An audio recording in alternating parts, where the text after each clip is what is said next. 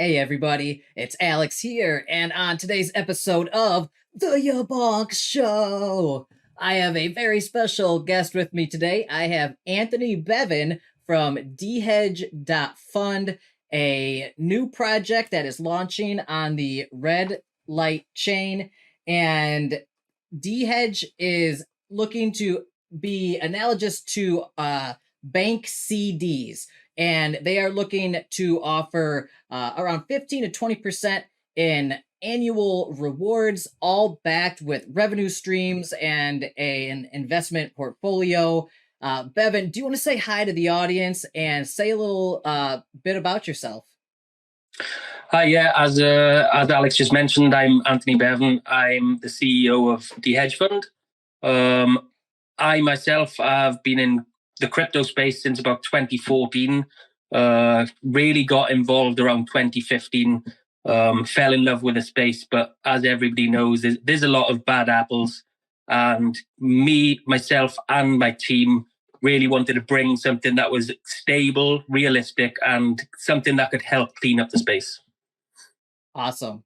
Well, welcome to the YaBonks Show. I'm glad to have you here.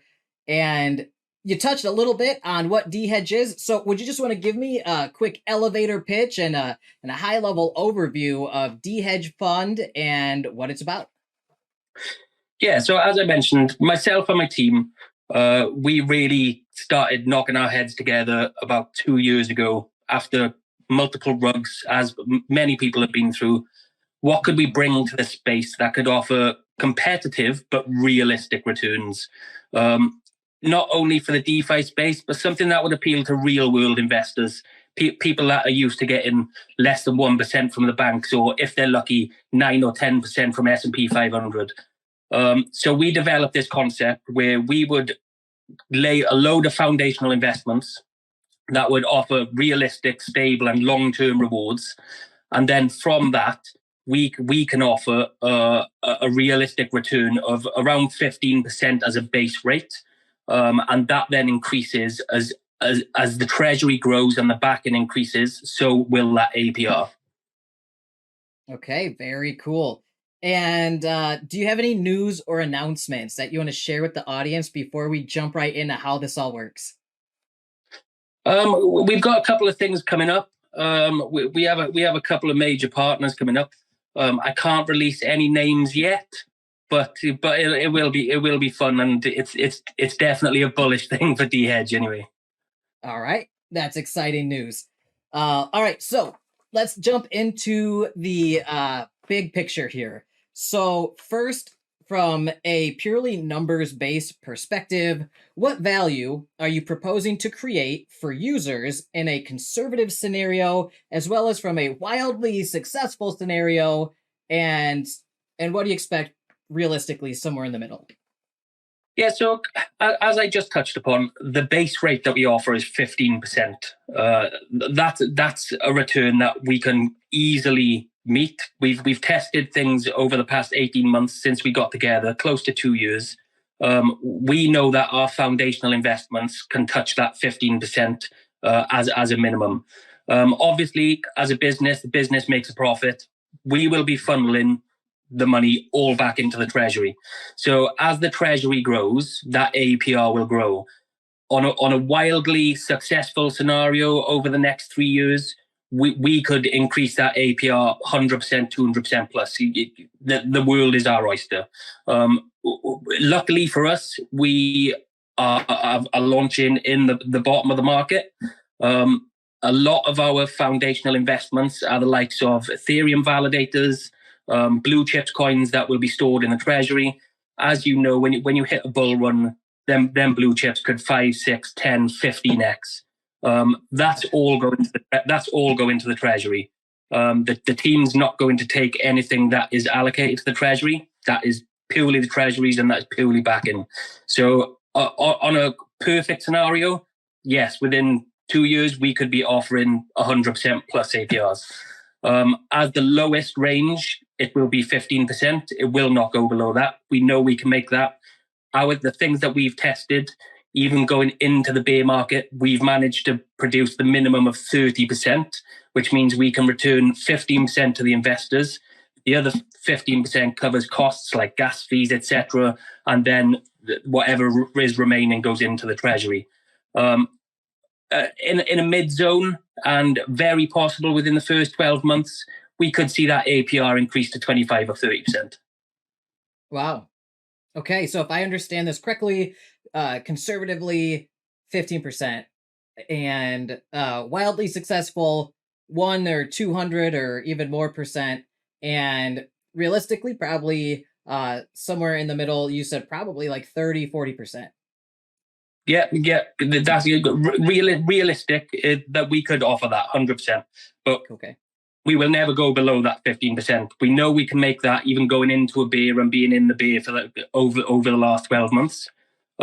We know we can produce that 15%. So anything extra will be going to the treasury and will be returned to investors. Okay. Now that's a lot of numbers. So before we jump into how you're going to generate that value for users, I have a few technical questions about how DeHedge works, where it works, and what the user experience will be like for anybody considering getting into your project. So first off, what blockchain is DeHedge launching on? So we've launched our pre-sale NFTs on the Red Light chain. We utilize this for multiple reasons. One, it's a new chain, and the potential with a new chain is extremely good with all layer 1 chains. But Red Light chain have the added bonus of being completely gasless. It's not 0.00001 for your gas fees. It's zero, completely zero. We wanted to utilize this for our members because, as a lot of people know, on F, you could mint a $500 NFT, and if it's a higher traffic time, you could pay an extra $100 to mint that NFT. So you end up paying an extra 20% on top just to mint. This was a big bonus for our members. We will be going cross-chain, especially for the main protocol going live at end of June. We're in talks with a company, and it's already been agreed we're going to use their tech. So anyone will be able to invest from any EVM chain and interact with our DApp from wherever they are. When that happens, their tech will also be integrated to the current NFTs. So all of the current NFTs of the 1,000 collection of DAO NFTs will be wrapped, and you'll be able to send them to any chain. Interesting. Okay. Interesting. That was one of my questions later is, are you ever going cross-chain? So it sounds like that's going to happen quicker than I anticipated. That's happening on public launch, 100%. Wow. Okay. Very nice. Cool. We will launch on most likely AVAX first. We'll ensure that there's no little bugs go into a different chain. Once them bugs are found, fixed, we will launch the second, then the third, and etc. We'll go from there. I'd say within 2 weeks after main launch, we will be live on all EVM chains. And that means people can just mint them on their native blockchain that they like? Correct. If you only use F, you'll be able to interact with our DApp from F. You'll be able to mint a bond. The tech behind the scenes will mint the bond for you, wrap it, and send it to you, and it'll end up on your F chain. Okay. And the rewards would get paid out on that chain and everything after X amount of time. Everything will be interacted with on, if I'm on Binance Smart Chain, that's my local haunt. I've been here for a long time. I love it. Lot of Degens stuff going on over here. And you're saying I could potentially mint it from here if I don't fully, if I don't understand Red Light Chain, or it's just like I have so many chains I have to keep track of and bridge this or that. Here's an I could just go to your DApp on Binance Smart Chain, mint it, hold it, a wrapped version in my wallet, and then say I have a 1-year bond NFT, then when it expires, I get my initial back plus the payout, the reward on Binance Smart Chain in token on the Binance Smart Chain. Correct. So you would hold, just as you said, on whichever chain that you choose. When it comes to the maturity date, you would basically burn your bond, claim back your initial, and claim back the rewards that are tied to that bond on the chain that you were on. Okay, I got it. That's really great. So that's normally something people promise in 2024, like the following year. This is 2023. No. If you guys are watching this way in the future, it's 2023 right now. But a lot of times people say we're going cross-chain at some point in the future, probably in a year or two. It's always a pie in the sky way out there. Yep. Deliverable. But you're saying you're coming with that right out of the gate in June. I mean, on launch, 100%. So I'll just give you a bit of a backstory. It was always our goal to launch on every chain for the reason of one of the biggest losses in the whole space, one of the biggest reasons for losses is bridging. And believe it or not, it's not even hacks for bridges. It's user error in bridges, whether you send to a wrong address, a dead address, or whatever it may be. It's one of the biggest losses for investors. So we wanted to take that away from the need for you to do. So it was always our goal. What we were going to do was release a separate DApp on every single chain with a separate treasury on every chain. But luckily, we got in touch with the company. Well, actually, the company tracked us down. Very credible. Our dev is one of the best devs I know. And he's been through all their contracts, all their documents, and he's like, yes, this is legit. It's top quality. And they are able to integrate their tech with us so that we only need one DApp. We only need to be on one chain, but we can then still offer it to all EVM chains. So it was quite lucky for us, really, because it cut down the workload for us massively. And we still got our goal at the end of it. Nice. That's super fortunate and a great connection you've made there. That will definitely make the user experience so much better for people if they just want to stay where they're used to and comfortable with. And yeah, like you said, bridging is risky and things like that, and confusing at times, and you don't know which website to trust, which bridge or DEX, or you got to learn all that stuff for every chain, and it can be daunting and a lot to remember. Yeah, it can be, especially for new people coming onto chain. Yeah. I know so many of my own friends that have just started coming into space for the pure reason of it's so much known as a scam in DeFi. Right. They just stayed away for so long, but now they're coming to obviously support us as my real life friend.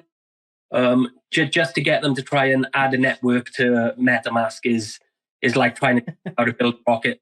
So when you try and start trying to teach them how to use a bridge or add contract addresses to MetaMask so you can see your coins, it's just, you can spend a day just telling one person what to do. So we could see the need for cross-chain, and I completely understand what you were saying. Some people say, oh yeah, we're going cross-chain 2025, or we're going cross-chain Q3 2024. Right. If we're going to do something, we're doing it off the bat. We start as we mean to go on, and that's how we'll always work. Awesome. Well, that's huge news in my opinion. Now that that question was a little more involved than I anticipated. So I guess for those who don't know anything about how this works, does your project use NFTs, fungible coins, smart contracts, or a combination? So we're an NFT-based project. Phase 2 will be bringing something that we haven't touched upon too much yet, but we're working out all the mechanics, and it'll be very big, but it'll involve a coin. It won't be a token that can be volatile. But it's very, very, very, very bullish, and there's nobody in the space doing it at the moment. There's people trying and failing, but we think we can get it done. We're not going to rush it. We'll bring it when it's ready. If you've ever heard of a flat coin, that'll give you a little hint of what we're looking at. But at the moment, we're NFT based, and we will remain NFT based until the point that we try and transition into phase 2, and we start bringing something a bit new in.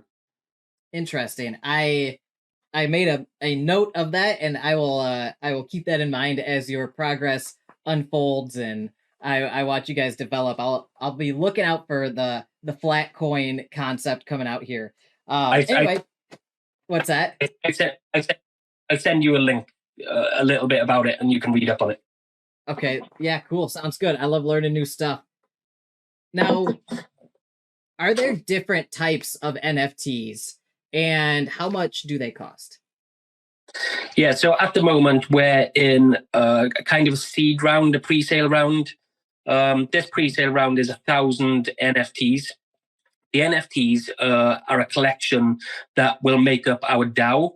They also offer some utilities to the main protocol. So in way of boosting your APR in the main protocol, as I mentioned, they make up the DAO. They also have some real world utility, and they get involved with some protocol bonus sharing, like profit sharing. They are currently $500 per NFT. You get a discount if you mint 5 in one go. It'll come down to 400, so 400 per NFT if you mint 5. Okay, so that was my next question. Are there ways to get discounts on these NFTs? And just to be clear, you said right now you are offering these Goldrush NFTs, and they are the seed funding NFTs for DeHedge. So these are like the Founders Edition. You get these NFTs, you get a whole bunch of special benefits and boosts like this, 2 to 5% boosted APY, plus 5% treasury, profit sharing. You get DAO voting rights, and they are $500. Whitelist, I believe, is over. Correct. And right now it's phase 1 minting, and they are $500 each. And then you can get a discount of how much if you buy 5 at a time? It's $400 if you buy 5 at a time. Okay. I'll just expand DAO rights. For every extra NFT you hold, that will hold more weight when it comes to the DAO voting.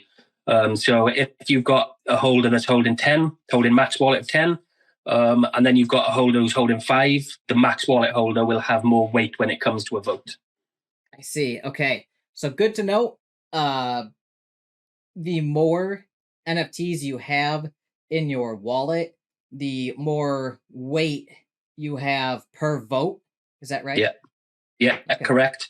Well, you'll have more weight in everything. So whether it be the profit share, the DAO voting rights, obviously the profit sharing, you'll have 10 NFTs worth of share. You'll have 10 NFTs worth of weight for the DAO votes. You'll also be able to rent these NFTs out. So they've got utility even beyond just holding them yourself. So that was actually one of my next questions. Can you rent these or rent them out to other people? And how does that work? Yeah, so luckily, being on Red Light Chain have partnered with a really cool company. They've designed a way to wrap an NFT, and you'll be able to rent that NFT out to a different user. We've found a way so that you can just rent out the boost ability of the NFT. So you withhold your DAO voting rights, you withhold your profit sharing, you withhold every single thing bar the boost that you are renting out. So that creates a really solid possibility. In the future, our aim is to be one of the most trusted protocols in the space. As you probably know from Node Season and the rebase models, they were all putting their treasuries into Strong Block and Thor and whatever else and losing money. We want to be a solid protocol where a treasury doesn't have to just keep their treasury and that's not working for them. They can put it with us. We put it to work for them. They'll make their 15%, and their treasury then is always growing for their investors. So if that happens, what you can do, if you hold, let's say, an ultra rare, and that gives a 4% boost to a treasury, if you've only got $1,000 to stake, instead of staking your $1,000 and earning an extra 4% APR, you could find somebody like a treasury that's got maybe 100,000, 200,000 to stake into a bond. You can rent this Goldrush Degen to them for that 4%. So then you can negotiate a portion of the rewards that they will get as a return. Interesting. So with the rental place and the renting mechanisms, say I have one of these Goldrush seed NFTs that give me an APY boost on my bonds. Let's say you're a project with a large treasury full of these bonds and you want to get an APY boost, and I rent my Goldrush NFT to you, so that way I can rent out the boosting ability to you and make some passive income by renting that out. What how does that work exactly, and what would I have to do as a user, and what can I expect in that situation? Yeah, so what you would do is you would obviously have your NFT up for rent through the protocol we're using to be able to rent them. And then let's just say, for example, a treasury has a bond which has $100,000 staked into it. That means if you have a legendary NFT, that would be a possible extra $5,000 to that protocol a year. So what you would do is you'd approach that protocol, or the protocol would approach you on the secondary market, and then you'd negotiate between each other a fair price. So you could say, well, tell you what, then I want 20% of what the yearly rewards are that this NFT will give you. So that would be $1,000 a year, because it would give them $5,000 a year. You'd then say, well, tell you what, $1,000 each year upfront for you to have the ability to use my NFT. Okay. And would the negotiations happen in that fashion, or would it just be like, I'm just gonna like throw this up on the marketplace and say $500 a month, and we'll see if any takers take it? Is that kind of gonna, and then they just shop for the best deal? Is that kind of how it's gonna go? Yeah, so the secondary marketplace will obviously have a feature to say how much you want to rent your NFT out for. And yes, that is a possibility of how you would go about renting it. But no doubt there will be cases that you'll be able to speak to the people one-on-one and negotiate maybe better deals, or maybe protocols would like to get hold of you. The legendary NFTs in particular, there's only 20 of them.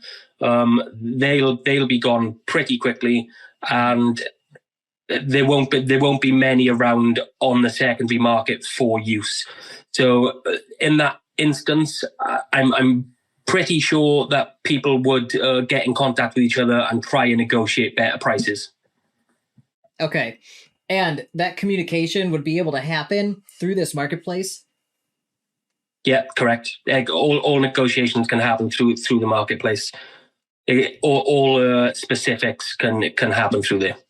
Interesting. And since this is on the red light network, there would be no gas fees in those communications across the blockchain, right? Correct. Anything on the red light network would be completely gas free.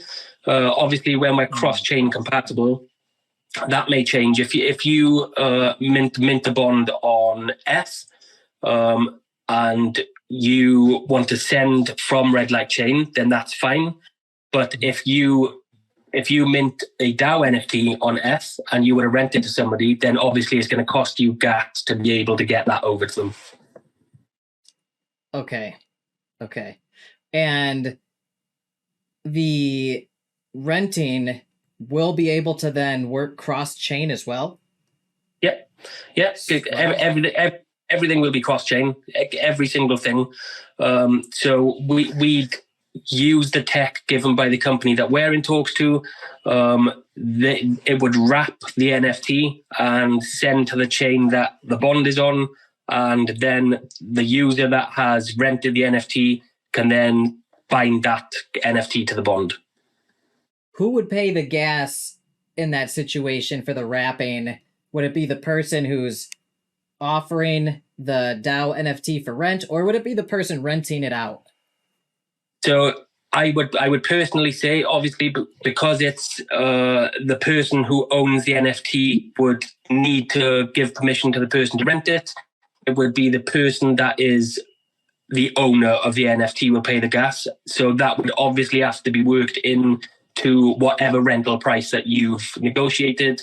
Or if you want to rent an NFT for $100 a year, then you would just add an extra $5 or $10 to be able to pay for the gas. What if they're renting it and they're on Ethereum and gas is $30 at that moment? And in that situation, have you thought about how that would work? Yeah, of course, and that's why we utilize Red Light Chain for that exact reason. We would always suggest to people that they come to Red Light Chain because everything like that is free. But as we said, it's completely the user's choice. So if you choose to mint on ETH, then you're choosing to use gas. As I said, you can negotiate the gas fee into the price that you're renting for, but ultimately, when you choose to be on a high gas chain, you're going to be subject to high gas fees. Now, say I'm on Red Light Chain. I have one of the DAO NFTs. And for the record, we had a nomenclature change there. DAO NFT is referencing the Goldrush seed NFTs that we are talking about. So from here on out, we might refer to the boosting NFTs as DAO NFTs, your founders edition. So you got your DAO NFT. Say I've got that on the Red Light Chain and I put it up for rent and somebody has their treasury full of your bond NFTs on Ethereum network and they want to rent my DAO NFT from me. It's up for rent on the Red Light network. They're on Ethereum. So they come over here and they're like, I want to rent that NFT. And if I'm the one putting it up for rent, you're saying I would pay gas. So say I, just factored in $5 or $10 for gas prices. What if gas price when they want it is like $30 or $100 on Ethereum? Because Ethereum sucks sometimes and it's crazy and untenable in my opinion. But let's say they come at like a terrible time where traffic's bad and they want to rent it. And I've only put up $5 or $10 for potential gas fees, and I'm off at work when this is all happening. And they're like, I'm trying to rent this, and it's, blah, blah, blah. Well, I get screwed in that situation where like my whole profit, it just gets eaten by the gas, and they basically get it just for paying the gas fee, which is exorbitant on Ethereum. Or would it be like, I don't know, I'm trying to figure out how that would work if I would have to like then come back and like approve it and approve a second transaction for higher gas fees, or would it like if I put it up for sale, can somebody just come and grab it and go on their way and I come back later and say, oh cool, I rented it out, I got this money that I wanted, and they get their NFT. It seems like the gas fee would make sense to be on the renter because they're the one with that like final interaction. Like, you put out the thing for rent and then the renter comes along and then they grab it. But if they're on another chain that has crazy gas fees like Ethereum, the onus would be on them, in my head at least, to pay those gas fees, because otherwise the rentee doesn't have that information. Perhaps I didn't explain it properly. Okay. If you got an NFT and you're on Red Light Chain and somebody comes to rent it, you won't pay no gas. Oh, okay. You won't pay any gas at all.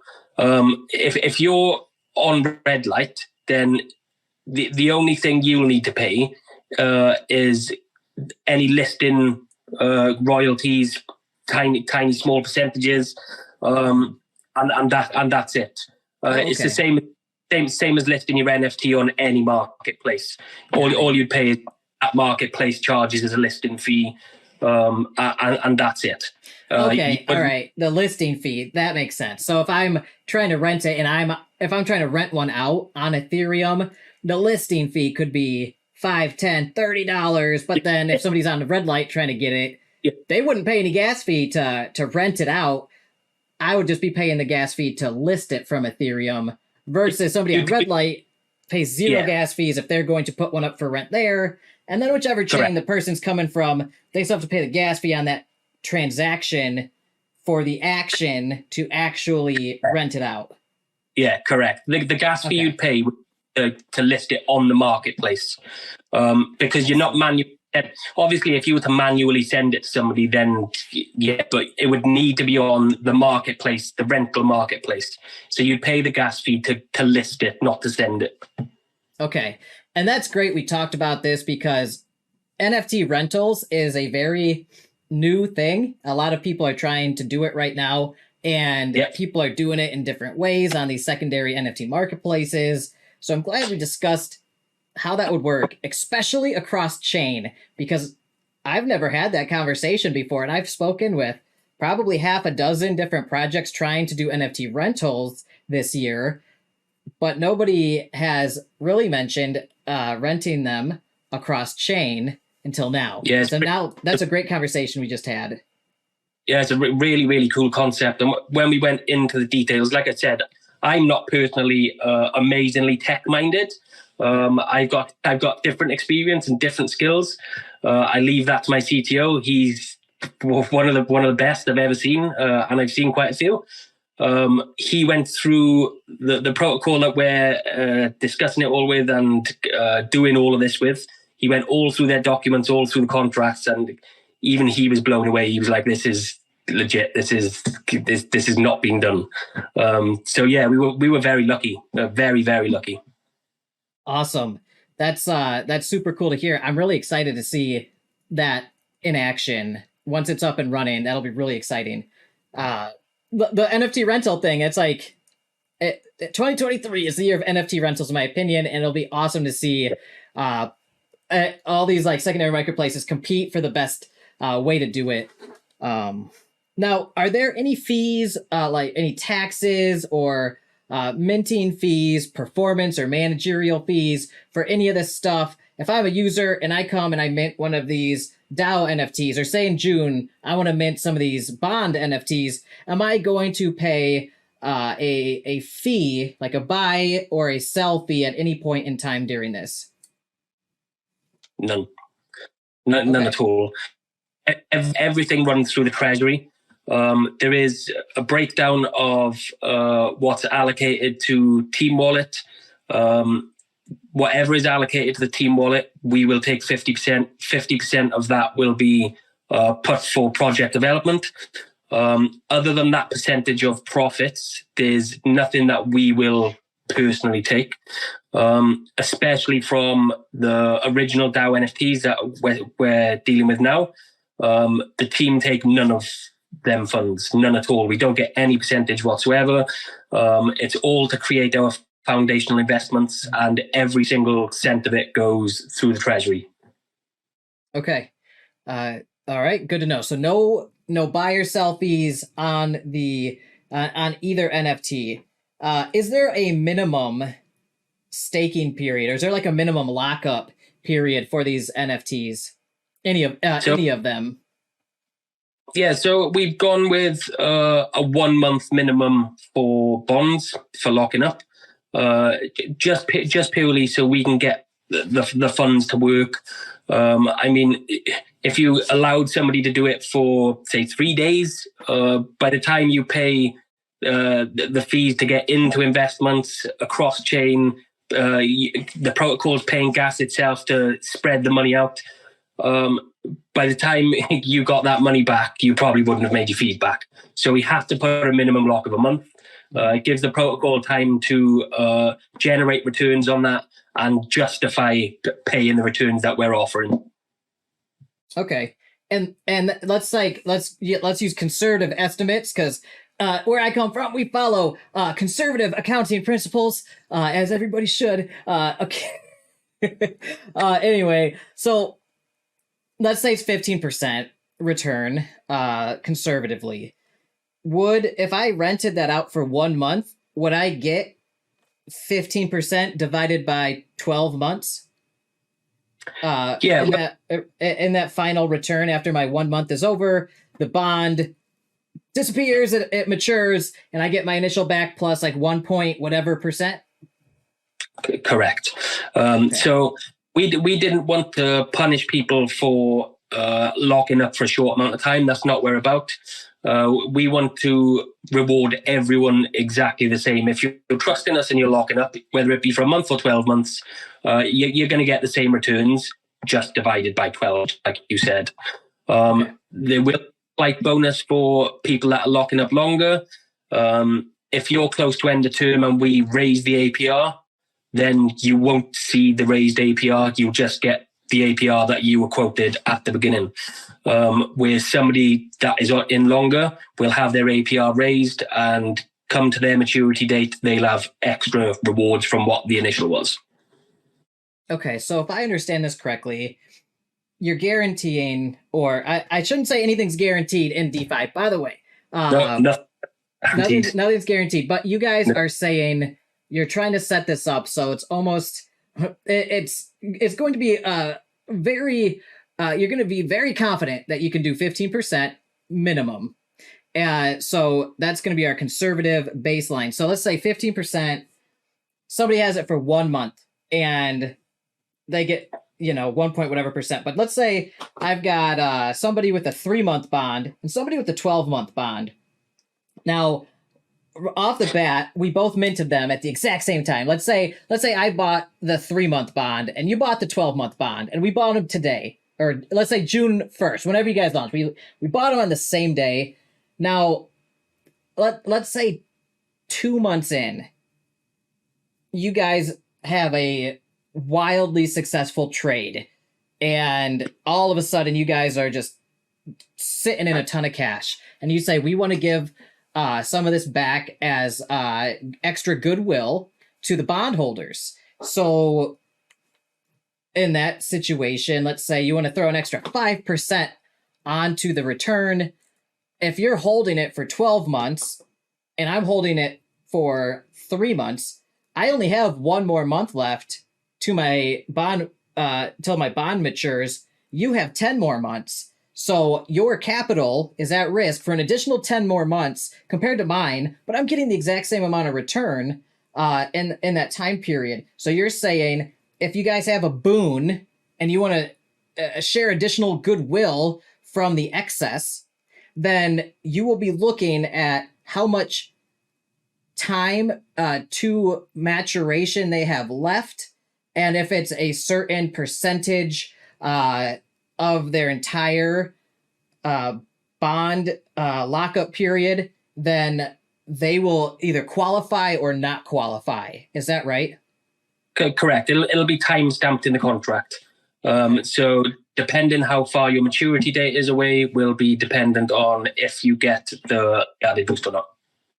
All right. So like, just for example, you could say if you're halfway to your maturity date, you don't get the boost. But if you're less than halfway there, you still got more than half of your lockup period, then you get it. Okay. So it's like a hard date based on a percentage, basically.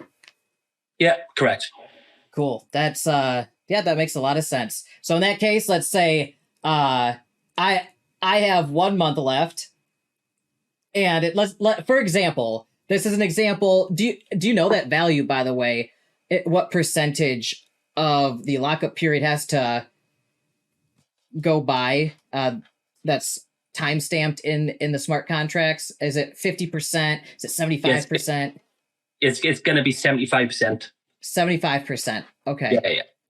So if I am not at if I'm halfway through my lockup period, then I still qualify. But if I'm 75% of the way through my lockup period, I no longer qualify, right? Correct. Yeah, correct. Okay. That makes a lot of sense. So if I've got a 3 month and I've only got 2 weeks left, I wouldn't qualify. But you, who has 10 out of your 12 months left, you would definitely qualify for whatever goodwill boost that you guys gift upon the bondholders. Yeah, correct. Like I said, we wanted to be as fair across the board as possible. We could have offered, say, 15% to somebody that locked 12 months. And then we could have offered 14.5% to somebody who does 9 months, and less for somebody with 6, less for somebody with 3, less for somebody who, but that gets so confusing. We wanted to be fair across and give the same return. At the end of the day, somebody might lock up a month just to feel us out, just to see if we are what we say we are, if we provide the rewards. Right. And we don't want somebody just for testing us. We want to give them the same. For all we know, once we paid out the rewards for the first month, they'll instantly lock in for 12 months. See, that's probably what I would do. I always test the water a little bit. If I can, if I have the opportunity to, I'm more likely to be like, all right, 1 month, I'll risk my capital for 1 month. These guys deliver, they don't rug, and they're doing what they said they're going to do, then I'd consider lock it up even longer, especially if there is a higher likelihood of getting reward boosts later on if you guys knock it out of the park. Correct. Like I said, we don't want to punish people for testing the waters. At the end of the day, it's DeFi. I urge everybody, test the water before you ape. Doesn't matter what it's in. Test. Don't go all into any protocol. Even we know for a fact that we're good, but you don't know us. Somebody investing doesn't know it. So you cannot put your trust into somebody you don't know. Test the water. Once you're comfortable, then start increasing how you can go. And even if it's not a nefarious thing, maybe there is a mistake in the code that gets exploited like shortly after, right? Any, and I'm not saying your project will or anything, but any project. I've seen this in projects, especially ones that haven't had professional audits done to catch glaring errors that never should have been there. But that can happen. So it's not only like a human factor, but there are technical factors, macro environmental factors that cause risk in all of DeFi. So I always tell people the same thing, like test the waters with everything, make sure everything's working, make sure the machine works. If the machine works and if you like the team and you trust them and you think they're going to do what they say they're going to do, then that's a better option in my opinion than just chucking money into something that's never been tested, at least by me, and with people that I don't know at all and don't show their faces or anything, have no accountability, no KYC. Like that to me is way higher risk than there are ways to mitigate some of those risks for your users, right? And we'll get into all that for your project here too. Yeah, 100% agree. Totally agree. Now, how often can you claim rewards, or is it only at the maturity date? So what we've done is implemented a 50% a month. So you can claim 50% a month, and the other 50% will become available at maturity. That gives an extra little bonus. If, say, you're locked up for 6 months, you've been able to take 50% every month. At month 5, you realize, damn, I need money. I need to get it out. But we have a little early withdrawal fee if you don't get to maturity. Then, because you've got added rewards locked up into that bond, you should be able to sell close to what your initial was and bring your initial out. So that's why we've done the 50-50. I see. Okay. And is there any early withdrawal penalty for that 50%? So you're saying every month. Let's say I put in I have $1,000 bond, and let's use our very conservative, responsible accounting principles and use our conservative estimate of 15%, not 30 or 40% or 200, which it potentially could be. I want people to understand, like, we're using international financial accounting standards board practices, generally accepted accounting principles, GAAP principles, conservative estimates, 15%. I've got $1,000 in a bond. 6 months goes by. So at the end of the 12 months, I would get $150 on top of my 1,000 if it's conservatively 15%. So every month you're saying, so let's say I mint it 1 month later, I would be able to withdraw 50% of my accrued rewards at that point, which, let's say, I don't know, I got my handy dandy TI-84 here. So 15 divided by 12, that's 1.25% a month. So that's $12.50 each month in my scenario here. Divide that by 2. 50, or by 2. 625 divided by 2, 6.25, $6.25. I would be able to claim every month, and the other $6.25% goes into the pot of gold at the end of the rainbow at the end of the 12 months for me to claim. Correct. So every month I would get $6.25 back into my wallet if I wanted. Is it automatic, or do I have to come manually harvest it from somewhere? You'll have to enter the app and claim the available rewards. Luckily, if it's on Red Light Chain, there's no gas fees. Because otherwise, on Ethereum, I'd be like, I'm going to pay $10 to harvest 6.25 No, I don't think Ethereum investors or users would be claiming monthly. Not in my scenario with the amount of money I'm playing around with, at least. No. All right, so that makes sense. Every month, I would claim 50% of whatever rewards I am entitled to at that point, all the way up until the maturity date. I would get the other half of all of it all at once. So in my example, $6.25 each month until I hit $75, and then at the and that's at the 12th month, I would have claimed $75, and the other $75, when that bond matures, I get my initial back plus that other $75, totaling $1,150 in our very conservative estimate of 15% rewards on those bonds. Did I get that correct? It's absolutely perfect. Awesome. Cool. I think I'm starting to get it. I've been going over this for like 20 hours, doing my vetting. You know how I do my due diligence process. You've been through it. I put the pressure on you and your team and everything. You guys were great. We'll get into that whole part later when we touch on due diligence stuff. But I put a lot of time into this already, and it's still kind of tricky trying to figure out how all this stuff works. I mean, this is new technology mixed with like traditional kind of principles, but in a new way. And we can make up our rules as we go and make things better because it's decentralized finance. We get to, basically redefine the rules the way that we want. And the way you've redefined the rules here so far makes a lot of sense to me. Brilliant. At the end of the day, we wanted to start off, as you said, conservative. I think everyone needs to stop shooting for the moon on one. It's not conceivable. It's not realistic. Once you've got your foundations laid and you can start building, then you can start thinking about climbing the ladder and reaching for the moon.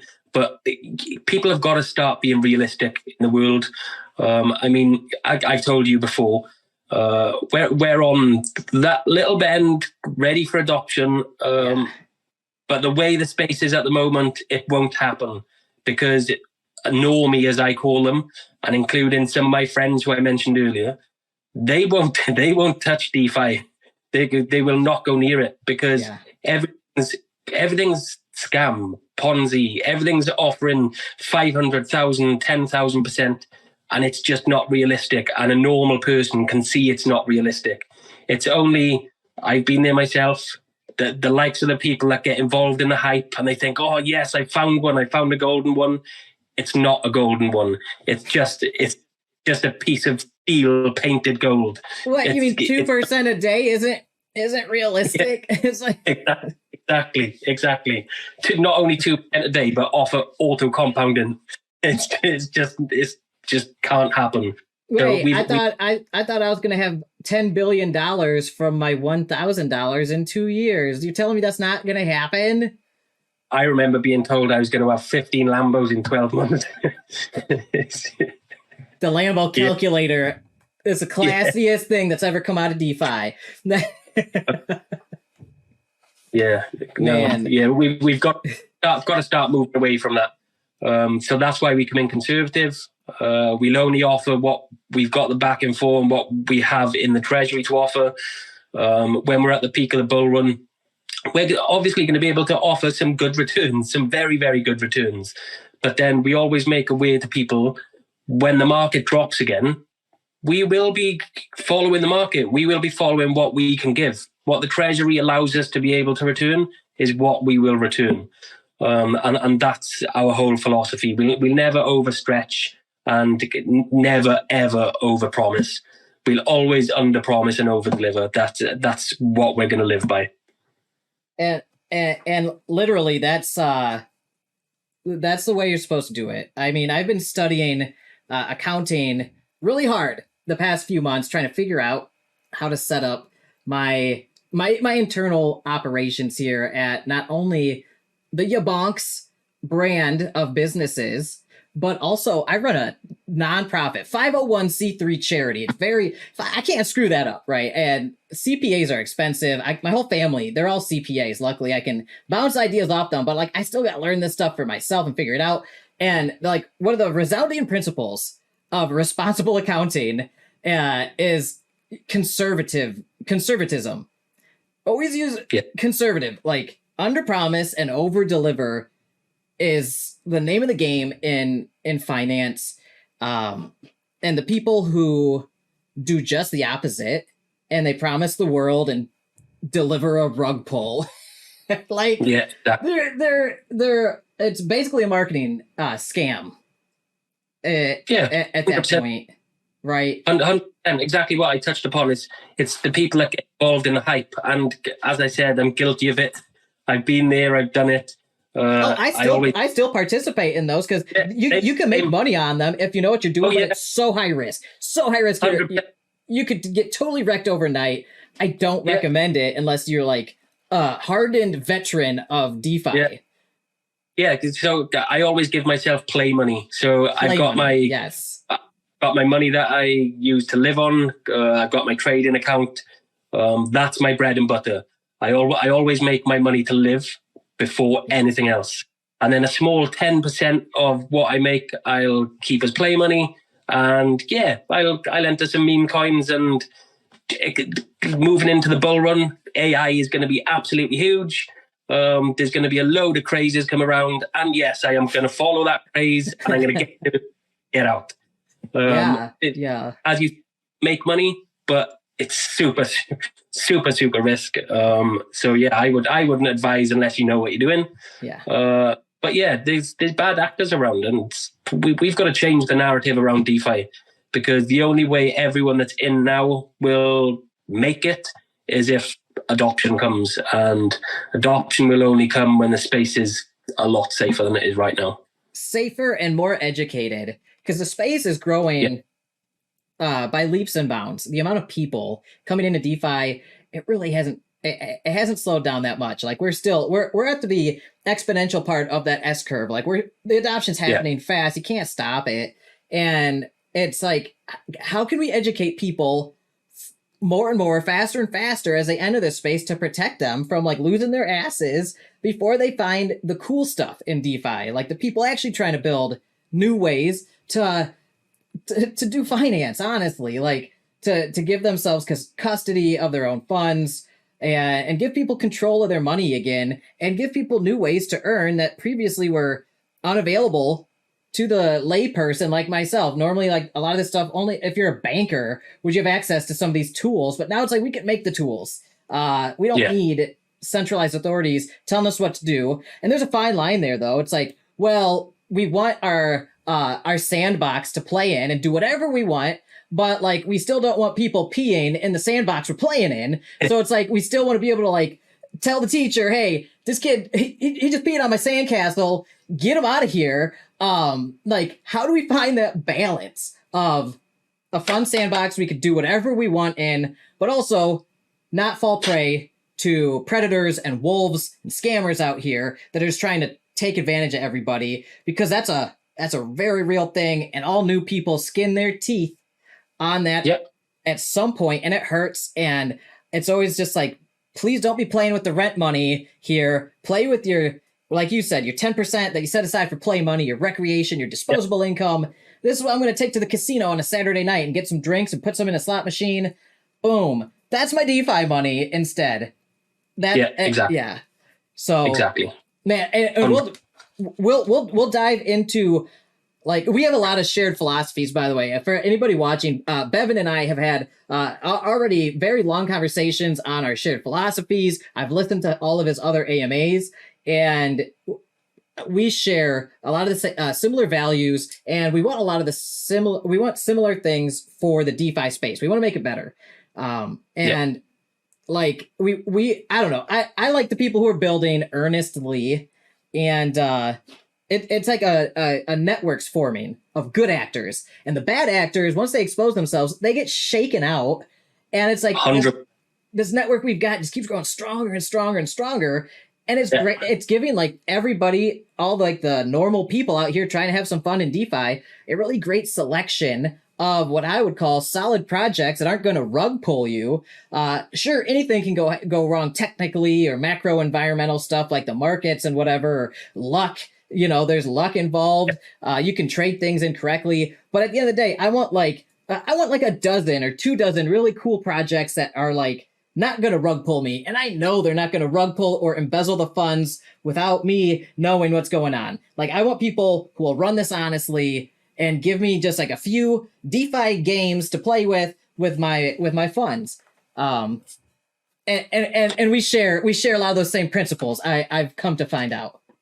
Yeah, 100%. Even the first phone call that we took, it was very evident that we've got the same goal, 100%. Yeah. And more people need to have that goal. It'll just make the space much better for everybody. I mean, if everyone can make safer money, then that money's even better.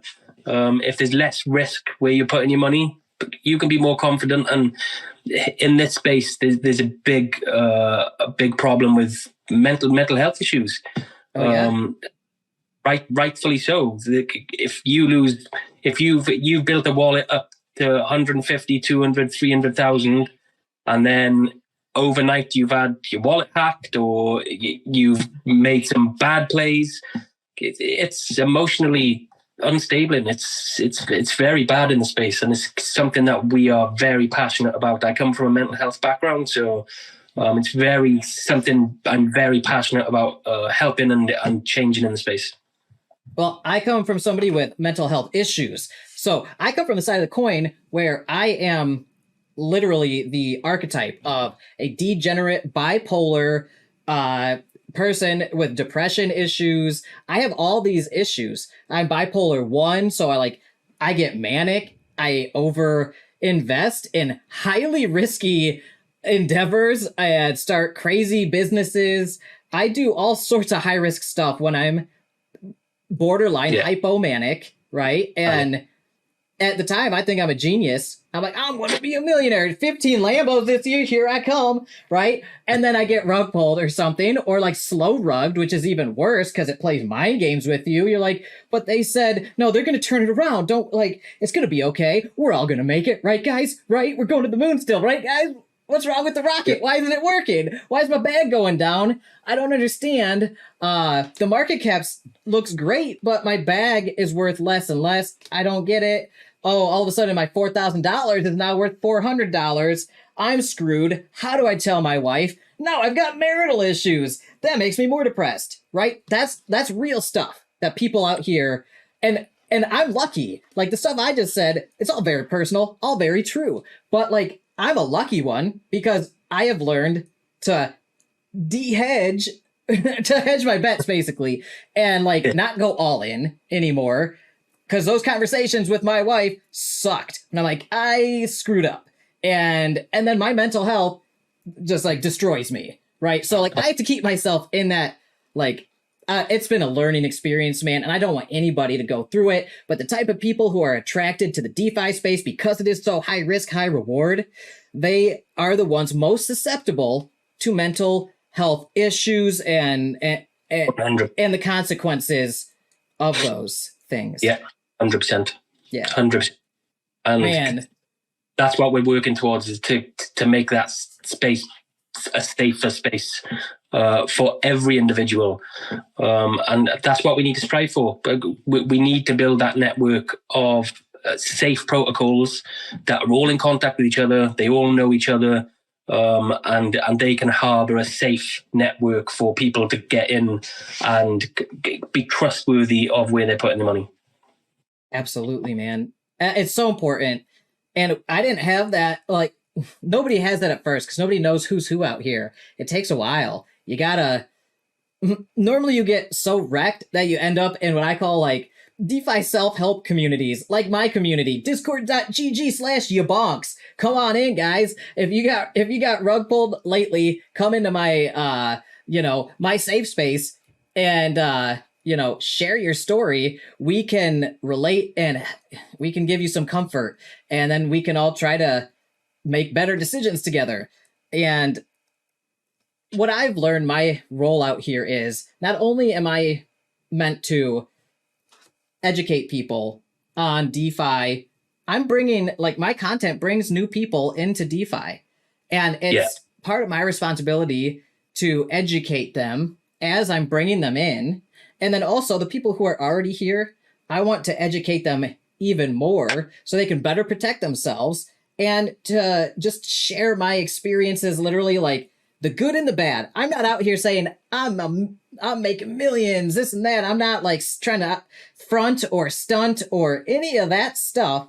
I'm just trying to keep it so real that if you watch my content and listen to the people I'm interviewing and the things we're saying, then you will actually be able to hopefully put yourself in my shoes and avoid those incidents and experiences that I've had that were very painful to me. And you can just avoid that altogether and hopefully have a much better experience, because we're out here running with scammers and thieves. It's like a dark alleyway, and you got to be like, oh, that guy is shady. Watch out for that guy. He's cool though. Watch out for that guy. Like, man, it's so important what we do. And like, yeah, there's like the SEC and the FTC and this and that, and the regulations are always changing with the IRS and taxes. Like, it's all super confusing. Everybody's making it up as they go, even the regulatory bodies. So I'm doing my best to be honest about what I'm doing and saying, hey, if I'm doing something wrong, let me know. I will adjust and do it differently, right? So it's like, but I'm not going to be afraid. I'm not going to be afraid to come out here and try to educate, to try to make a living. I'm making a living doing this. I am not going to hide that, right? So it's like, there's so much opportunity here. We can't be afraid of it. We have to take everything head on. If there's a new regulation in our jurisdiction, all right, learn it, accept it, and adjust and keep going. Because it's going to be the people out here doing that are the active participants that are going to make the real change. Not the people who come out here anonymously, steal a bunch of money and disappear, never to be seen again. It's going to be the people out here making mistakes as they go along, but they're going along. And in the long run, those people will be super successful because they'll have that network so ingrained in everything they do that everybody who follows them will also be exposed to the network of what I would say are the good actors.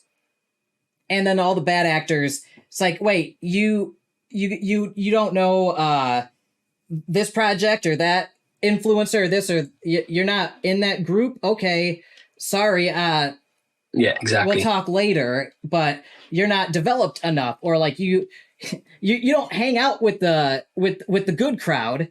Yeah, exactly. You're hanging out with the scallywags and the people out here who are trying to get one over on people. Anyway, dude, you triggered me. I could go off all day. Because this is my job is literally I spend 40 hours at least on each AMA. 20 of those hours is on vetting, due diligence, and research.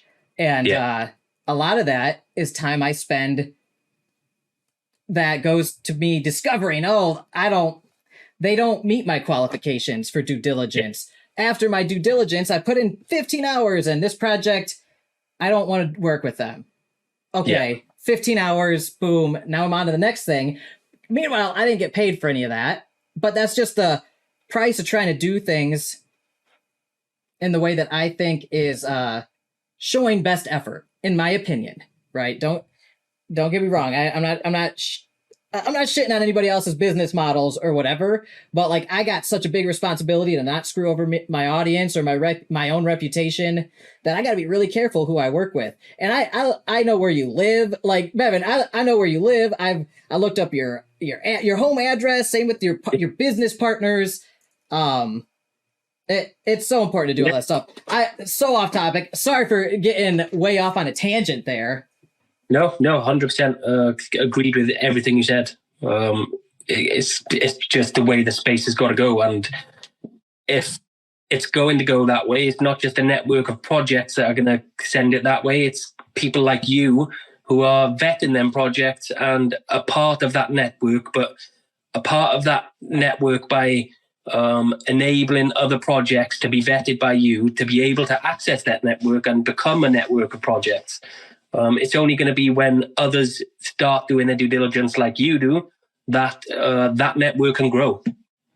Yeah, and I agree. And you don't have to, like, not everybody has to, pay somebody for their work to do due diligence on them and this and that. Like, there are different strategies for everything. But what I try to do is like just kind of, show by example.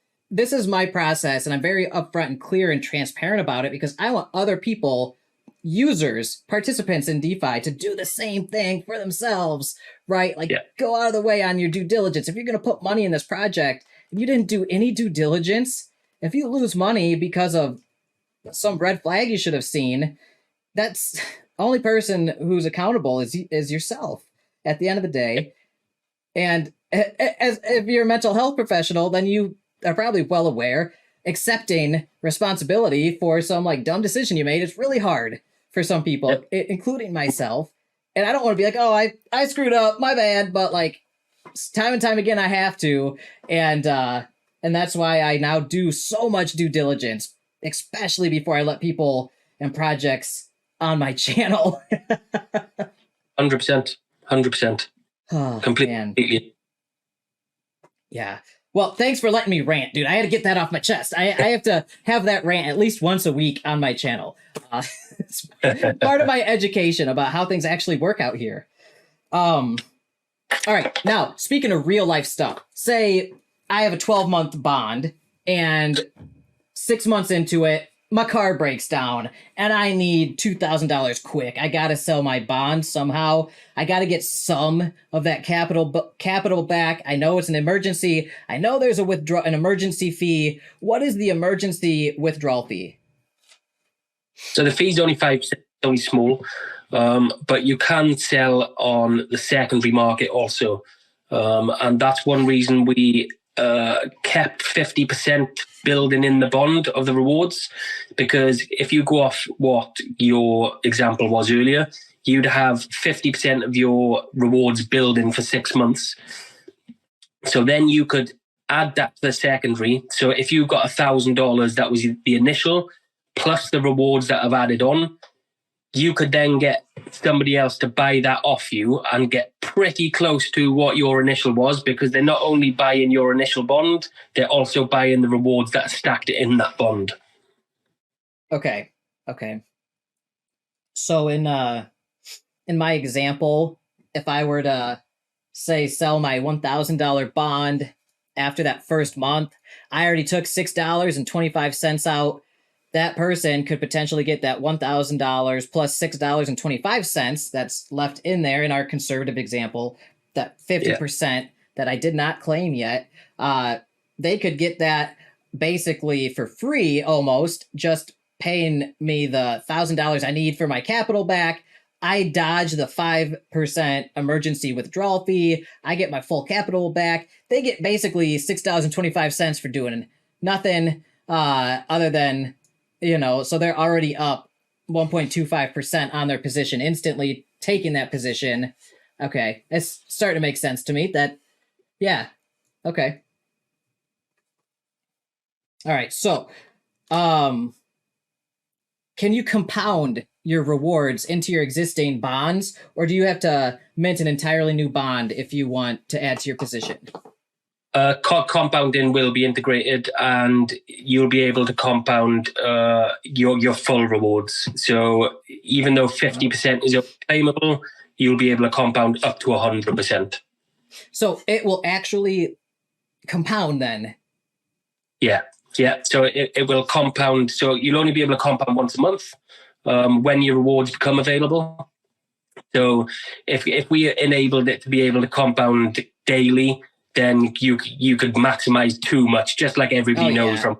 Yeah, daily compounding is ridiculous. You could turn 50% into 100% very, very quickly. Yeah. So it'll only be compoundable monthly, or you can choose to claim the 50%. Okay, so you can only compound the claimable 50% each month.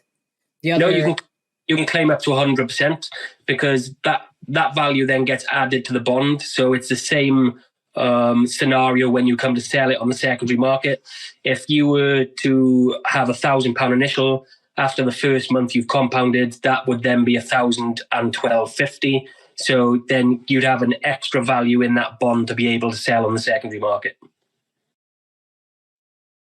Now, let's say month 2, end of month 2 comes around. All of month 2, are you saying I would have been earning that, 1.25% in that month on not just my initial 1,000, but on $1,012.50? Yeah, correct. Okay. So in the grand scheme of things, it would actually be, if I don't do anything, does it auto compound back into it, or does it just sit there in a claimable reward pool, not doing anything? Yeah, so if you don't do anything at all, it's just left in 50% claim, 50% in the gold pot, as you called it. You would physically have to press the compound button. And you can compound 100% of what's there. So I could not just take my 50% and go, but I could compound that 50% plus the other 50% that's just sitting there waiting for maturity. I can compound that 100% back in, and it immediately starts having a compound interest effect then immediately. Yeah, correct. Cool, man. So in our conservative 15% example, if I came every month and was diligent about clicking compound 12 times, I would potentially earn more than the 15% that was proposed. Yeah, correct. If you were to press compound and funnel that back through the treasury and get the protocol working with extra money, at the end of the day, you're putting extra money back into the protocol. So we will give you the extra percentage on that money that you're putting in. Doesn't matter whether you're compounding 10% or 100%. It's extra money that is your money, and you're putting it back into the protocol. So we will pay the extra APR on that. That makes a lot of sense, and that saves people from having to mint a brand new bond with whatever they've claimed, and that prevents the amount of bonds out there being crazy. Like, oh, I've got a $6.25% bond. I could just roll that back into my $1,000 bond. It's a lot easier for me to manage. It's only one thing for me to click versus me having to do that for each individual bond. Am I understanding that right? Say that again. You just broke up a little. Okay, so say I have my $1,000 bond. Yep. Let's say I have, I take my $6.25 after month one, and I make a $6.25 bond, and then the next day I have to go and click, or the next month I click compound on the one bond and compound on the other bond. So I have to do two things now, one for each bond NFT, right? Yeah. Are you going to have any kind of aggregation of actions? Say I'm holding 100 bonds. Is there a max limit of bonds per wallet? No, there's no limit to bonds per wallet, but as you rightfully pointed out, each bond is a separate asset, so you would have to physically do an action on each separate bond. It wouldn't be an overview of them all. We'd want you to have complete control of each separate bond. There's people in the community now they've been following us right from the beginning, and they've got strategies lined up. I don't get involved in the strategies. I leave that to them. But there is people developing strategies about how to maximize returns, and sometimes it involves multiple bonds, and some bonds they compound, some they don't. Some are they call it a ladder system. They've got some 1 month bond, 3 months, 6 months, 12 months, and they have whole strategies worked out. But yeah, they're separate assets, and you'd have to do actions on the separate bonds. Okay, that makes a lot of sense, and I think I have a good idea. Now, is that something that Billy, your CTO, your developer, and we'll talk about Billy or William later. He's a software engineer for a large bank and everything. He's very good. I've heard. So I'm assuming once you guys have this all launched and going, and you guys are managing your portfolio and your investments and stuff, then would it be possible for Billy or whoever to develop kind of like a part of the D app or whatever to allow aggregate actions? Like, say I've got 10 things, and every month I have to come and click one, wait for the transaction. Okay, it's done. Click, wait for the transaction. Luckily, if it's on red light chain, there's no gas fees there. But I could see that adding up on other chains if I'm using the wrapped versions on Binance Smart Chain or Ethereum. Would you guys consider adding a compound all button or compound all bond NFTs, or claim 50% from all bond NFTs in your wallet? Yeah, that'll be something we'll definitely look at, but we'll probably take that as a DAO vote.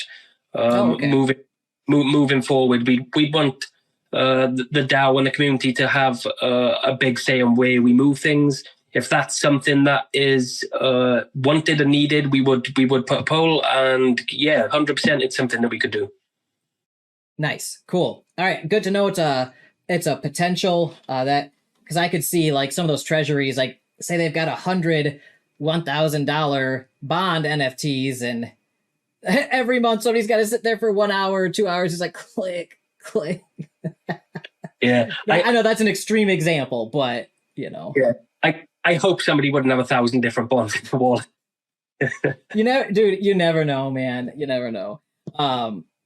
Okay. By the way, I did the interest calculations on the compounding. In our conservative 50% estimate, if you compounded 100% every month, once a month, so every month you compounded all of your earnings, over 70.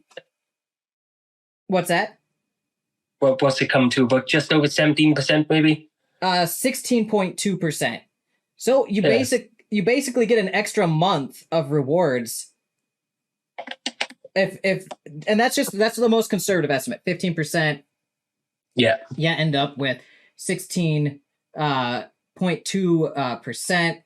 And I don't know, if you took it out one more month, maybe that might actually be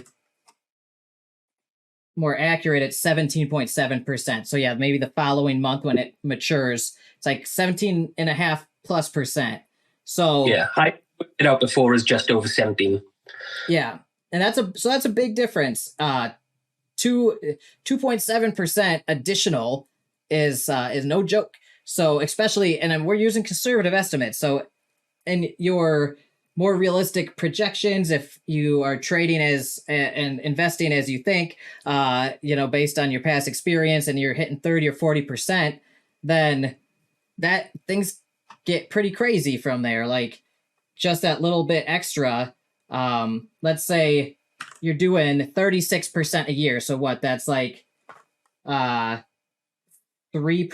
a month. 3% a month. So if I do that, it's like it goes from 36% to 47.8%, right? Yes. So you do have that compounding effect, but it's not like egregious where it's something that I would see as unrealistic. And especially since you're putting the money back into it, you can generate more yield on it in that time. These people are lending you their capital. You're trading it and doing things with it for them. Because I don't have time for that, dude. I don't. I wish I did. I'm trying to find more time to do that stuff. But like I really have to outsource it to people like you that do this full time and are better at it than me and can manage all that stuff. I would just like to be able to be like, here you go. Here's some of my money. Good luck. Don't rug me, but hopefully you can get some return on it for me. And at the end of the year, say you guys made 200% and you kicked me back 50%. I made 50% a year. That's amazing, right? I don't care if you guys took a performance fee that's whatever above and beyond, or you put that back into the business to make it even more efficient. That's awesome. I don't care. I won in that situation, and so did you guys, right? So it's like a mutual beneficial win-win scenario. I'm outsourcing that to you basically, and trusting that you're not gonna, do anything nefarious with my capital, or and hopefully not get totally wrecked. But it's the markets; anything can happen regardless. But did I explain how that all kind of works correctly? Yeah, absolutely perfect. Absolutely okay, cool. Now, all right. Oh my God, we're so all over the place. ADD to the max. So you can compound every month, once a month, back into your position. That's super cool. And is there a max amount of time for these bonds? Is 12 months the max, or is it customizable? How does that work? 12 months the max at the moment. We've discussed placing in a slider so that you could increase that. But as of now, it's just the fixed terms that are detailed. Okay, and will that slider calculate in Lambos? Definitely not. Darn it. All right. I can't wait for the bull market to come back and we're using Lambo calculators again. Those are the days, man. Lost a lot of money, but those were the days. I lost money, I made money. It was a roller coaster of emotion, but the Lambo calculator, man, that's gonna go down in like pop culture. 100%. So do you have a target number of NFTs that you are trying to mint right now with your DAO NFTs, the Goldrush NFT seed tokens? Do you have a goal that you're trying to get to? So, as I said, it's a collection of 1,000. Okay. But more than minting every single NFT quickly, it's more important and a priority for us to have the right holders. We'd rather grow organically, grow slowly, and have the right-minded individuals make up our DAO than pump things out to other influencers that will bring the wrong kind of person, and all of a sudden we've got a load of moon boys holding our DAO NFTs and voting for us. Right. And is there anything wrong with that? If that's what you want to do, then that's what you want to do, but that's not the way we want our business to move. This is a company, but we're looking 5-10 years down the line. We're not looking at next month. We're not looking at tomorrow. We want like-minded people that have future goals in mind. I want to support the company. So yes, of course, if we could handpick them people that we want all to buy tomorrow, perfect scenario, amazing. If not, we're not worried. We will grow organically, and that's how we want it. We don't want to rush the process.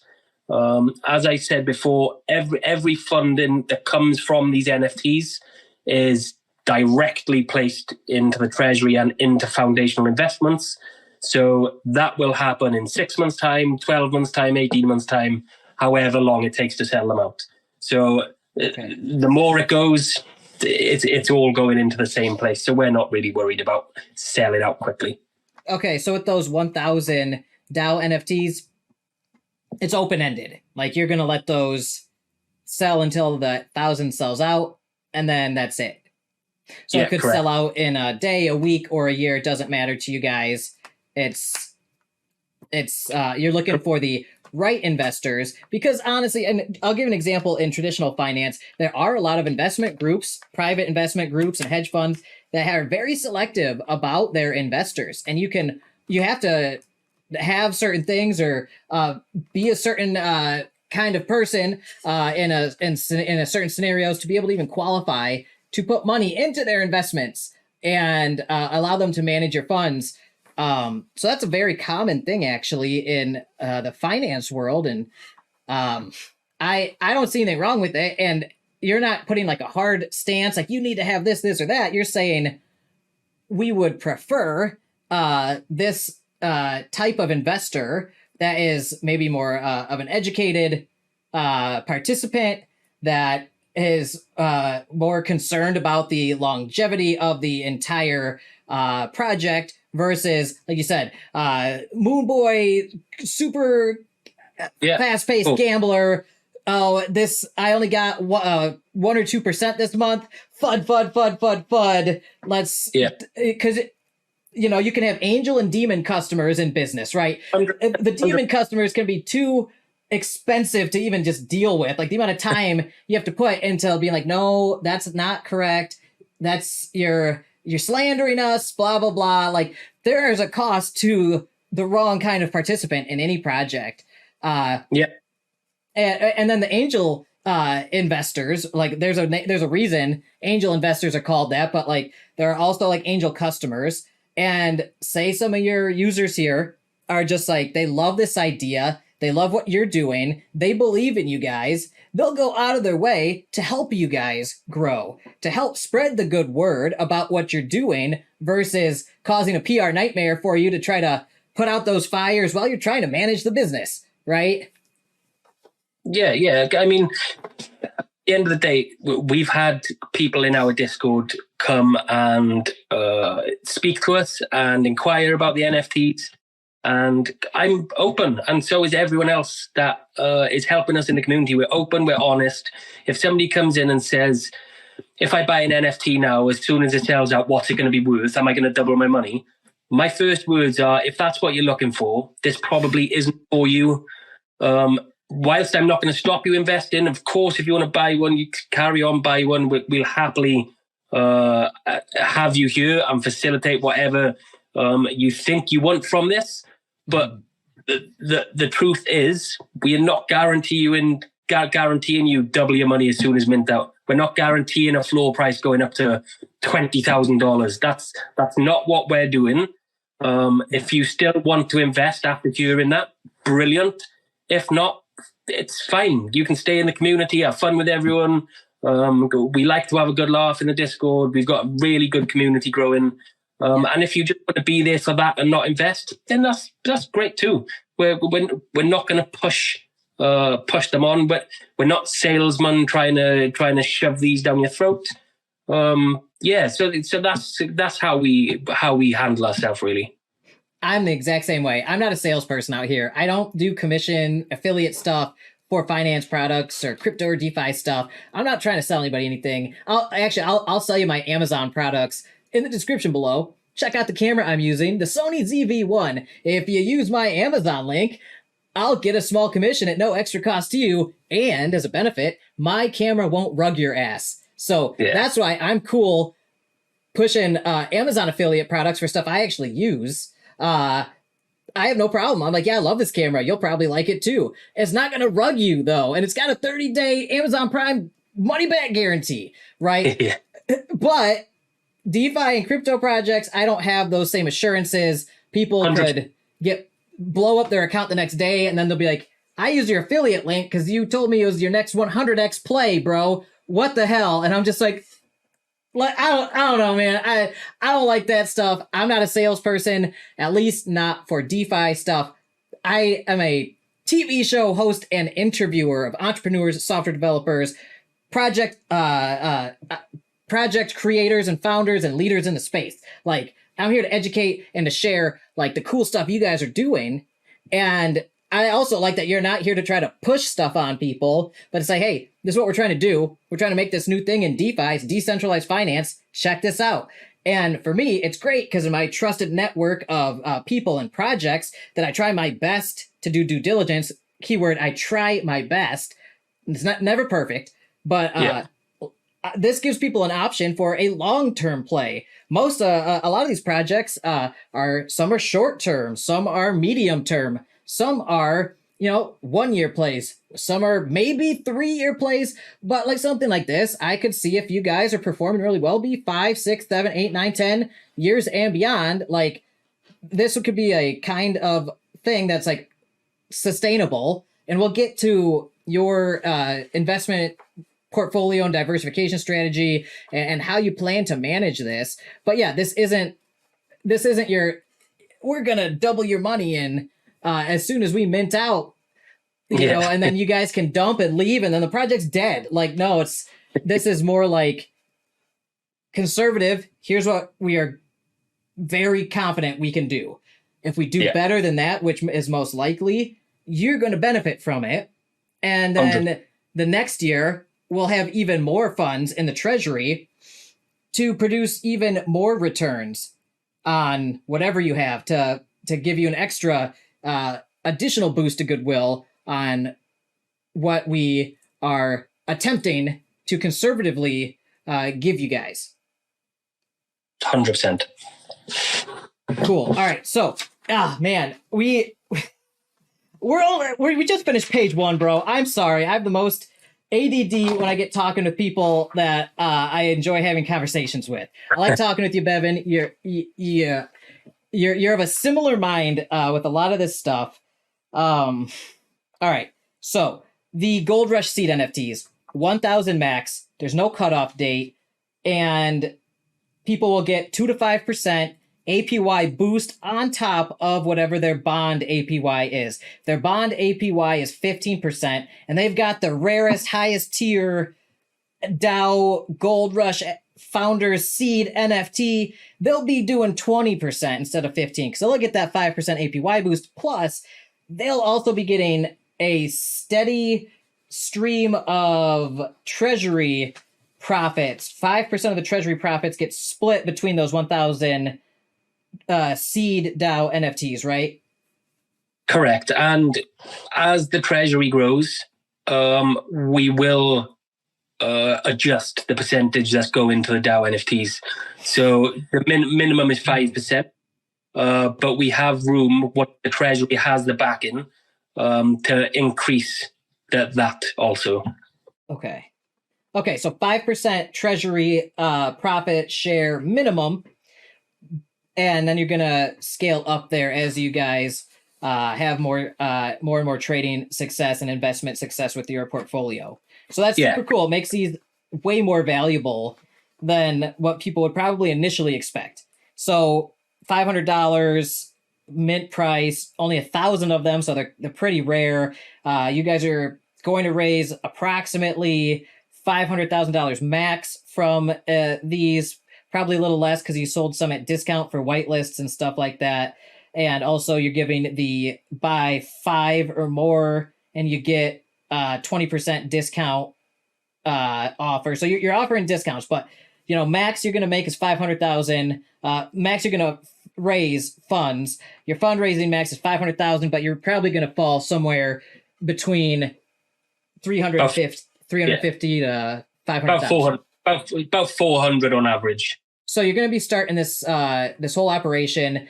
If you guys mint all that out, just with those funds, you'd have about 400,000 to kick off this entire portfolio. Do you have a minimum, just a hard minimum that you have to reach to make this operation viable?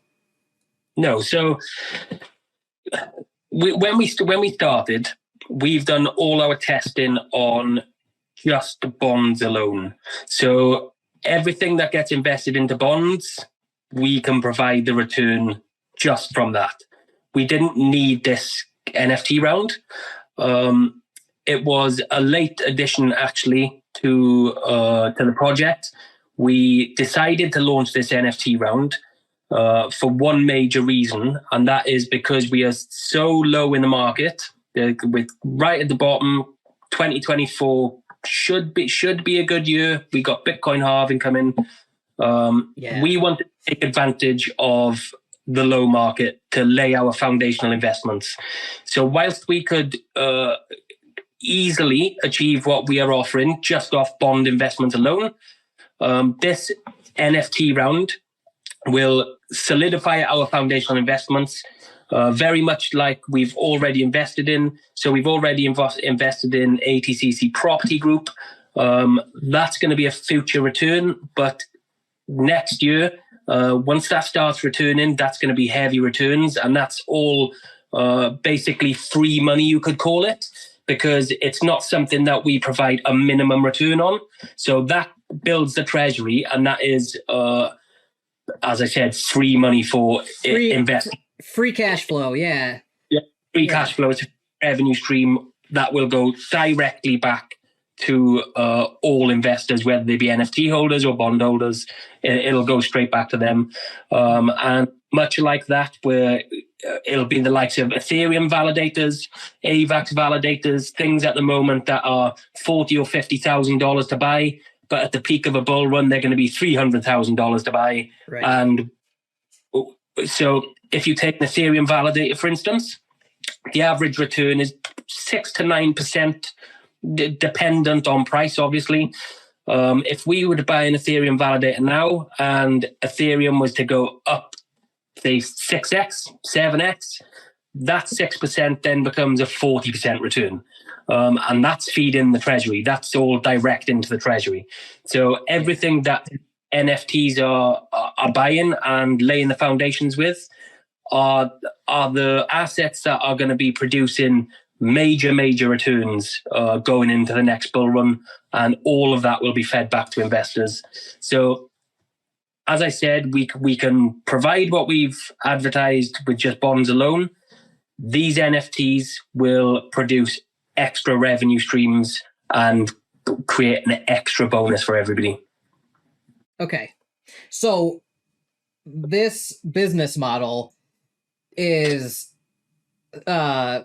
viable right out of the gate in June. Even if you just mint one bond NFT, you guys can get rolling with that and then scale this thing as you mint more. And then right now with the Goldrush DAO seed NFTs, the 1,000 you guys are offering it at the moment for all these additional perks, that is just to strike while the iron is hot in the depths and the trough of the bear market, ideally before Bitcoin halving comes next year and the next bull run ensues in crypto, meaning you'd be able to get in on positions with an additional large capital injection when prices are rock bottom. So you'd see the most upside then and be able to return the most amount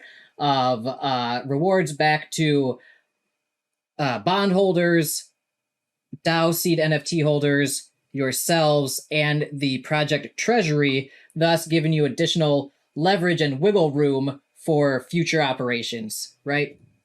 Correct. Yeah, correct. So like all the foundational investments that I've just spoken about, whether it be validators, miners, whatever, they're all going to be stored in the treasury. We'll provide the return that is advertised.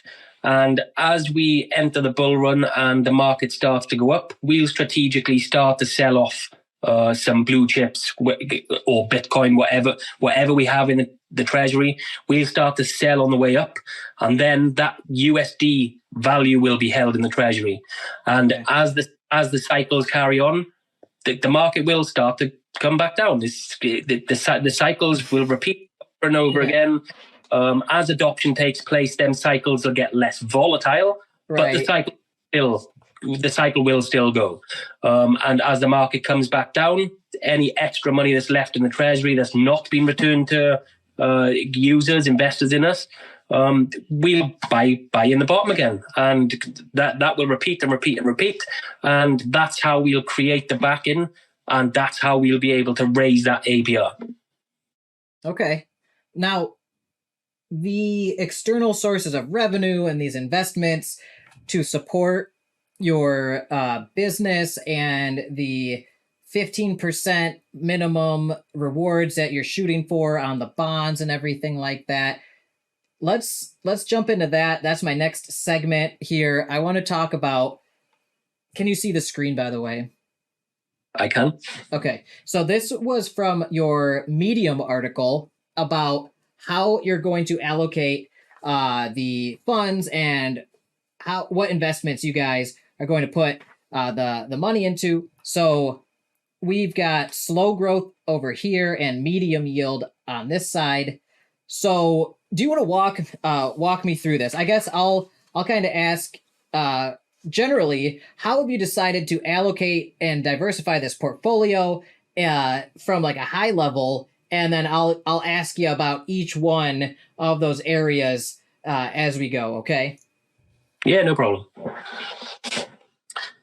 So as you can see, there's a variety of investment strategies here. I've just touched upon some of the things. So like our foundational investments, you'll see the mining, validators, real estate, gold, the stable pools. They're going to be the bread and butter. They're going to be what creates our foundation. They're going to be what provides us with a solid return of which then we can build off. So then you've got the likes of trading bots, small caps. Small caps are very, very volatile, which is why it's got a very small percentage of funds. One thing we're not going to do is over leverage or over risk into high risk assets or protocols. Then you have the likes of Bitcoin. Everybody knows Bitcoin. There's multiple things you can do with Bitcoin, from mining, trading. It's one of the most stable assets. Nothing is stable in DeFi. It's just not. Once adoption takes place, it will start to stable out and be less volatile. Mm-hmm. But at the moment, it's not. But it is the most stable asset that we could hope for. And then you've got AI and metaverse. AI in itself, over the next 12 to 18 months, I believe going into the next bull, AI is going to be the craze. It's already slightly started to kick off, but it's going to get bigger, much, much bigger. And we will take advantage of that. Okay. Yeah, that sounds like a decent spread to me. And I wish I had the discipline to keep my portfolio this way. But those small caps, man, they lure me in with their promises of a high reward. And anyway, this seems much more balanced in my opinion. I'm not an expert by any means, but this seems to make a lot of sense. So what platforms do you plan to farm stablecoins on? The USDC/USDT vault, that it's going to be 15% of your portfolio. Can you give us a little more information on what vaults you're going to be using? Yeah, so there's vaults on nearly every layer one chain has vaults available, stable pools available. Across the whole space, there's over $600 million worth of investments into stable pools alone. That's just stable pools that you can deposit money in and pull money out. That's without lockup vaults. That's without other similar protocols to this, where you lock up funds into an NFT or whatever. So there is major potential for stable pools alone. But one of our targets would be new L1s, the likes of Arbitrum, Pulse Chain. What happens when a new L1 comes? They will offer vaults. So if we take Ethereum now, for instance, you can find multiple stable vaults, stable pools, but the APR is down at 4%, 3%, 5%, very low.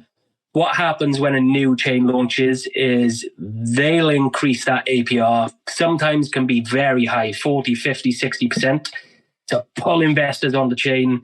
They get the exposure in there. So that will be a main target for us for stable pools. Get into early chains, get into them stable pools, take advantage of that high APR, pull it back out, put it in the treasury, go again and repeat. Okay. All right. And so you're going to be targeting higher rewarding liquidity farming opportunities on newer L1 blockchains like Arbitrum and Pulse Chain and whatever comes next, right? Yeah, correct. If you see Arbitrum for now, for instance, it's oh yeah, I'm over there farming right now. Yeah. Yeah. It's insane. Yeah. The TVL go in there at the moment is absolutely unbelievable. And I got in late. Like I'm like a month late to the party, maybe a month and a half, but I wanted to watch and make sure it wasn't there wasn't some exploit I didn't see yet. So I waited, I dipped my toes in a little bit, and now I'm putting in a little more in there. But, obviously the quicker you are to that party, the higher those rewards are. They're so juicy right off the beginning, and then they taper down over time. But it's still early in my opinion. I'm still getting joining just the last week or two. It's crazy still. 100%. Mm-hmm. It's just insane. The rewards they offer just to pull in, invest just for the exposure alone can be extremely lucrative. As we touched upon earlier, and you just touched upon again, we will obviously test the waters first. We'll do our due diligence. The whole team are very experienced within DeFi. So we're not just going to throw the money in just because, it's a new chain and they're offering 100%. It's not going to quite work like that. There'll be a lot of work that goes on behind the scenes before we deposit money anyway. But it just gives you a little hint and insider of why we'll be targeting them areas. That's a good answer, because you gave an answer that isn't just like, we're just going to farm right here on this one chain, on this one pool. That's our strategy. No, you gave an answer that's like, here is our thought process. We're going to look for higher yielding layer ones that are, established, but still high yielding and fruitful above and beyond the other options. And we are going to, chase those as they roll out over the next couple years. So that's an answer that has long-term potential versus just like, I'm going to farm Arbitrum right now, and then I don't know, that's as far as I thought. No, it's Arbitrum, and then we're going to farm the next one, and the next one, and the next one that comes like it. 100%. And as you know, in this space, everything's evolving. Whether it be layer ones, layer twos, everything's evolving all the time. There's always new stuff coming. And the good thing is there's a lot of people that are very, very trusted in the space that are bringing new things. So you even more confident. Let's take Pulse Chain, for instance. Richard Hart is not going to by bringing a chain that kills everybody in the first day. It's just not going to happen. He's got too much respect in the space. A lot of people hate him, but he's very respected also. So with that kind of thing, yes, still you would do your due diligence, but you can be a lot more confident that you can make that play and you're going to be safe when you make it. Yeah. I think that's a good strategy. Now, with your Bitcoin, I'm going to kind of hop over to the Bitcoin, because to me, Bitcoin is very, in terms of crypto, is as safe as it gets, in my opinion. It's been around the longest. It's never been hacked or exploited, and it's basically where most people, I think, lock up their crypto long term for a good reason. And you're putting 15% into Bitcoin, but you put here so many plays for Bitcoin, from liquidity providing to staking and hodling. So can you expand a bit upon your Bitcoin strategy?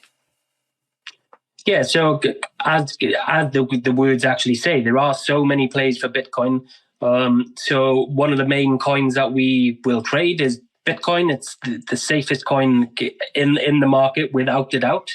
And then, as it says below, you get some good platforms that will offer great returns on LP staking for Bitcoin, whether that be lockups or not, whether it be liquid and you can pull it straight out.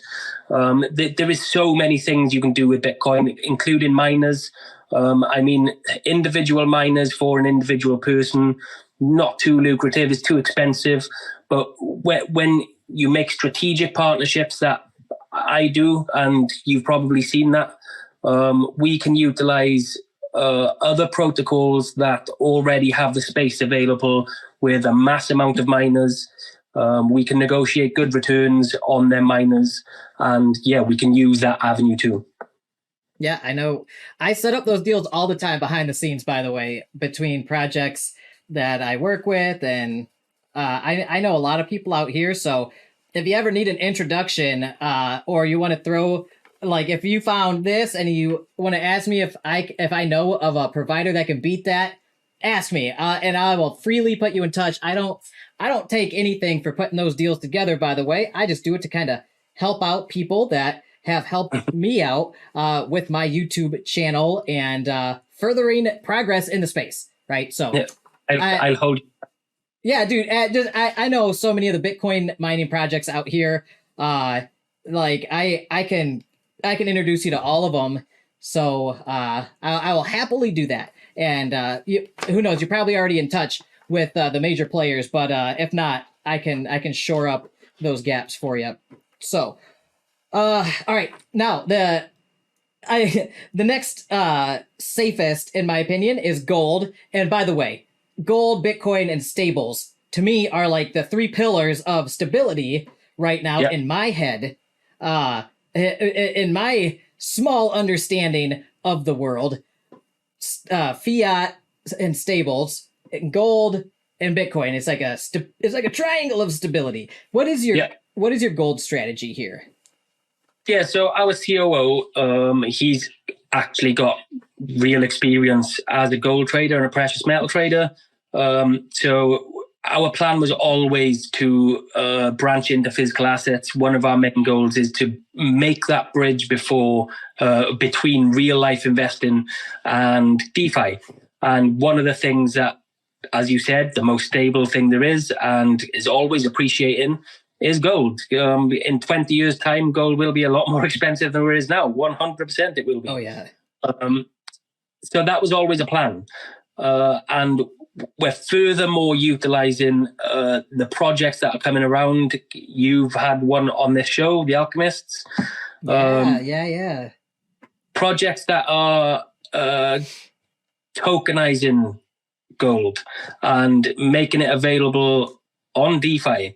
So again, just like Bitcoin, we talk to these projects. We do our own vetting on these projects. Luckily, I also had another project that's doing that on my channel, tokenizing gold. I won't plug any names or anything because this is your show today here. But we can talk behind the scenes, and if it's a disclosed alpha, I'll let you have the honors of announcing alpha. You know what I mean? Yeah, I probably have cured of them, maybe spoken to them, but at the Alchemists, 100%. They've got a great business model. I love to hear he's a hell of a character. He is, man.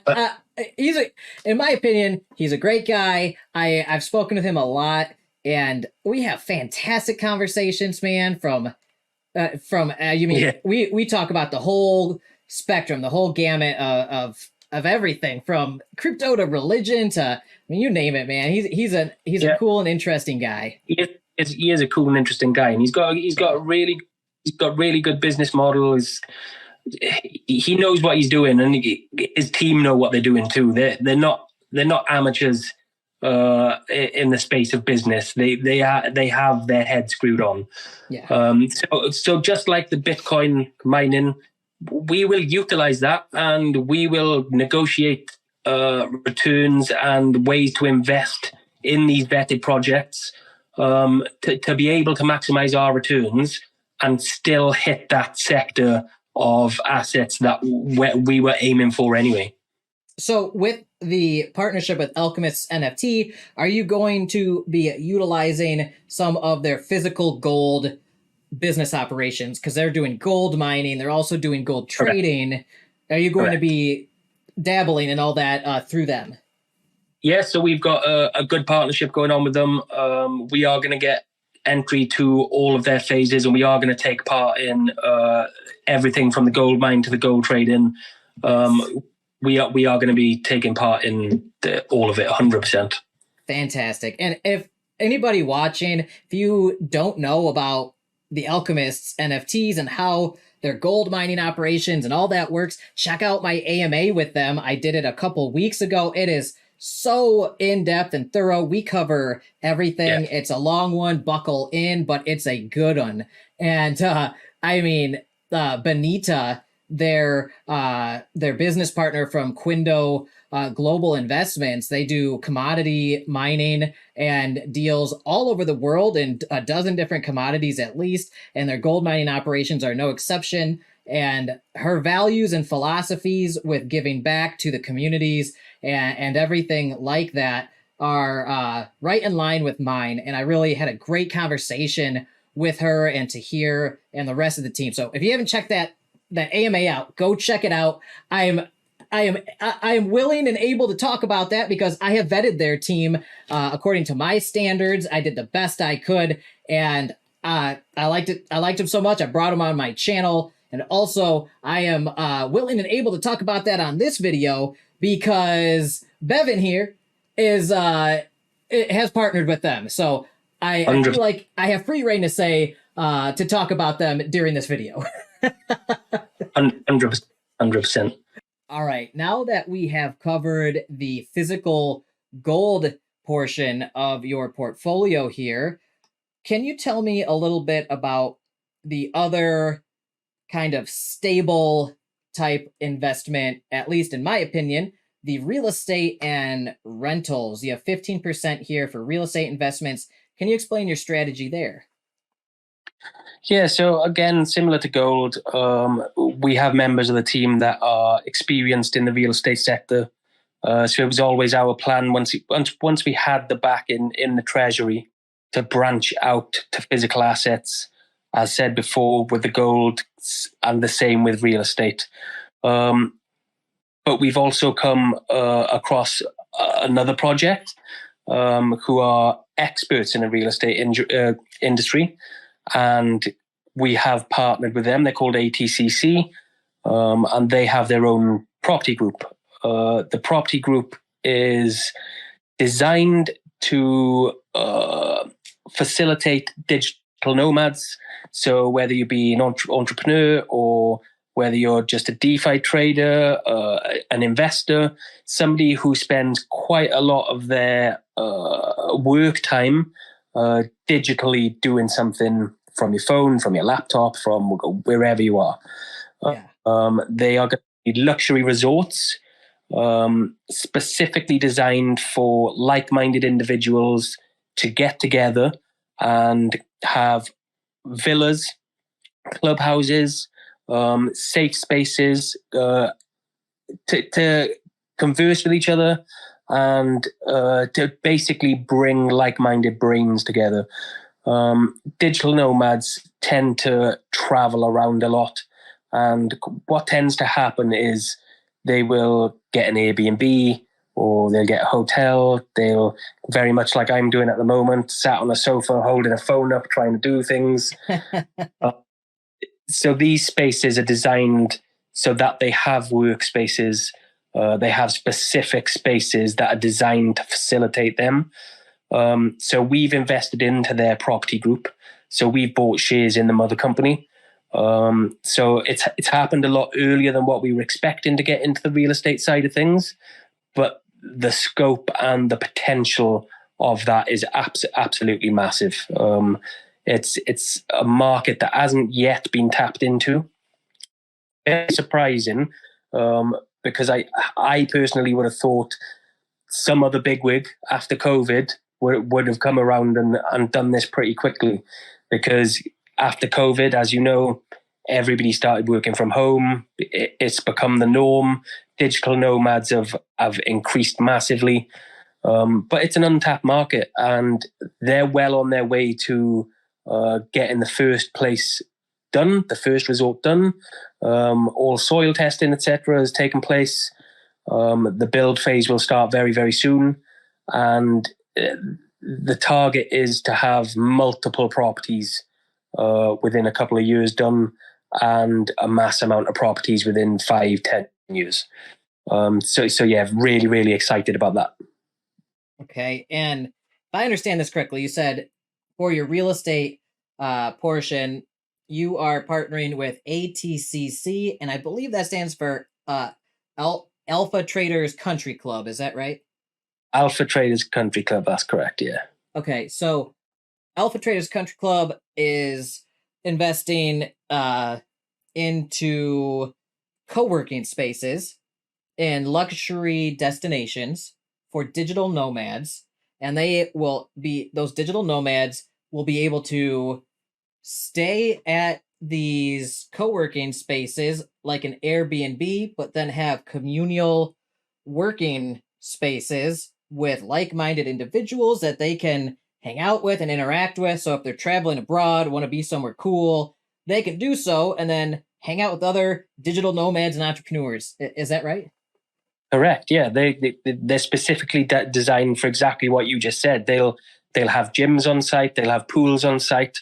It will be just like any luxury resort you'd like to take your family to, but it would be designed to facilitate your entrepreneur or your businessman, somebody who is traveling around with a laptop in his bag all the time. It's specifically designed to target that market. So yeah, really, really excited about that. Sounds super cool. And if you can, I'm going to need you to go over there and, tug on their ear and say, hey, I think you're going to have to let YaBonks come work at the Costa Rica location for the next 6 months for free. Do me a favor. Can you, we need you to ask them to do you a favor. Just kidding. Well, to touch upon that slightly, I touched upon it slightly earlier, that our DAO NFTs would have some slight real world utility to begin. Mm-hmm. So when these resorts are built and ready to be stayed in, our DAO NFT holders will have access to them resorts. Whether that be us picking a winner to take your family on holiday fully paid, or whether that's coming away with the DeHedge team, all expenses paid trip for 10 days. There'll be lots of opportunity once these buildings are up and running. Man, I'm going to need you to rig that drawing so that my NFT wins. I'm so transparent. I can't even do shady stuff right. Anyway, dude, no. Yeah. In all serious, what's that? The way we will draw it is, if your NFT is, if you're a holder, if you're picked this time, then for the next time, your NFT will not be in place. Okay. For the draw. So within a few years, once live, obviously, everyone would have had a fair chance to get one of them good perks. Wow, that would be super cool if over the next however many years, each 1,000 NFTs ends up getting this. Like, I know that's probably unrealistic, but maybe say like even 20% of them would be unbelievably cool. Heck, the first person to win that is going to be real excited.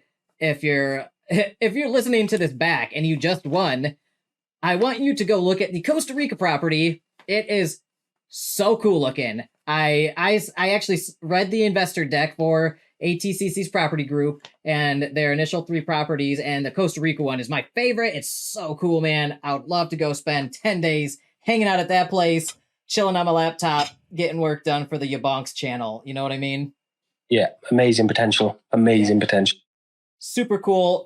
So okay, that's going to be one of your cash flow generators. So it's going to retain value of the portfolio, and it's going to be a long-term asset. It's going to be an illiquid asset. It's going to be a buy and hold probably for years, but it's going to generate cash flow, which you can then kick back to pay towards the rewards and to also help fund the treasury and future investments. Is that right? Yeah, so just to expand on that slightly, because we got to know them pretty early, we managed to get into seed round 1. So we managed to buy a decent share, and our share is in the mother company.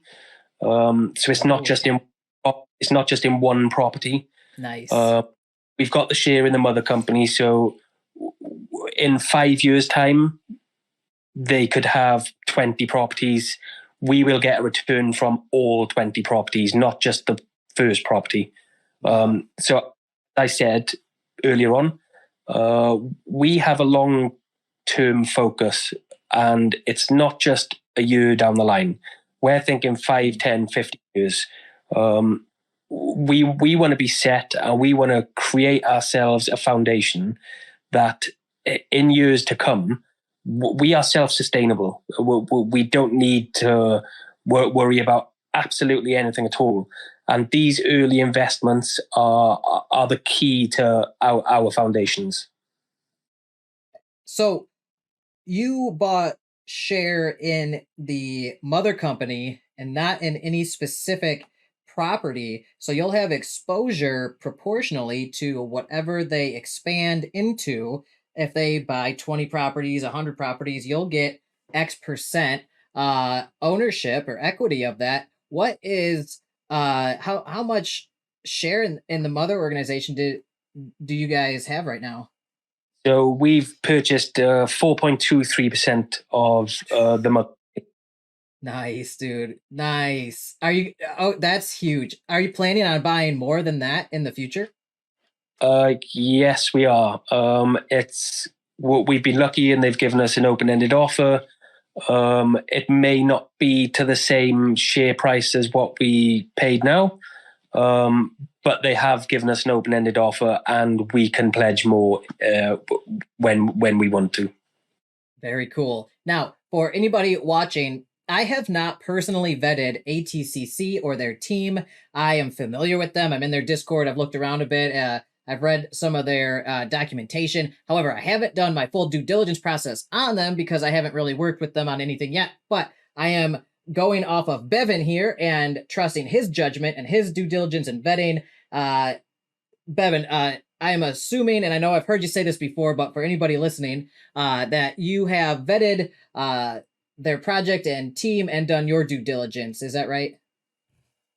100%. I know their real names. I know where they live. I know everything about them. I know the businesses they've run before. I know the businesses they run now.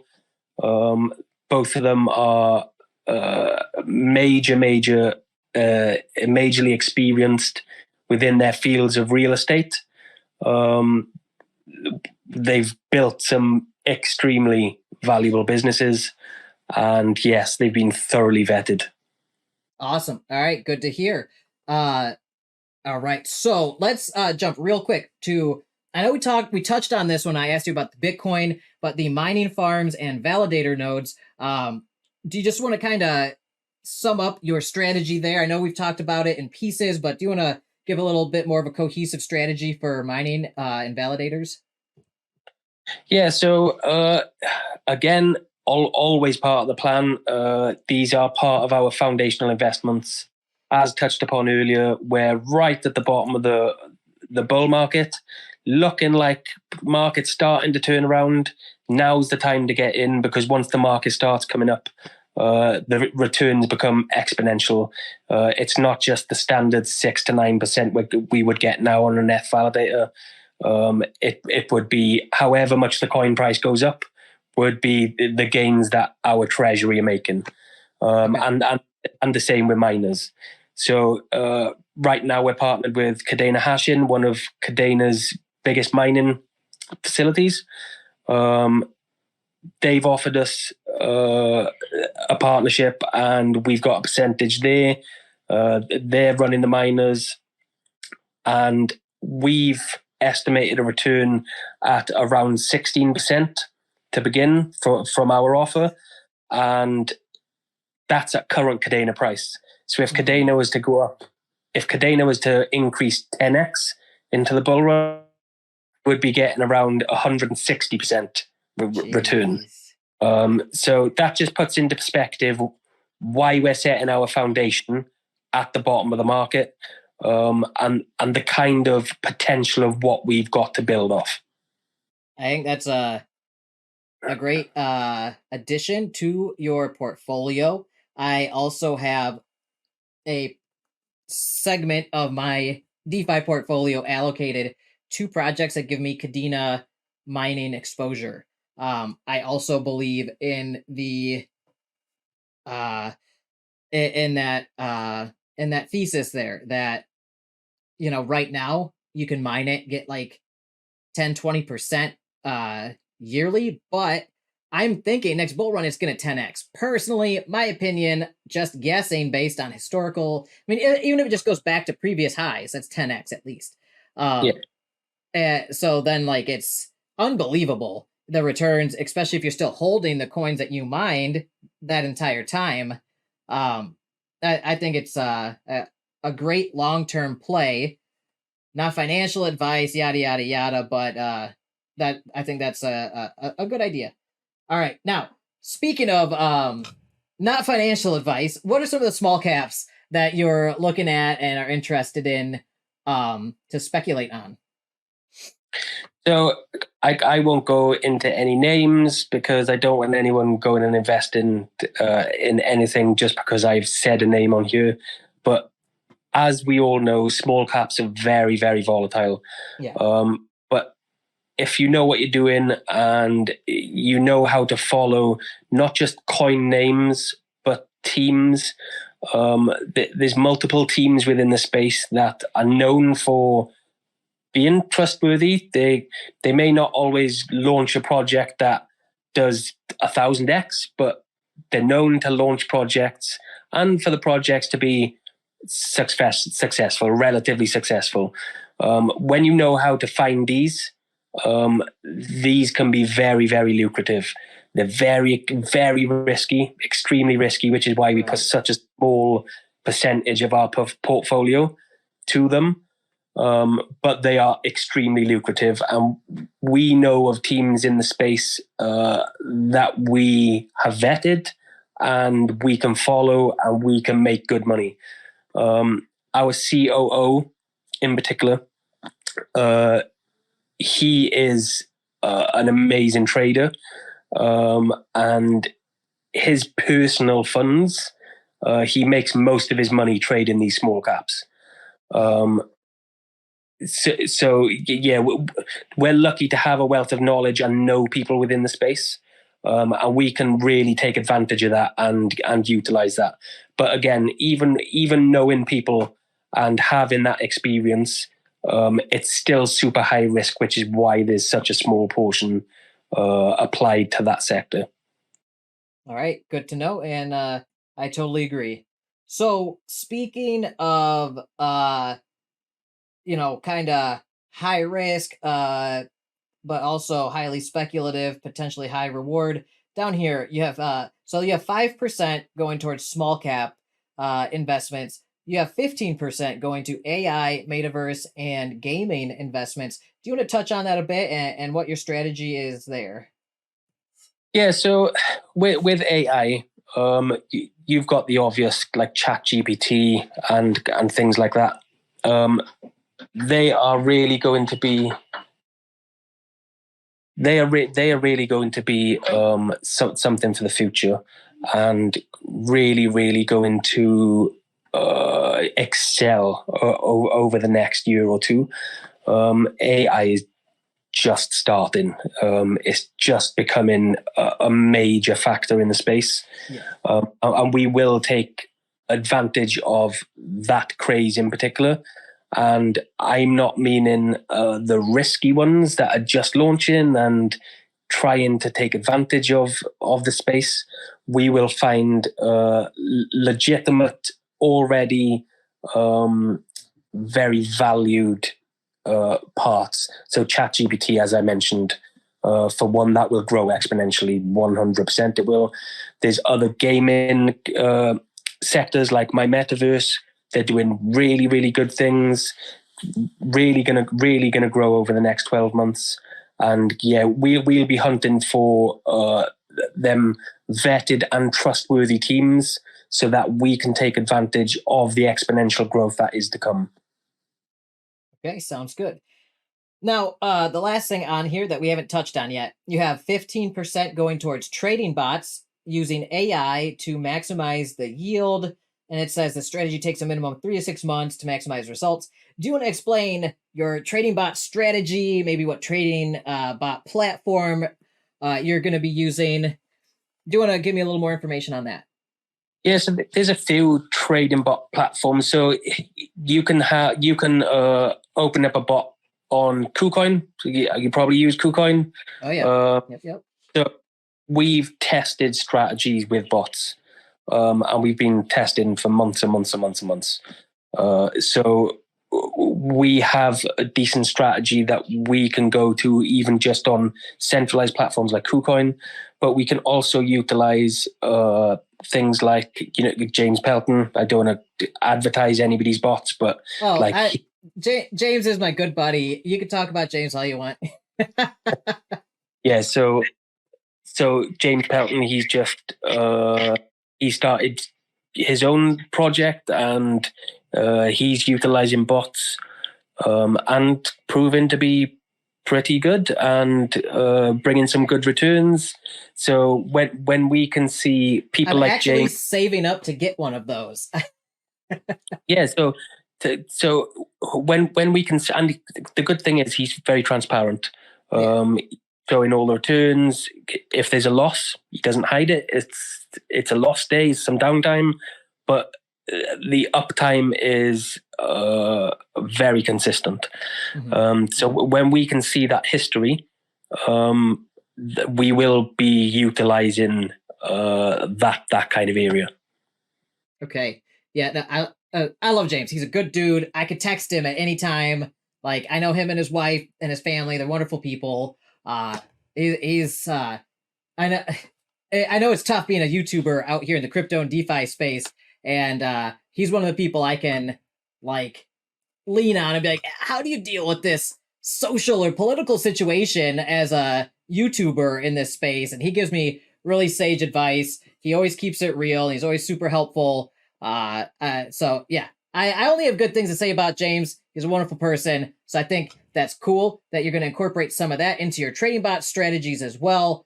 And then also you're going to be using some strategies on like KuCoin and some other public platforms that have free trading bots that you can configure. Now, what is your trading bot strategy? I know it says it kind of has an elusive using AI to maximize yield. What does that mean? How are you going to configure these? Are these grid bots? Do you have settings that you've had good success with? What's that strategy like? We're not going to give away our strategies. These have been tested for months and months and months. If I was to just give them away, then anyone could just use our strategy and go and do it themselves. When we have built up a solid treasury, and we don't have to worry about some bigger player coming and taking our stuff and running over us because they've already got 100 million, then it will be released. But as of now, we're going to keep the actual strategies a little bit close to chest. Okay. All right. I guess what maybe I'll ask a more vague question then. What's your maximum drawdown on any of your bot strategies? How much of that 15% of the portfolio are you risking per trade or per bot? So we'd never risk more than 20% in a single trade, and on average, it's more like 7 to 10% per trade, with an average drawdown of around 11%, where around 89% up. So we've got good numbers, but we never risk too much on a single trade, and never would. And it definitely never would. Okay. All right. Good to know. And that, 11% or whatever, that's, or like the 20% maximum per bot that you're using, and like 11% max drawdown or whatever you said. Sorry, my memory's not the greatest sometimes. We've been at this for many hours. But that's 11% or 20% of that total 15% that's allocated for the trading bots, right? So within that 50% of your overall portfolio, that's for trading bots. And that little subset is where you're talking 11% of that and 20% of this, right? Correct. So if you just wanted to say 10%, just to round it off to an even number, that would then be 1.5% downtime from the allocation. Okay, so 1.5% of the overall portfolio is the maximum drawdown that would be exposed by any of these trading bots at any point in time, correct? Correct. Okay. Not bad, dude. I have had some, I'm a total degen, by the way, and I've had some strategies where I'm like, it's only like 60% drawdown, it's fine, or like you, or like running some crazy martingale strategies in these like crash games, like, and different casino games and stuff, and being like, it's, my stop loss is at 50% drawdown, like, oh man, don't, oh man, no degen moves you. Don't get me started on degen stuff, bro. I'll tell you, I have written so many simulations and simulators to simulate my strategies over like 1 million plays or like over 12 months, how will this perform? And dude, I got obsessed with that for so long, with trying to beat the house in all these different online casinos, and had some success, but then got too degen and didn't follow my own rules. Anyways, off topic. Your trading bot strategy sounds reasonable to me. I think that covers the portfolio section here. So with all of this, what do you think is like your maximum risk exposure? I know you said 1.5% any point drawdown with the bots, but like with all of this, what do you think is the most risk exposure you would have? The biggest risk exposure category is obviously the small cap, but that's why such a small portion of funds. There's over 65% of funds that are going to absolute solid returns, whether it be real estate, gold, miners, validators. There's such a large portion of funds going to them areas. Our risk is extremely low, very, very, very low. We're lucky in the fact of, because we've developed this protocol, and especially our DAO NFT stage, it gives us the ability to place that money into investments that your average user wouldn't have the liquid capital to be able to enter. Like, not everybody can enter into a £50,000 or $50,000, sorry, ETH validator. It's not on the scope for a normal person. Right. And then even if you had the $50,000 to get one ETH validator, of course, it's got potential, but it's not extreme potential. So for us as a protocol, for them kind of things to create a solid flow and get multiple of them assets, that's what really, really creates the solid foundation for us and really, really lowers the risk potential of what we've got. Okay, so your highest risk exposure category is the 5% towards the small caps. How diversified is your small cap allocation? Are you going to be doing like 10 different altcoins, 5, 20, 100? What's your spread looking like there? No, we'll keep it pretty tight because of the small allocation of funds. If you spread yourself too thin, it's as bad as going all in to one. It's hard to keep track of all the news and updates and yeah. 100%.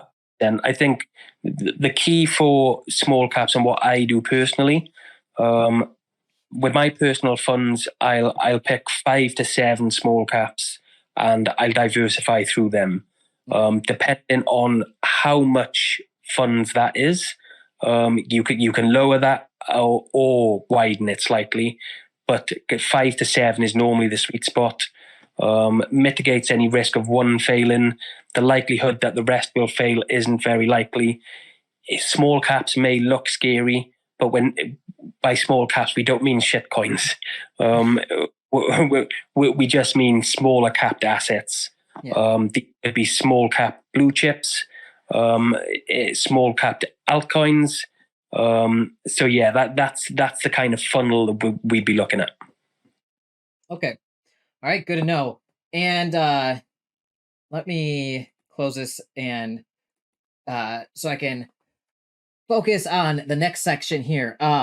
So what is Secure Haven and the insurance policy you have with them to back each user up to 100% of their investment? Yeah, so Secured Haven is a partner of Assured DeFi. We first got to know them, that they came to talk to us actually. They liked what we were doing.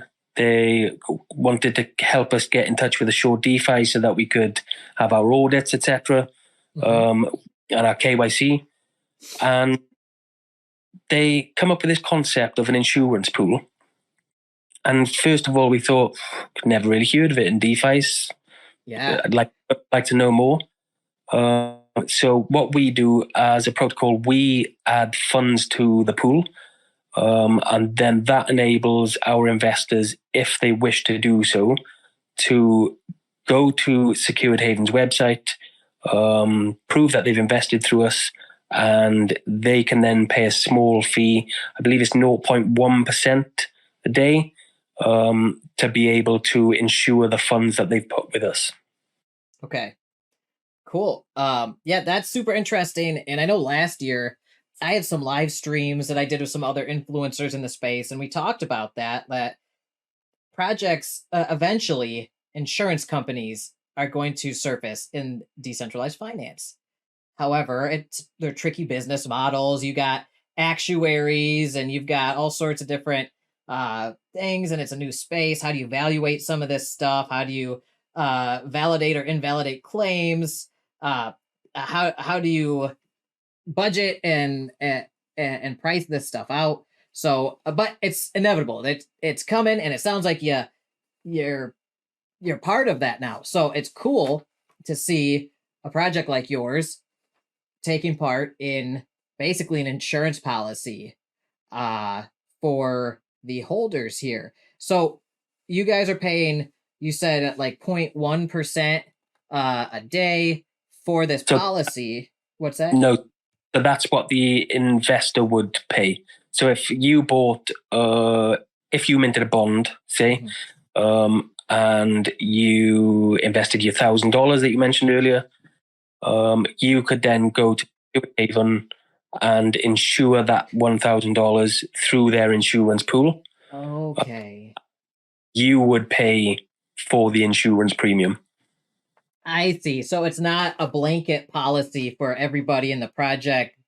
It's not like a project-wide policy. It's something you're offering to say, hey, if you mint one of these bonds, you have the ability to go to Secure Haven, which we have a partnership deal with, and you can get this discounted rate on an insurance policy by putting, and I'm assuming they had to vet you guys or something like that to even strike up this deal, because why would they offer insurance policies on a total like scam or rug pull or something, right? That's not going to be sustainable.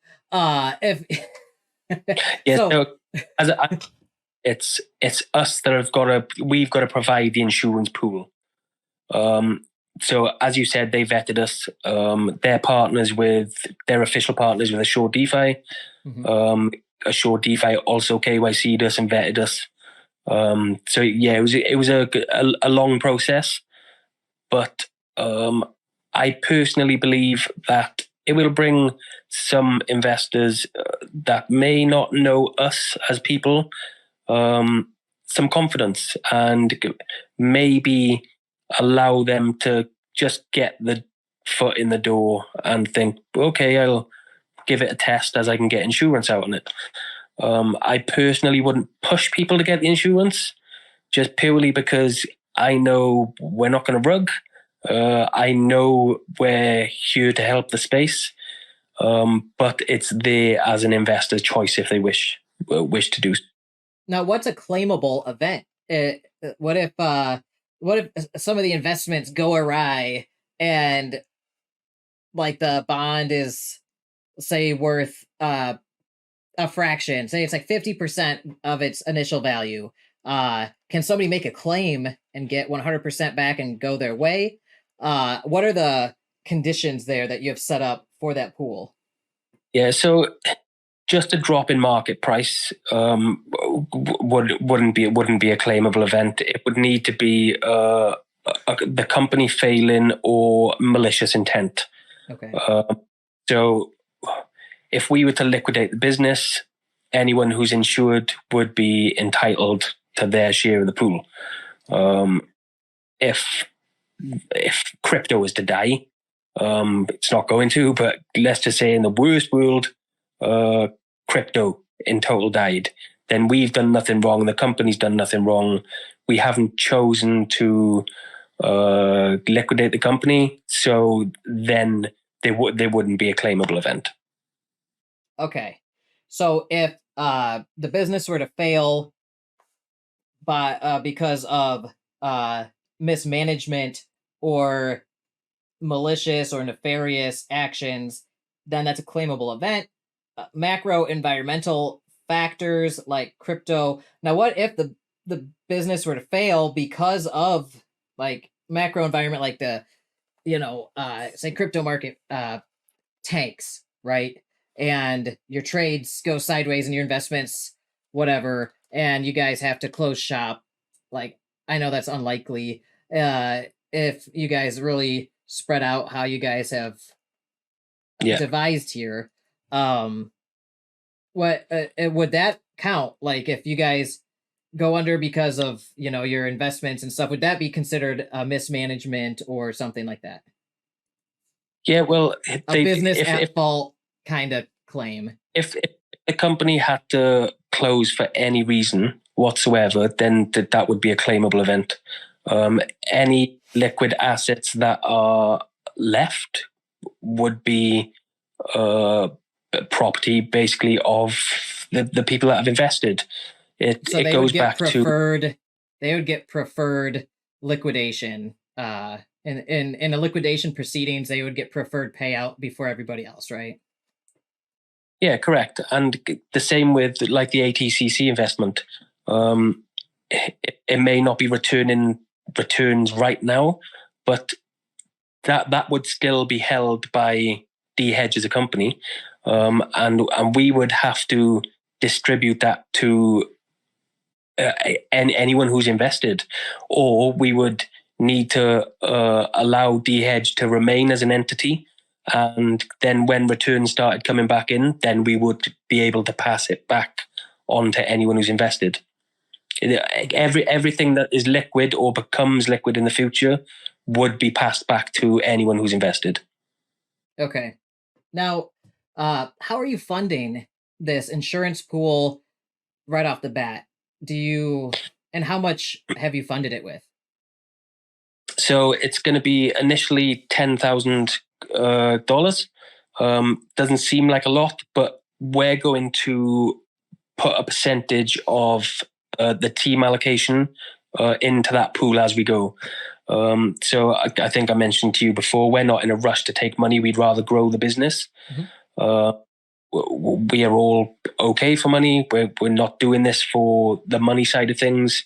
We're doing this purely to improve the DeFi space and give people a safety net to come to. That's why we're trying to grow our network with the teams and the companies that we are heading for.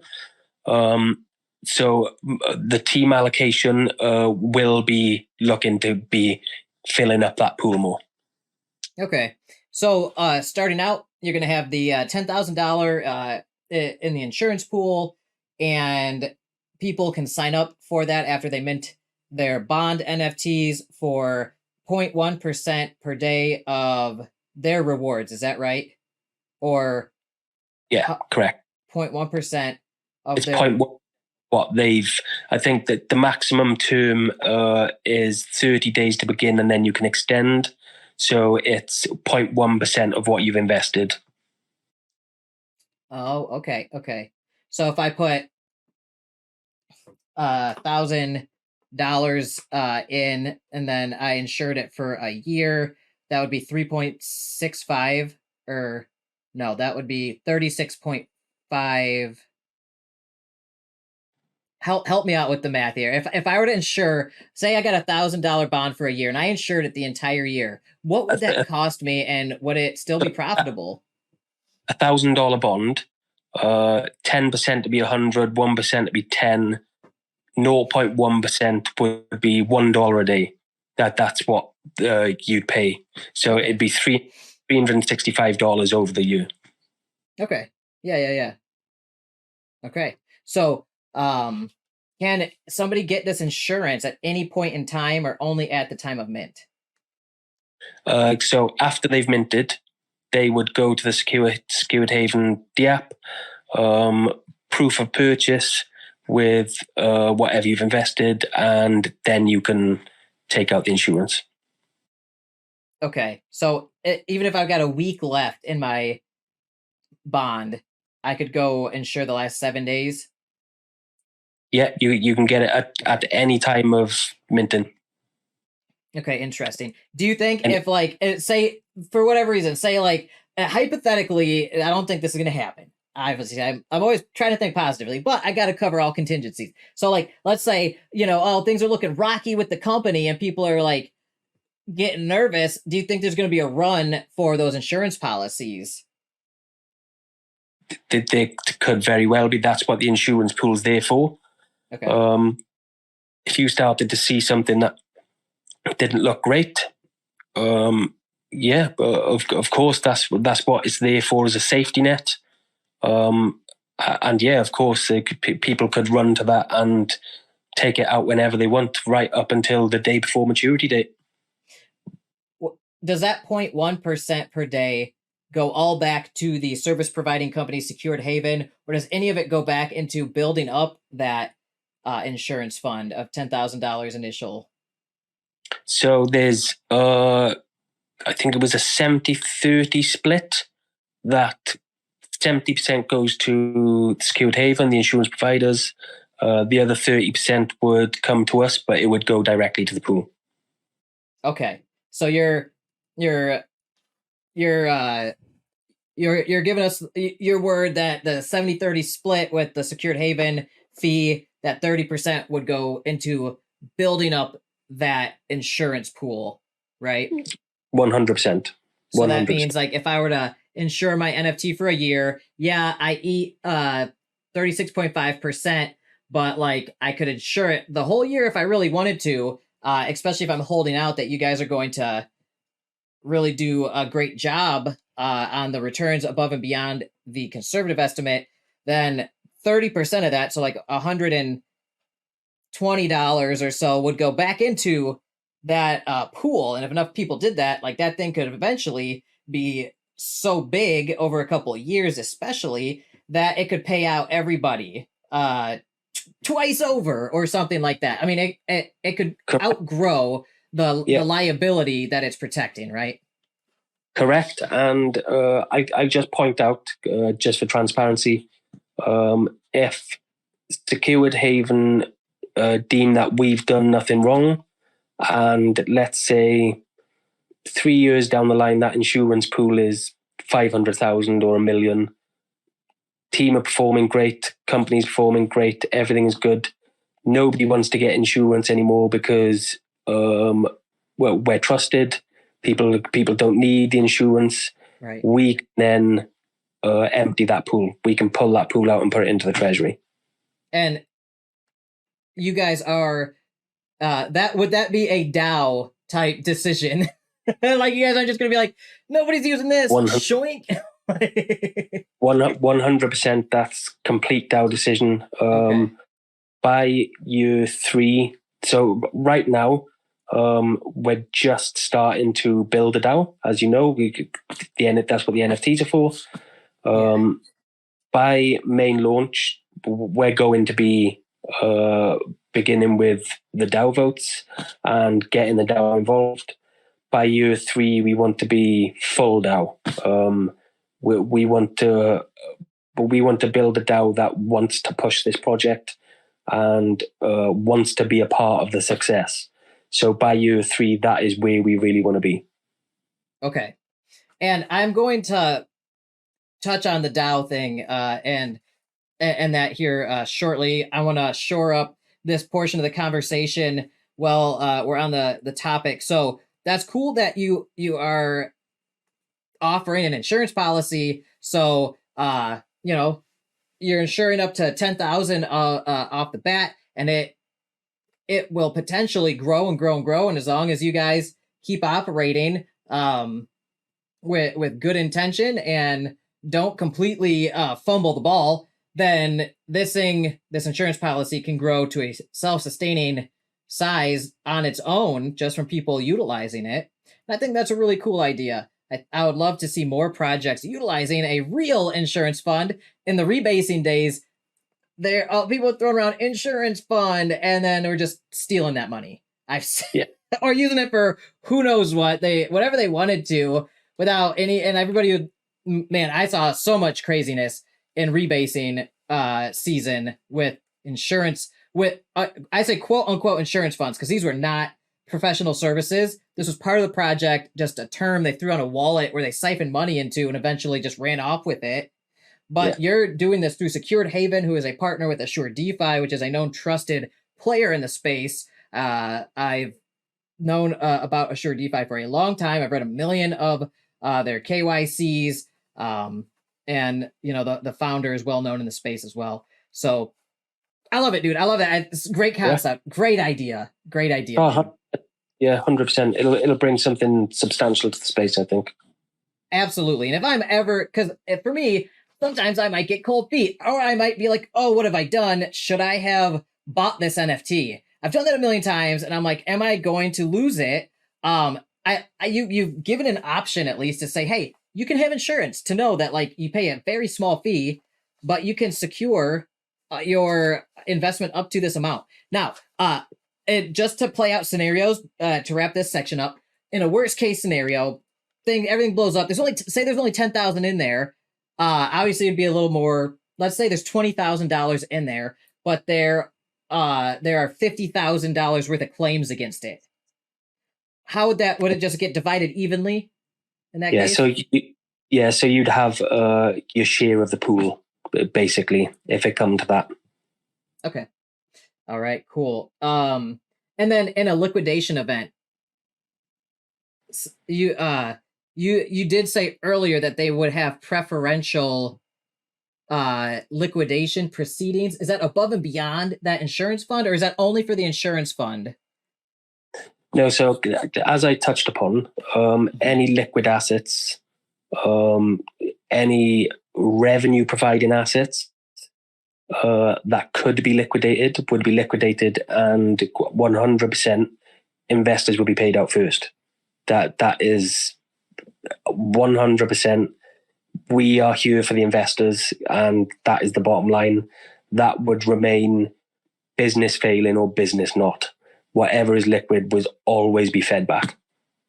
Awesome. Okay, so that's super cool. And a liquid, and this might be a weird conversation for some people. Most people don't think of like bankruptcies or liquidation proceedings, right? But like it's very real part of business, and every business plan 100%. should have that defined, right? Yeah. Just out of, I mean, due diligence. That's why you need to have all this stuff thought out ahead of time. So, and that's a worst case scenario. If you've thought about the worst case scenarios, you've obviously put so much time and effort into the best case scenario in your operational strategies. So it's a good thing we're talking about this, because that means you know your shit and you've thought this through, right?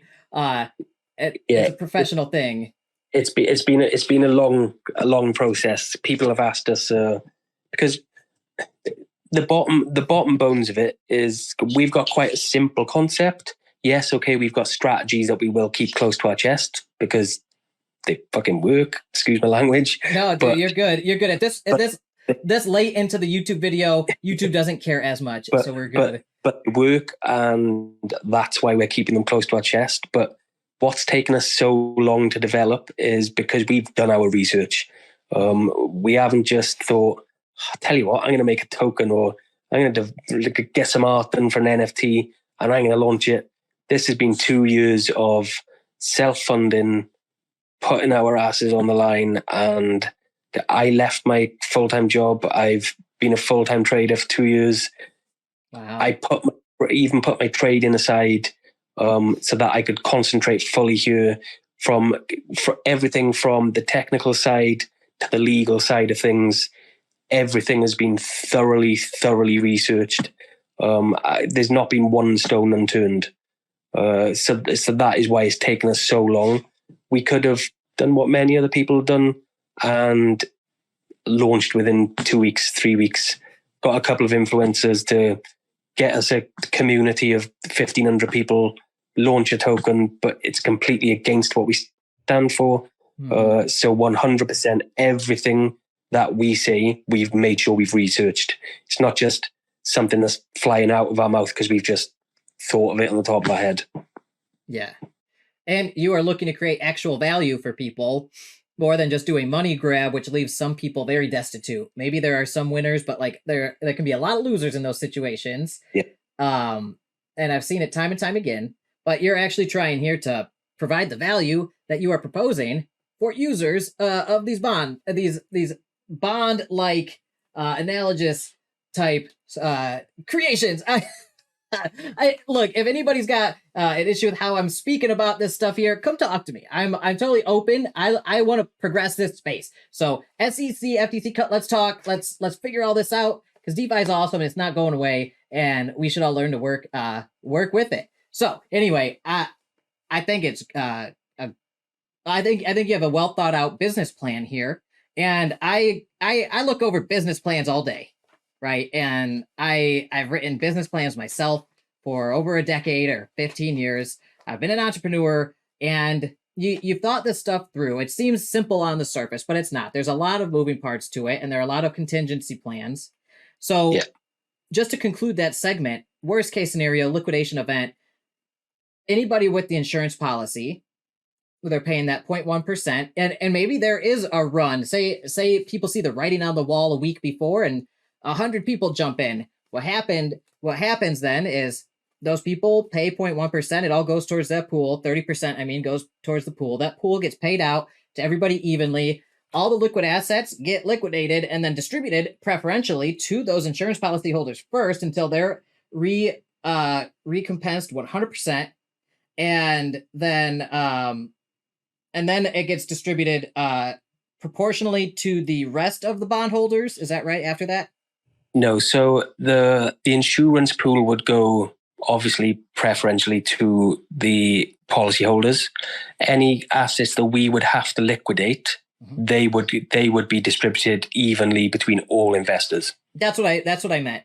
So that's what I meant. Like at first, the preferential treatment. Say there's $40,000 worth of claims against the policy, but there's $20,000 in the policy. That $20,000 gets spread to that $40,000 worth of bonds. And then the liquid assets get liquidated.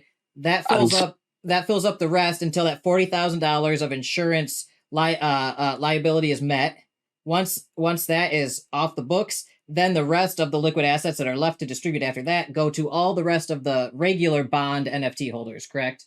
Yeah. Beautiful. All right. I think I understand it now. And I love it when I have a grasp on something. So I think I have a grasp on this secured haven insurance policy and your worst case scenario contingency plan. And I think it's wonderfully thought out. Honestly, I do this all day, man, and this is a wonderfully thought out plan you have here. And I know that's a weird thing for me to say, but like I said, if you're putting this much attention to detail on this part of it, then that means you've put the attention to detail most likely everywhere else even more. So that's a good sign to me. It really shows you are a diligent person, and your team, I'm assuming, is just as diligent, and it seems like they're all professionals as well. 100%. Thank you. I appreciate that. Yeah. Just I'm calling it how I sees them, man. So, all right. Now, speaking of risk and all that stuff, like, that's my job. What's the value proposition? Your value proposition's pretty realistic and cool. And what's the risk reward profile? Let's finish detailing that out. So how leveraged are you currently, or let's say at launch date? How leveraged will you be? And do you plan to deleverage yourself over time? Well, technically, because of the way we've launched the NFT, the DAO NFT collection, and the utilities that they hold, there is no guaranteed return given. So with the bonds, we offer 15%. Okay, it's not guaranteed, but we will hit that minimum. The NFTs don't have that. So due to the way we structured that, let's say we minted out by launch, and that was all invested into our foundational investments. All of our foundational investments could be liquidated if we needed to. So we would technically have, say, 400,000 worth of assets. So offering a 15% return, technically we could have up to 2 million worth of bonds invested and be able to pay that out without even having an investment. I love it, dude. I love it.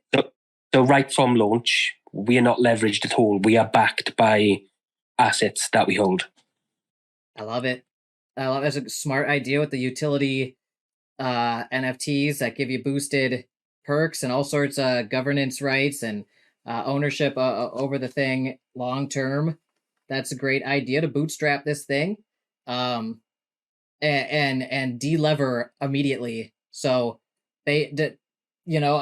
So my leverage equation here, I guess, depending on how many of these 1,000 founders NFTs you mint out, just means you're leveraged negatively or like inversely, I guess. So you're saying right off the bat you'd be at like 0.25 x leverage or something like that. Like you could mint out, like you said, like $2 million worth of bonds before your 1-to-1 with leverage, and then anything above that, you might have to mint out $4 million worth of bonds immediately to put yourself in a position where you would be 2x leveraged. 2x leveraged, yeah. Dude, that's brilliant. Awesome, man. Very cool. And that some people who might not look at this kind of stuff and businesses and stuff all day and evaluating like the capital, the time value of money and business valuations and things like that. I think it's a smart idea. If this all goes well, this thing can basically run easily without a lot of stress on you guys to be able to hit your conservative numbers. It gives you wiggle room. It gives you a lot of wiggle room. And if demand is so high for these things that you all of a sudden have $4 million in your treasury to allocate to this stuff, okay, then the pressure's on a little bit to really hit your numbers, but still, like, you've got the amount that you can generate when you've got that much can be, you get some economies of scale if you're that big of a whale. If you put it into context, let's say with your with the 2 million number to be 1-to-1, where's Bitcoin at the moment? Bitcoin's, I haven't looked tonight, but was it 28, 29? 29, yeah. Going into the bull market, it's going to hit above 50 easy. So then you can take that 2 million that we are currently 1-to-1 leveraged, and you can make that 4 million 1-to-1 leverage, because our assets now are always going to be unleveraged. They are revenue bearing assets that can be liquidated at any time. So the more the price of them increase, lowers our leverage even more. So if, let's say, we were only to get 1 million worth of bond investments in the next 18 months, within that 18 months time, we hit close to peak of the bull run and Bitcoin's hitting 100K. That's say 3x from here. We would have 6 million. We would be able to hit 6 million worth of investments. Now, to be what your portfolio though is only 15% in Bitcoin, so I know 15% is going to be in stable farming, and 10% in gold stuff, and 15% real estate. So I know it's going to be kind of altcoins obviously are probably going to go nuts in that situation. Altcoins will be like as you know, and anyone who follows the market is very well aware, Bitcoin will make the first run. As soon as alt season comes in, the likes of AVAX, they have a bigger potential of movement over Bitcoin. And that's where the Ethereum validators come in, the AVAX validators, the Cadena miners. That's where all of that comes in. So if you were to say by peak of bull run, Bitcoin was to do a 5x and hit 150K, the likelihood is the likes of AVAX at $20 at the moment is going to do a 10x. I mean, AVAX is already up over $100 for all-time high. Likelihood is by the peak of bull is going to hit 200 plus. So whatever assets we have that are AVAX focused are going to be 10x from the bottom of the market. Obviously, this is speculation. It's not 100% guaranteed, but it's got the potential. So it just gives a tiny little insight of what the potential is, and the lack of leverage we will have. And it appears that you've got, let's say, all this stuff added up that has exposure to crypto in your portfolio. You've got about 60% of your portfolio directly exposed to the crypto markets. Obviously, we're crypto folks, right? So I totally believe in the next bull market, like, things are going to pop off, as they always have so far historically. So that 60% of your portfolio that has that exposure, you got the AI, metaverse gaming stuff, you got Bitcoin, you got small cap, you got trading bots, you got mining validators and farms. That's 60%. So you got huge exposure. Also, the small caps, the trading stuff, the metaverse, and the mining and validator nodes have, I believe, higher potential upside than Bitcoin, potentially. So, like, if Bitcoin goes up 10x, I think all that other stuff's going to potentially go up like 15, 20, 100x. Potentially. Let's say Bitcoin goes up 5 or 6x. All the other stuff, I think, will go up 10, 20 plus x. And so that 60% of the portfolio, I think, then would make sense in your example you were giving earlier. If Bitcoin goes up, even though on the pie chart here, it's only showing 15% Bitcoin exposure and direct Bitcoin activity, 60% of your portfolio is actually is correlated with the Bitcoin price. So exactly. Directly, and it has higher upside potential, I believe. So that 60% will go up and potentially be more than 100% of the value of the current portfolio, even with the real estate and the physical gold and the stable coin making up the other 40% as more of a hedge, an inflationary or deflationary hedge. So it's like more of a store of value wealth preservation part, but then you've got 60% with huge upside potential. Real estate and gold, they're steady gainers, man. Like steady. And then stablecoin farming, honestly, is super lucrative in DeFi, honestly. 100%. Like, as much as it sounds weird being like, oh, you're just sitting in fiat, you're not going to earn anything on that. If you know what you're doing, you can make a living doing that, you know, stacking fiat in DeFi. 100%. So 100%. Awesome, man. And that's going to delever you even more so. So even if you were that 1-to-1, if you had $2 million in bonds right off the bat, and you were 1-to-1 with you had to hit 15%.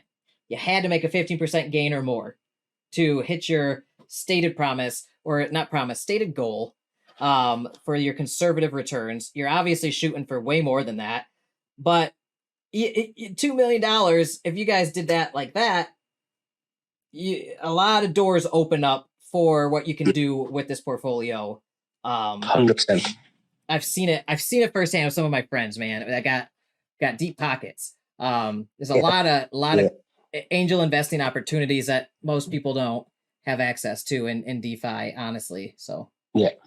All right, 100%. The potential is huge. Yeah, I think that's a fantastic spot to stop that portion. And so my other questions you've already answered. Do you plan to go cross-chain? Yes, immediately. Do you have partnerships and how they work? Yeah, you got the Alchemists, Kadena Hashing, Alpha Traders Country Club, Secured Haven, Red Light, and then also Music Gods. Do you want to explain Music Gods to us? Music Gods is actually a really cool concept. The owner is a trader, professional trader. He is basically the trading side of what we will be doing, but he's purely trading focused. Amazing at what he does. One of the best traders I've ever seen. And everything gets filtered back to his NFT holders, and he gives a profit. The returns he makes is absolutely obscene. It's unbelievable and so consistent. It's just the man is a genius when it comes to trading. So yeah, as part of our higher risk foundation investments, we put $10,000 into him. We bought a load of his NFTs, and we will compound that for a couple of months. And already they would be giving an amazing return. I think month one, he done 14%. And he's on target to insane, absolutely insane. He's on target to hit the same again. Wow.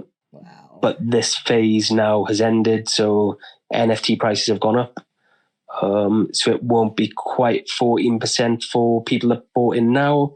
We were lucky to get in early, and as a partner, he held the cheapest price for us. So nice. Yeah, really cool concept. He's been vetted by us. I'd urge anyone to take a look. He's amazing at what he does. I'll check it out. And it's interesting because like one of your big value propositions here is hedging. Honestly, like you're given a spread, a diverse spread that's to minimize risk exposure to any one thing. And like, you know, something like one of those NFTs where it's just like you get this NFT and it's reliant on this one dude and his trading ability, right? It's higher risk. It's very high risk, like exposure to like you that guy and his trading ability. Like if he keeps pulling it off, that's amazing. Yeah. But also like it's kind of risky if I were to just like get just that. Like I'm exposed. It's high risk, high reward. All right, I want to have a spread. I don't want to be all in on anything. So like one of your NFTs would be a good counterbalance, I would say, to that. And that's cool that you have a partnership where you're getting some of that high risk, high reward exposure from his trading style and incorporating that into yours. Now, where does that fall into your portfolio spread? So even though he's not a small cap coin, he is part of that the percentage of funds allocated to high speculative trading. Yeah, that makes sense. Yeah. That makes total sense. If you take our maximum mint would be around $400,000 for all minted out. We've put $10,000 there, so it ends up about 2.5%, something like that, of total mint. So it's very speculative. Like I said, I vetted him. We speak to him daily. Really, really nice bloke. He's got exactly the same foresight as us. He wants the same for the space, but it's still, as you said, a higher risk play. So we would never allocate too much of a portion to anything above low to mid. Would never have a high allocation. All right, sounds good to me.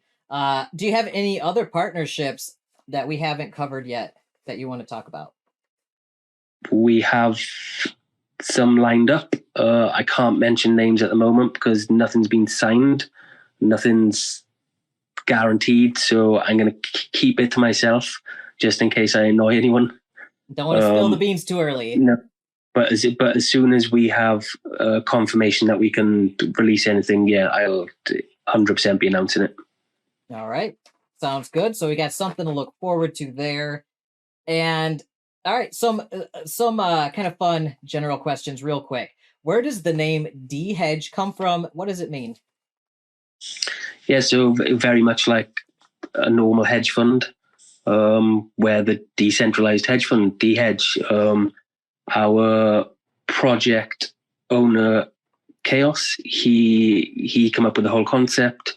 He's the brains behind the original and the start of the mechanics that go on behind the scenes that nobody sees.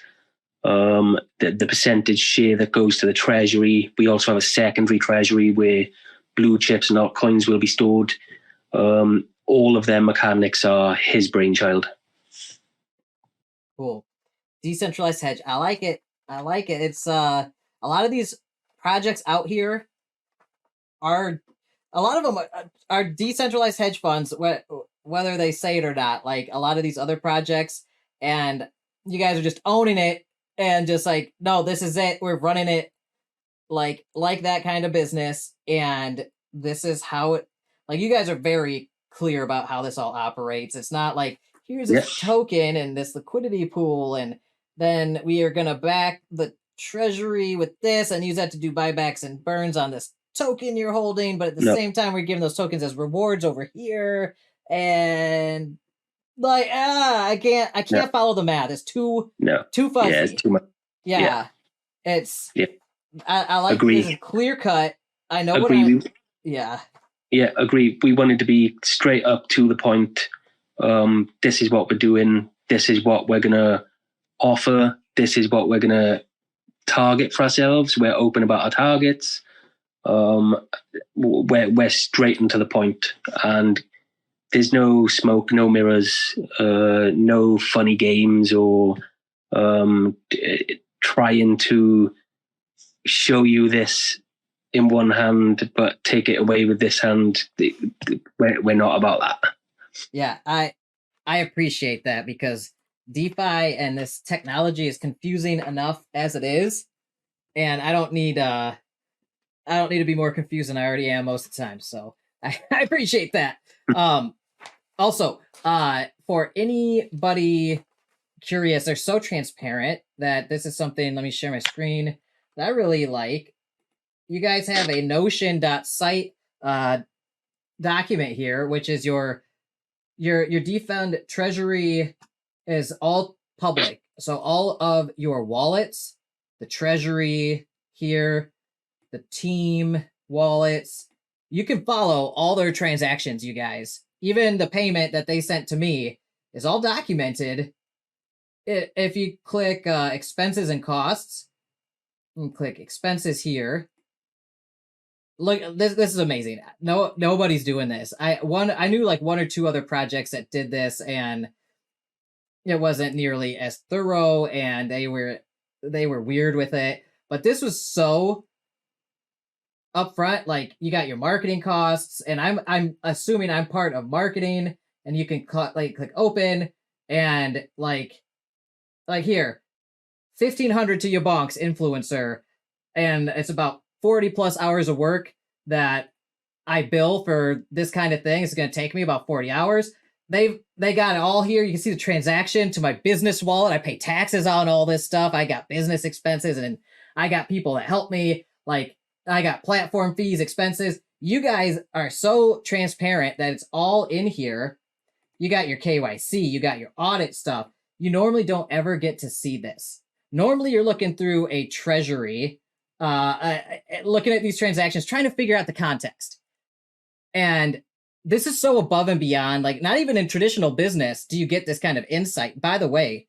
So this is like, you guys are showing a legit effort to be an actual DAO, like totally decentralized, autonomous organization where like this stuff, you don't get the context here ever in these projects or in normal businesses. I appreciate it. I hope you don't mind. I'm showing this, but this is all public. This is in your announcements channel. Yeah, that's what it's there for. This is crazy to me. I mean, this is wild. Now, obviously, like, some people, might be like, oh, prices or this and that. And if I'm offering deals, that can be. So obviously there's some kind of like nuance there, I guess. Especially, I know some marketers are weird about their prices. I'm not. I don't care. You ask me, I'll tell you exactly how much I charge. At the end of the day, I put in so many hours, like, you'd be disgusted at how much work I put into these videos, right? It's I have no problem showing how much I charge. I could charge way more, trust me. Some of these other influencers though out here can be touchy-feely about this stuff, but like you never get this kind of transparency. I love it personally because I want to know where this stuff's going because there's so much embezzlement in DeFi, honestly. And I ask everybody directly. I asked you directly when I vetted you. Do you give me your word you're not going to commit financial fraud, including rug pulling or embezzlement or anything else with nefarious intentions? And you gave me your word. And now I see this. This is so beautiful, honestly. Now, it's not required of any business in the traditional business world. It's not a requirement. Most businesses would never do this. It just shows that you guys are going so above and beyond to like show that you guys are trustworthy. And you say, hey, if you don't trust what we're saying, go look at the books. The books are open, right? This is DeFi. These are open ledgers, totally public ledgers we're dealing with. But normally we don't have context, so people can lie and say, oh, this was for that or this was for that. But you guys are like, no, this is written in stone. This is what that was. This is what that was. If you have any question, go ask that company or go ask YaBonks if that was what they paid you. And I'll be like, yeah, that was my wallet. That's my business wallet. That's what they paid me for. Yep. And the government could be like, YaBonks. And I'll be like, no, don't worry. I already paid you my income tax on that. Don't worry. Right? Like, this makes my job easier, honestly. And if I just decide to invest into this, it makes me a lot more comfortable knowing that you guys go out of your way to be this transparent. So anyway, sidetrack. I was meaning to get to this part later, but I'm just so impressed with this, you guys. Good for you, Bevan. Thanks for doing that, for you and your team putting this together. No problem at all. That's what we as a team have wanted from others, and that's what we will always put in place, and that's total transparency. Super cool. I love it. Yeah, like, here's your investment, here's your expected return. Where else do you get this in DeFi, guys? Like, I only know a handful of projects that are this open and transparent about what they're doing out here. Makes me feel really good. So this is the feel-good story of the night right here, you guys. I love it, man. Good job. All right, now back to this guy right here. Who designed the artwork? So the artwork was a what's the word? A collaborative measure from all of the team's ideas, and then a really talented artist called Gwilhelm. He'd never done a collection for DeFi before. So yeah, we were quite lucky to have him, but he's a very, very talented artist. Well, I think it's I think they look great. I like to ask that. It's more of a fun thing to ask. I know these are more of like a utility type NFT, and the artwork's just kind of like cherry on top, but I think they look super cool, especially these NFT that from the seed collections, the DAO ones. I'm guessing this is a legendary. You got the beard, you got the cool hat, and he's smoking a cigar with a glowing crystal. And you guys need to watch this teaser video if you get a chance. It's great. I'm not sharing my audio at the moment, but it's beautiful. You guys got to see it. Let me do this real quick and see if I can share the audio here. Share. Dang it, I got too many tabs open, bro. I can't do it. It's too confusing now. Anyway, I'll deal with that later. Everybody check out this this right here. Okay? Watch this video when you get a chance, and it shows like a whole bunch of the different, like this legendary here, legendary number 168. Look at this dude, badass. Look at these commoners, common folk with their lump of coal here, earning just an extra, what is it, 2% for the commoners, extra 2% APY boost. But then you got super rares, you got rares, and you got legendaries. This legendaries gets 5% extra boost, plus minimum 5% treasury profit share, but potentially more than that, especially as a legendary. Is that right? Correct. All the collection, whether common or legendary, will have the same profit sharing, but it's minimum 5%. And obviously, as the treasury grows and we have the backing for it, that can be increased. Awesome. And then the APY boost is 2 to 5% APY boost, depending on the rarity, and then the DAO voting rights and all that fun stuff. So cool. And did that how'd you say his name? Gwilhelm. Gwilhelm. Did he also make the Bond NFT artwork? He done all the artwork, yes. Cool. And this is what the bonds will look like. Is that right? Correct. Yeah. Very cool. Very official looking. Very, very, very nice. Yeah. No, this is great. Very professional looking.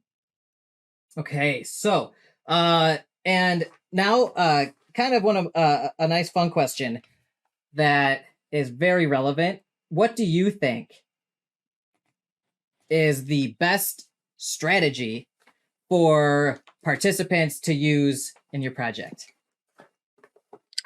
100%. I think what will bring people most benefit is to get into the early DAO NFT round. Obviously, it gives you the ability to help push the company in a direction you would like to see the company go. As I mentioned earlier, we want like-minded individuals to be holding our DAOs. So if you're the kind of person that wants to get involved in a project to the point where you can vote and push the project to different avenues and different sectors or whatever, 100% major benefit getting in on these early NFTs. Take the boost away, they still hold amazing utility, from the luxury resource that you'll have chance to go to the rentability of them. They're just majorly beneficial to anyone that's holding them. Awesome. And that treasury profit sharing that the DAO NFTs offer, is that is that something people have to go and claim periodically, or how does a treasury profit sharing work with those? That will be airdropped to everyone at the time of sharing. So anyone holding an NFT, it would be announced beforehand, obviously, the day of airdrop, but we will tell you when the airdrop is going to happen, and it will just come into your wallet as a stable coin. That's awesome. Yeah, you got my gears turning right now. I like that. I'm gonna have to have a talk with my wife and go over budgets later and see what I can do. Man, that's cool. And by the way, disclaimer, blah blah blah. I'm only saying that because I am honestly excited after this long conversation. I have to give this disclaimer, Bevan, by the way, because you did not pay me to say anything good about you. I specifically I made you agree to my contract that I can say good or bad, my honest thoughts and opinions on your project as we pick it apart. And I like what I'm seeing so far. If I had the cash, my DeFi disposable income, my fund money, I would grab one of these personally. And just for the treasury profit sharing, honestly, pure self-interest and greed. If I had the money, I would try that as a play. And hopefully long term that would just be dropping stable coins in my wallet periodically. I have to give that disclaimer. And I'm saying that because I like everything you've said so far. I like you and the team. I like your transparency. This has all sounded great to me personally. So it's not financial advice, blah, blah, blah. Make your own decisions, audience, whatever you guys do. But that's where I stand currently at this point in time. Now, we still have a few more due diligence questions to run through. Hopefully those don't change my mind, but I already know most of the answers because I already put 20 hours into all that due diligence, but I just got to hear you say it for the audience now. So yeah, of course. So anyway, yeah, man, I gotta, if I ever say I'm excited about a project and I want to buy into it, I immediately have to check myself and let people know, like, because there are people who shill out here, and by shill I mean get paid to say they're going to buy something when they don't actually want to. Like they're paid to lie, it's basically. Ridiculous. Yeah, 100%. So I try to be fully transparent, like you guys. I'm like, hey, if I really want to buy something, that's me saying that. That's not you guys. You can't pay me any amount of money to say that. You could donate to my sanctuary, all the extra money you want. Please do. But you still can't. I'm still not going to say good things if I don't believe it, right? Yeah. Yeah. Yeah, 100%. And in all honesty, we wouldn't have come to you to want to talk to you if you were that kind of that's not what we're all about. Well, thanks for that. That means a lot. I turned down a lot of money, and it hurts. It really does. It hurts, man. As somebody who runs a nonprofit, that I'm trying to get as much money as I can to put into that, I have to say no to a lot of money out here because it doesn't align with my values. Yeah. Right. So I appreciate that you said that. That honestly means something to me. So. Yeah. Good. It is a compliment and is meant as a compliment. I appreciate that, man. Now I got the good feels, man. All right. Now let's jump into the hard questions. Now that you said all those nice things about me, I'm going to ask you some really hard questions, and hopefully you're not mad at me at the end of this segment. But let's talk about the team and some due diligence stuff around there. Have you ever worked on any other projects before? No, this is my first DeFi project. Okay. All right, cool. Yeah. Who else is on the core team, and what countries is everybody from? So we have 2 people from USA and now 1 in Canada. We have Billy the Dev. He is a high-level engineer, works for a major fintech. He's absolutely top quality. So that's our dev, our CTO. Our COO, Anthony Mongo, as he's known in Discord, he's a business owner. He's also USA. run multiple businesses. He's technical analysis specialist, trader, pure DeFi brain. He's just so experienced in the DeFi space. It's unbelievable. Then we have Chaos, our CPO, who works for one of the largest layer one coins. He's project owner for one of the largest layer one coins. So pretty well diversified, experienced in different areas, and all bring something to the team. And the mix of knowledge and mix of experience really, really allows us to know basically every area that we need to know. Awesome. And I guess my next question is for the people, I guess do you have multi-sigs for like the treasury and the other wallets that hold the project funds? And do you have multi-sigs for the wallet or account that owns the smart contracts involved here? Yeah, so right now, because we're on Red Light Chain, they haven't got a live multi-sig on chain. So any funds that we hold in Red Light Chain is held on a ledger. They are integrating a multi-sig for us. We do have a multi-sig off Red Light Chain. Anything that's held off Red Light Chain is held in a multi-sig. But we're expecting the multi-sig to be anytime integrated, and then everything will be multi-sig, whether it's Red Light Chain or not. All right, good to know. And I want to share my screen here for this next question. And are you guys KYC'd, and by whom? Yeah, we're KYC'd by Assured DeFi. Myself and Mongo are currently the KYC'd. We did have another co-founder, Alex, that was KYC'd, but due to personal reasons and life, unfortunately, he's had to leave. And sad to see him go. He's been with us 2 years building, and life's just got in the way, and he's had to leave so early, and he hasn't got to see the fruits of his labor, basically. Okay. Wish him the best and everything. So Mongo currently, he currently has control of the wallets and the ledger that controls the wallets, right? Yeah. And he is KYC'd.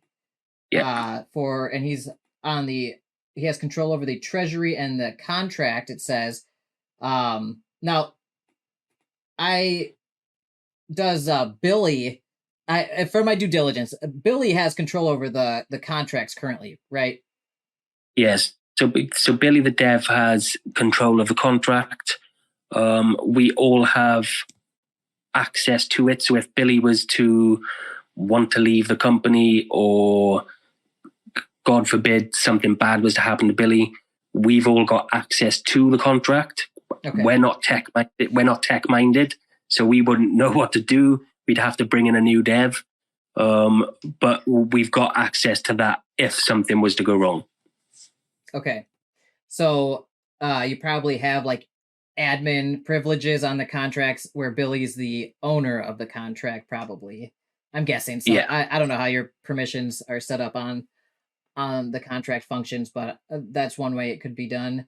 Also, all of you guys KYC'd here. I know Alex is gone, but you and Mongo here are from tier 1 countries.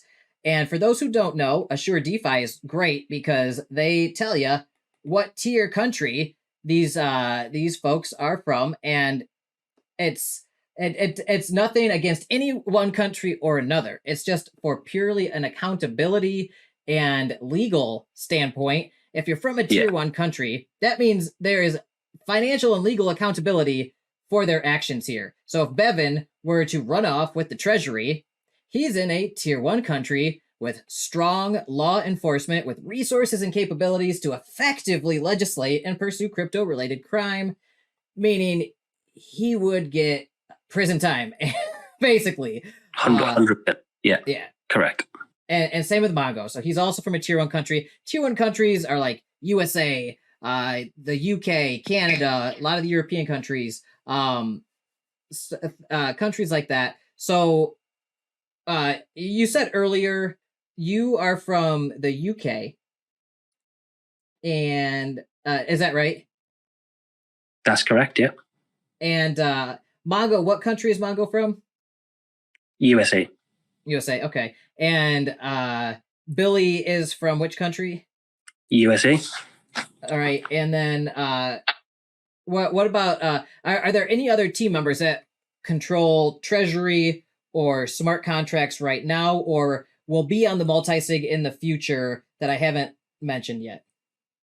Chaos is on the multi-sig, but he doesn't have access to any treasury, any wallet, or any contract. Okay. And when you guys have the multi-sig, when the technology is available for multi-sigs on the red light chain, who all will be on those multi-sigs? So all 4 core team members are on the multi-sig, and Okay. 3 signatures are needed to move any money.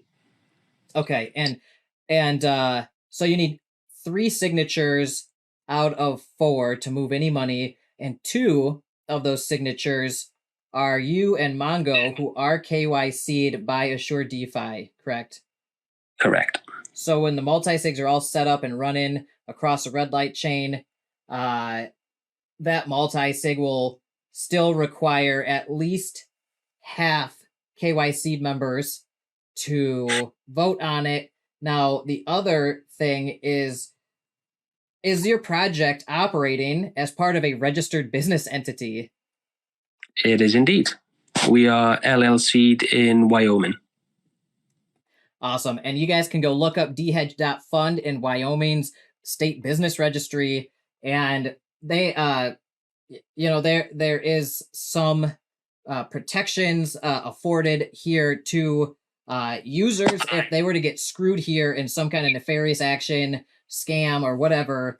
You guys can actually go file legal retribution through the state of Wyoming against this business entity, and then all 5 members are actually on the registry.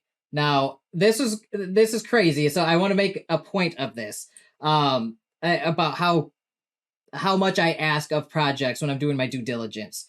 Not a lot of people do this stuff, but and not a lot of projects comply if people ask of this stuff, because most projects don't trust anybody out here. But like you, Bevan, you know me fairly well. Your team members watch my channel. They know me and how I operate. So you guys were more willing to share your personal details with me. Now, I'm not in the KYC business, never want to be. I already forgot all your details. I don't remember your addresses. I know you're crazy, Bevan. You told your address on another AMA I listened to. You're a wild man. Yeah, I don't mind. I'm fully doxxed. I don't care. That's good for you, man. Bravery. I love it. And you don't need to be brave when you're honest. It's just I'm out here trying to improve the space. So yep. in fact, I want people to know who I am, because when the space does get improved, they can look towards me and go, "Oh, you were one that helped to do it." I'm not out here to hide. Awesome. I love to hear it. And I did see the filings that you put together with the registered agent agency that is the registered agent that has filed the paperwork here for the LLC, as well as your annual filings and everything like that. So if you look at the LLC, it'll just show the registered agent and the registered agent company. That's totally standard in most states to give people some semblance of privacy, so their home addresses aren't blasted all over the internet. I did ask to see to at least have verification that Billy, who owns the smart contracts, since he's not KYC'd, I did ask to see that Billy was a member on this LLC, and I did see him on there in the initial filing that you guys did with the registered agents. agency. And yeah, so I did see that, and that was a privilege to see that information. Not everybody will be privy to such things because, privacy is important to a lot of people out here. However, I've got super crazy high standards when it comes to coming on my channel because my channel affects a lot of people, and I wanted to make sure I went above and beyond. And I have a selective memory. I already forgot all the details, so you guys will never get anybody's addresses or personal information or last names or anything like that from me, because I am not ever going to publicly dox anybody's private information because that's illegal where I'm from, and I'm not going to jail over this shit, you guys. That's why the LLC exists, and that's why KYCs exist. So I'm just saying, yes, I saw Billy as a member on the LLC paperwork.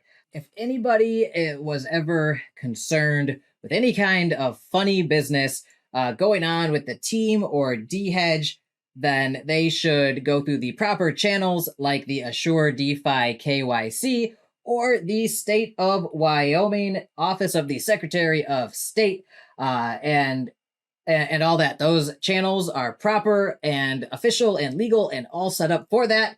Don't come crawling to YaBonks' DMs and blow up my messages looking for information, personal details about these gentlemen. If you ever have any concerns, I will never share anybody's private information out here if that is not something that's already publicly available, because it's illegal where I come from. So you guys have the proper channels set up, though, for any kind of accountability, concerns, State of Wyoming, and Assure DeFi KYC. All right, perfect. Think we got that segment covered. Now, how is the team compensated by the protocol? So once bonds go live, 15% of profits will be sent to Team Wallet. 7.5% will be used for future development, etc. And then the other 7.5% will be used for the team, however the team see fit. If we don't need the money, then the likelihood is that more will be put back into the protocol. The main priority for us is to grow the business. But when it comes to a point where we do need to take a wage, that's where it will come from. Okay. All right. So you're taking basically a performance fee. Is that right? And then... Yeah. So I'll be clear. The team won't make anything until payouts have been paid. So we will only take 15% from protocol net profits. It won't be from total revenue. Investors will be paid out first. Then once everything's been paid, all costs have been paid, that's when the team will get their part. Okay. So here is a chart that I found in one of your Medium articles that kind of shows your projections and your projected growth and how your revenue and net profits and everything like that are determined.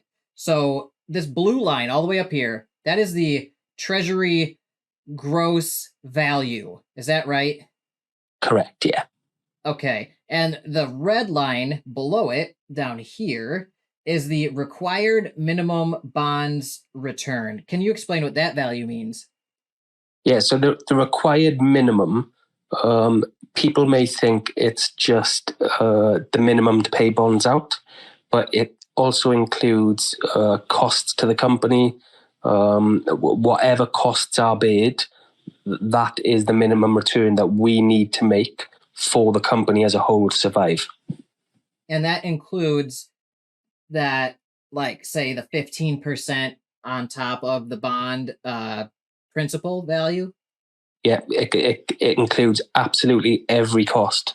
So every cost to the company, whether it be returns, whether it be a Twitter subscription fee, whether it be educational platforms that we get added to Discord, every cost is included in that. And that is why below that we see the green line, which is bond sales total. So that is the sale price of all the bonds. That's the bond capital principal value. That so Correct. let's say you sell $2 million worth of bonds. That $2 million is right here. That red line above it is that $2 million plus, like, let's say you're going to pay out 15% returns on that to the holders, plus all the business expenses to make that happen. Then that's where that red line comes from. So your total expenses basically is the difference between the red and the green line. Correct. Okay. Now down here, we've got this yellow line, and I like this. This is the treasury net. So this is a treasury net profit, and that net profit is actually going to be this blue line all the way at the top, the treasury gross, and between the treasury gross and this red line, your total expenses. So basically this blue line minus this red line gets you the yellow line, the treasury net profits right here. This is the treasury gross minus all of the expenses and everything. And you get this yellow line. And now this is a healthy profit margin, in my opinion. It looks like you're doing like a standard 30% margin, which is like a good goal that I think a lot of businesses shoot for. Yeah. So you got like a 30% profit margin here on your treasury. Now, this blue line down here is the team wallet share. So right here is the team wallet share. Can you explain the team wallet share value? Yeah, so that's what I hit upon just now, actually. After everything else has been paid, after all the costs, after the required minimum has been hit and all payouts have been done, the team wallet share will then come from the treasury net.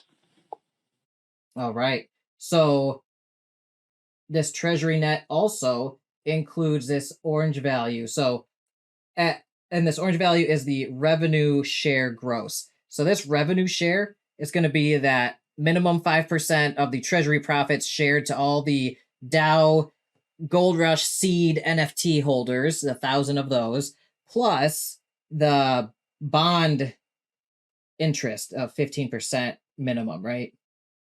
Correct. So the revenue share gross would be literally just between the collection of 1,000. The bond 15% is the required minimum. The bottom line that you're looking at there would be literally just what's shared between the NFT holders, the collection of 1,000. Awesome. And and that shows the amount of wiggle room you have to hit your goals, right? It's wonderful. Now, does this treasury gross include the one? Is this assuming selling? Is that assuming the $400,000 capital injection from selling the founders NFTs? No. So, as I said, the DAO collection. Obviously, it's been around for a long time. It's not something that's just been thought about overnight, but we didn't want to include it in any projections. Any projections that are made are off bond sales alone. The NFTs are an added safety net, if you will, and an added revenue stream for the treasury.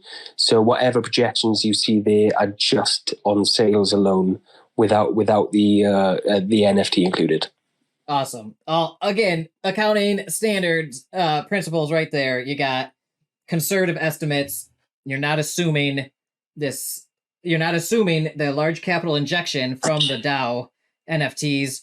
You're going conservative estimates based on just bond sales. And this is, obviously scalable. Like, so here's projected growth. The millions of dollars here could be shifted up or down based on how many bonds are bought or sold. And so, but the proportions and the relations between these lines here should theoretically stay the same, correct? Correct. Yeah, correct. So we've worked out all margins based on minimums hit. As you said, we've stayed completely conservative. and they will remain the same. The only things that may change slightly is the revenue share per NFT. Once we hit a back in, that may increase a little bit. But the required minimum, the treasury gross, treasury net, they will all stay consistent. Okay. And I think I may have misspoke earlier when I said it was like your most conservative projections here, but this does say 40% APY instead of 15%, which was like our super conservative 15%. I forgot that this is based on the 40%, which you said is your average middle of the road, how you think is actually going to play out. You're thinking between 30 and 50% APY, somewhere in there. And on the wild side of things, 200, 400%, like you're saying, it could get crazy in the bull market, but that healthy middle average that you're thinking is very realistic, is 40% for these projections. So did I explain that right? I'll just break that down a little bit. Sure. This projection chart here is actually based off the 15% APR or APY, if you want to call it. What we're basing the 40% off is for the company as a whole to pay all costs to. So if you take the 1,000 collection, if all are tied to bonds, then the minimum that we'd have to give with compounding values in place 20% would be around 20%. Yeah. If you add costs on top, and for us to grow the treasury, that's why we're working it off a 40% basis. I see. So yeah, that's how that's broken down. I see. Okay. So this projection is not 40% interest paid out to bondholders. This is assuming 15% interest paid out to bondholders plus, approximately 20% if you're including the boosted seed round NFTs. And then the other 20% is business expense margins and performance fees and all of that, management fees and stuff Correct. like that. Awesome. All right, yeah, I got it. I think I got it. So the 15% is right here. Well, 20%. The 20% is this orange line, basically, that you guys have to pay. Is that 20% to all the holders and the boosts and the profit sharing. The blue line here is incrementally on top of that is your management and performance fees. So that's your guys' payment and what you guys kind of funnel a lot of that back into like retained earnings, if you will, and further investments to further scale this in quicker. And the yellow is your net profit margin. So from so this right here, the blue line, how much? What's the difference between the blue line and the orange line? So this is 20%, and you said this was how much on top of that? The revenue share, you mean? Yeah. That's the revenue share is 5% of total protocol profits. I mean the team wallet share again. What was the team wallet share? Yes. So it's 15%. 15%. But 7.5% is the actual team share. The other 7.5% is project development. Okay. All right. So this is the orange line's about 20% for payouts to all the holders, and then another 15% on top of that would be the team wallet share, where 7.5% would go to like team stuff, like salaries and everything like that, and the other 7.5% would go towards business expenses and management and expenses and things like that. So this would be about 35%, and then the other 5% that you gave yourself a little bit of wiggle room for probably unexpected costs and things like that. Yeah, exactly that. I mean, moving forward as we scale, there's going to be costs that we incur that we're not incurring now. So yeah. You all obviously have to leave a little room. Yeah, for sure. So I think that's again an accounting principle that you leave yourself wiggle room for unexpected expenses. They're inevitable. And then yeah, and even with that, look at the clearance here between your treasury net and your 40% expenses. So if you got 40% expenses, your treasury net is massive. So I'm pointing that out. So I want people to see how big this gap between yellow and the blue line is. That's how much that they are going to have going back potentially into either retained earnings and to have further investments for the business, and that's going to be split between retained earnings probably and additional goodwill payouts above and beyond the 15% that you are looking to pay out to holders yearly. Is that right? Exactly that. Yeah. So that gap, what you see there, we will first use it to invest in things like blue chips, altcoins in the bottom of the market. What you'll see is as the market pumps up, that gap will get wider. And as that gap gets wider, because our assets are appreciating in price, but we've still got the same liability, we will then be able to increase APR and lower that gap back to where it is now. I see. And also the slope of this line and the slope of this blue line, your gross revenue, those will increase the better you guys perform. So these things will be pointing up more, and over time, you might even see a slight curve to this if, this compounds upon itself as you build your portfolio. Yeah. This thing should have a slight exponential curve to it as you build, as this thing snowballs from the compounding principle. Yeah, correct. Awesome. And then that thing will be starting, hopefully, to run away from all of your expenses and liabilities down here.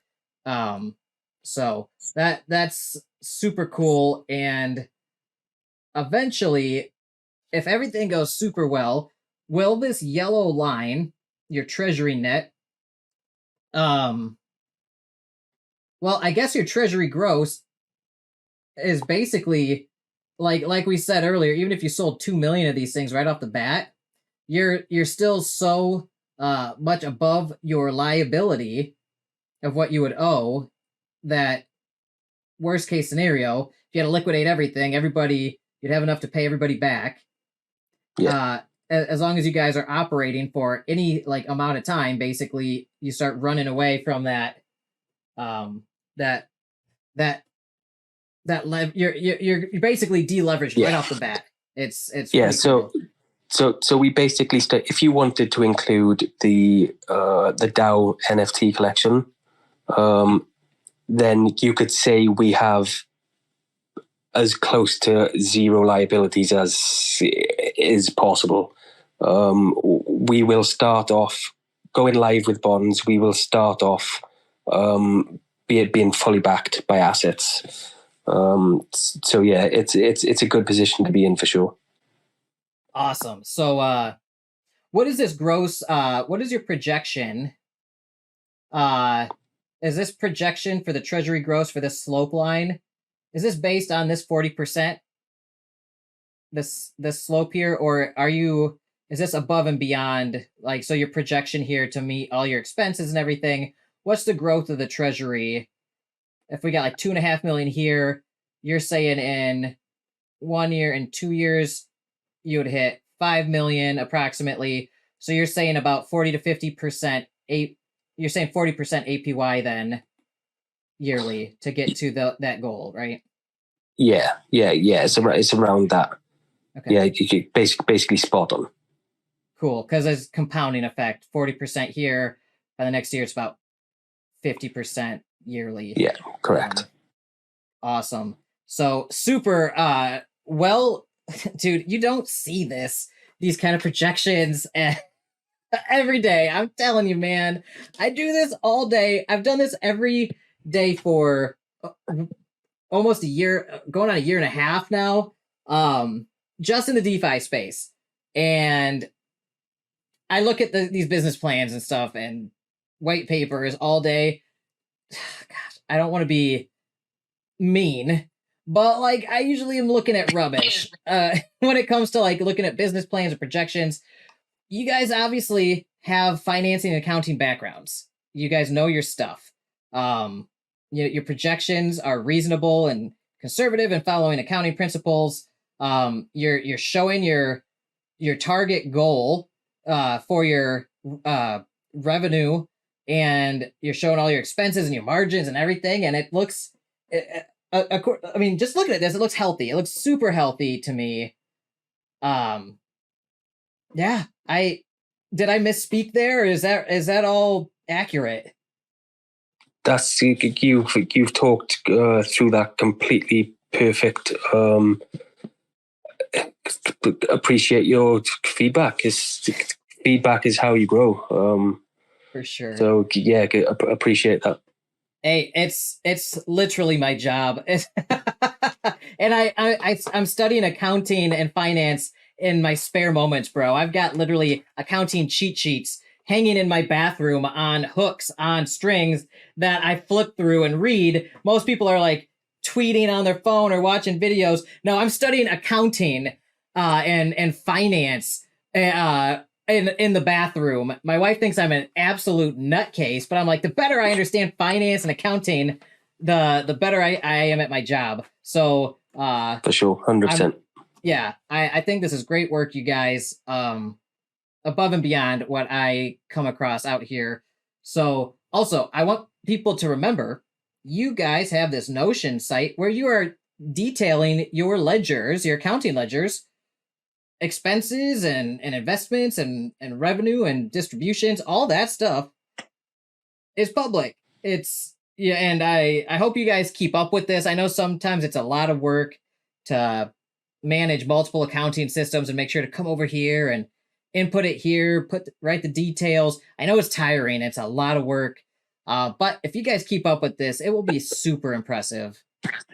The thing is yes, you can view it as a lot of work, but the work that it does take isn't much time compared to the transparency and trust we can gain from doing it.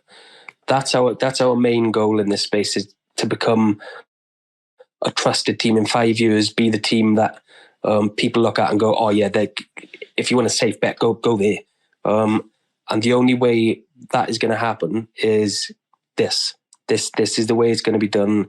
As soon as a transaction is made, it's not even 60 seconds before it ends up in the Notion document.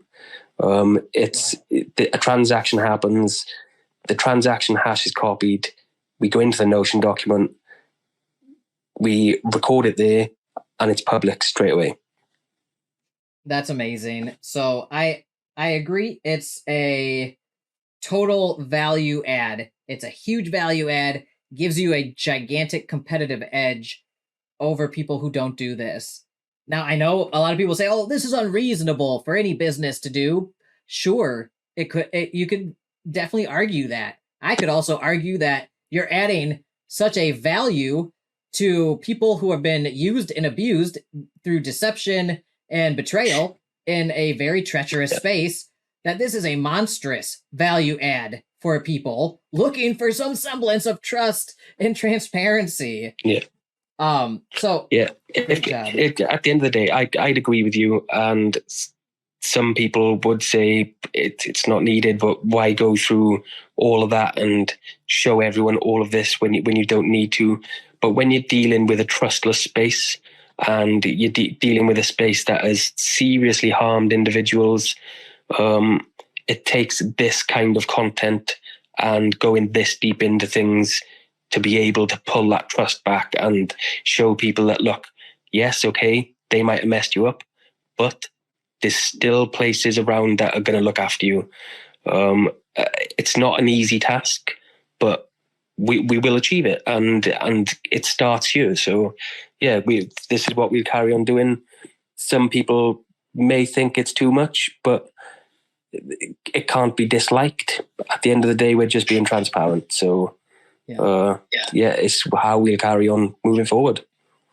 Well, I love it. I think it's super. It's a super nice thing to do in a space where we're all, we've got some kind of PTSD from being rug pulled or tricked or slow rug, this and that, and somebody says this, but then they do this, and why is my bag down 50% when they say everything's going well? I don't understand. Now I can look at the books. That's super cool. It's DeFi's awesome. Like I love DeFi, Bevan. I'm betting that you could guess that by now. I love DeFi. Yeah, same. And you know what? To your point about going this far out of your way and putting this much effort into creating content like this, I just want to say, only very confident teams come onto my channel. You got to be confident. You gotta be ready, because I have a reputation of going into every nitty gritty detail. Manically, I will research and research and research and research, and I will ask you and your team a million questions until I have finally felt like that satisfaction, right? It's what makes me so bulldogish on my research and my due diligence. So just the fact that you came on my channel, you are putting yourself through one hell of a gauntlet coming here today. And I also respect that, because I admit I'm a crazy person. I go way too hard on this stuff, and other people tell me you don't need to do all that work. And I'm like, this is my value add, right? You're going out of your way to do as much transparency and provide as much trust to your audience. I'm trying to do the same thing and create as much value and transparency and trust, and that I've tried my best to get to the bottom of things and show that risk reward ratio and profile and show the value proposition. By the end of this presentation, this interview, somebody could watch this and they'll understand this project more thoroughly than in any other way possible. That's my job here, right? That's why you came to my channel. I appreciate you coming to my channel. I love my job. And your project's super fun to pick apart your business plan and do my due diligence. And so anyway, I just wanted to say, like, you came to my channel for a reason. It shows how confident you guys are in your transparency and showing that you have earnest intentions building this business. 100%. And that's exactly why I touched upon it earlier. That's why we chose you, because your due diligence is so thorough. If there's anybody that's going to pick apart something that may not sound right, it may not even be malicious. If we'd missed something and we hadn't been told about it, if anyone's going to tell us what it is, it's you. And then it can be fixed. Yeah. So yeah, that's kudos to you, because that's the whole reason we wanted to work with you. 100%. Thank you, man. That's thank you. Thanks a lot. It means a lot to me. People come onto my channel, they go through this whole process. I put in all this time, and I have literally sat there for 24 plus hours reworking somebody's entire business plan with them, because they didn't know the terminology of business or finance, and they needed help. And I'm like, and they were earnest. They just didn't know better. Like, and it's like, I'll do everything I can to help make a very high quality video, but I can't be bringing a business plan like this on my channel. You got to fix this or that. And they're like, oh my gosh, you're right. I just don't, I didn't take that class in school yet, or I haven't learned that yet, or, there's a lot of young dudes out here, and ladies too. And some of them just don't have that business experience yet. Obviously, you and your team are more mature. I think you're about the same age as I am. You've probably got 15 years in industry and business under your belts. So it shows in this level of a business plan and your projections and your numbers. And this right here, this isn't normal. You don't see this every day. So it's great, man.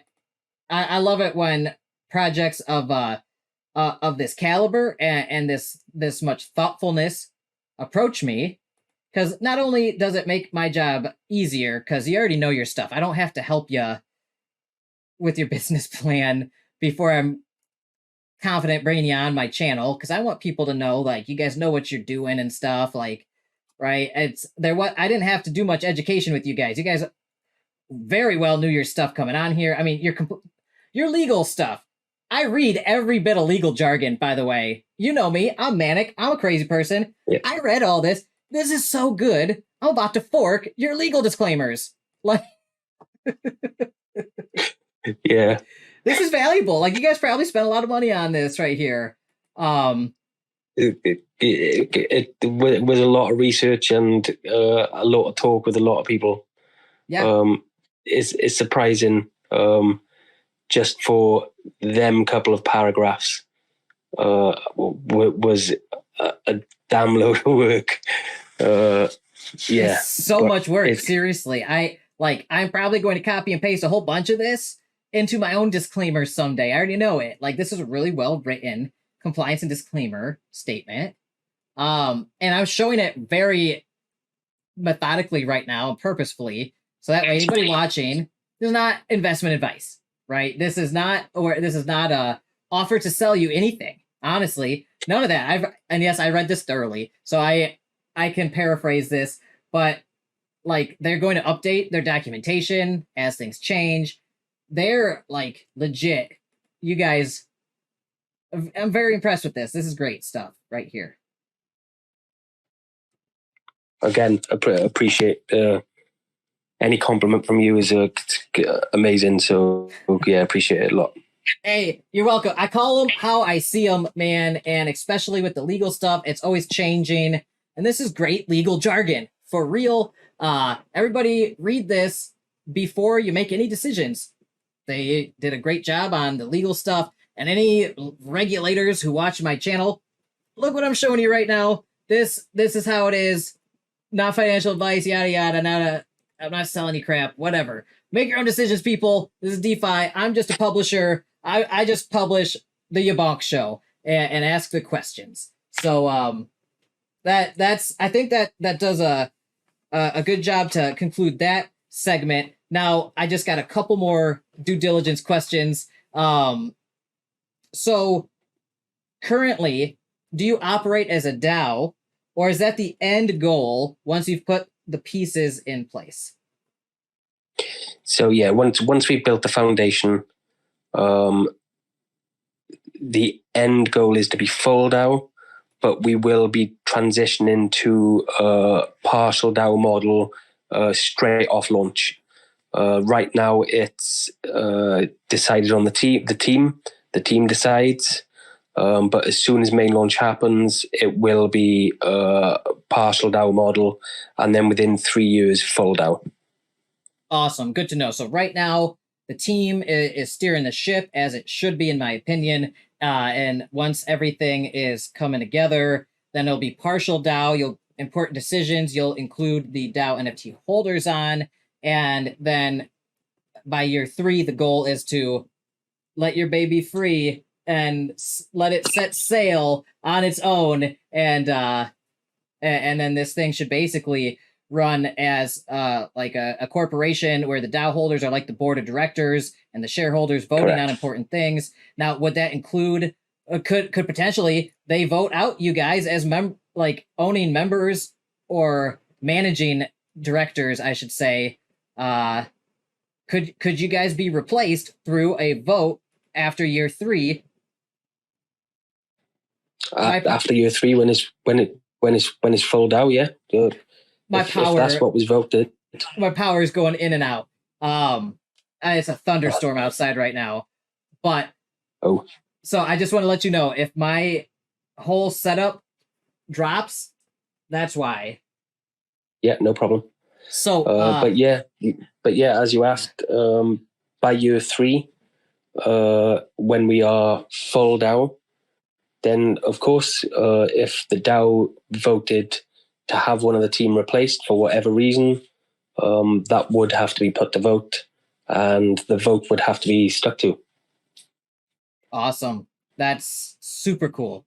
So end of phase 3, which is about year 3, full DAO in control of everything, including having the ability to make proposals and decisions to even change the managing directors and executives of the organization.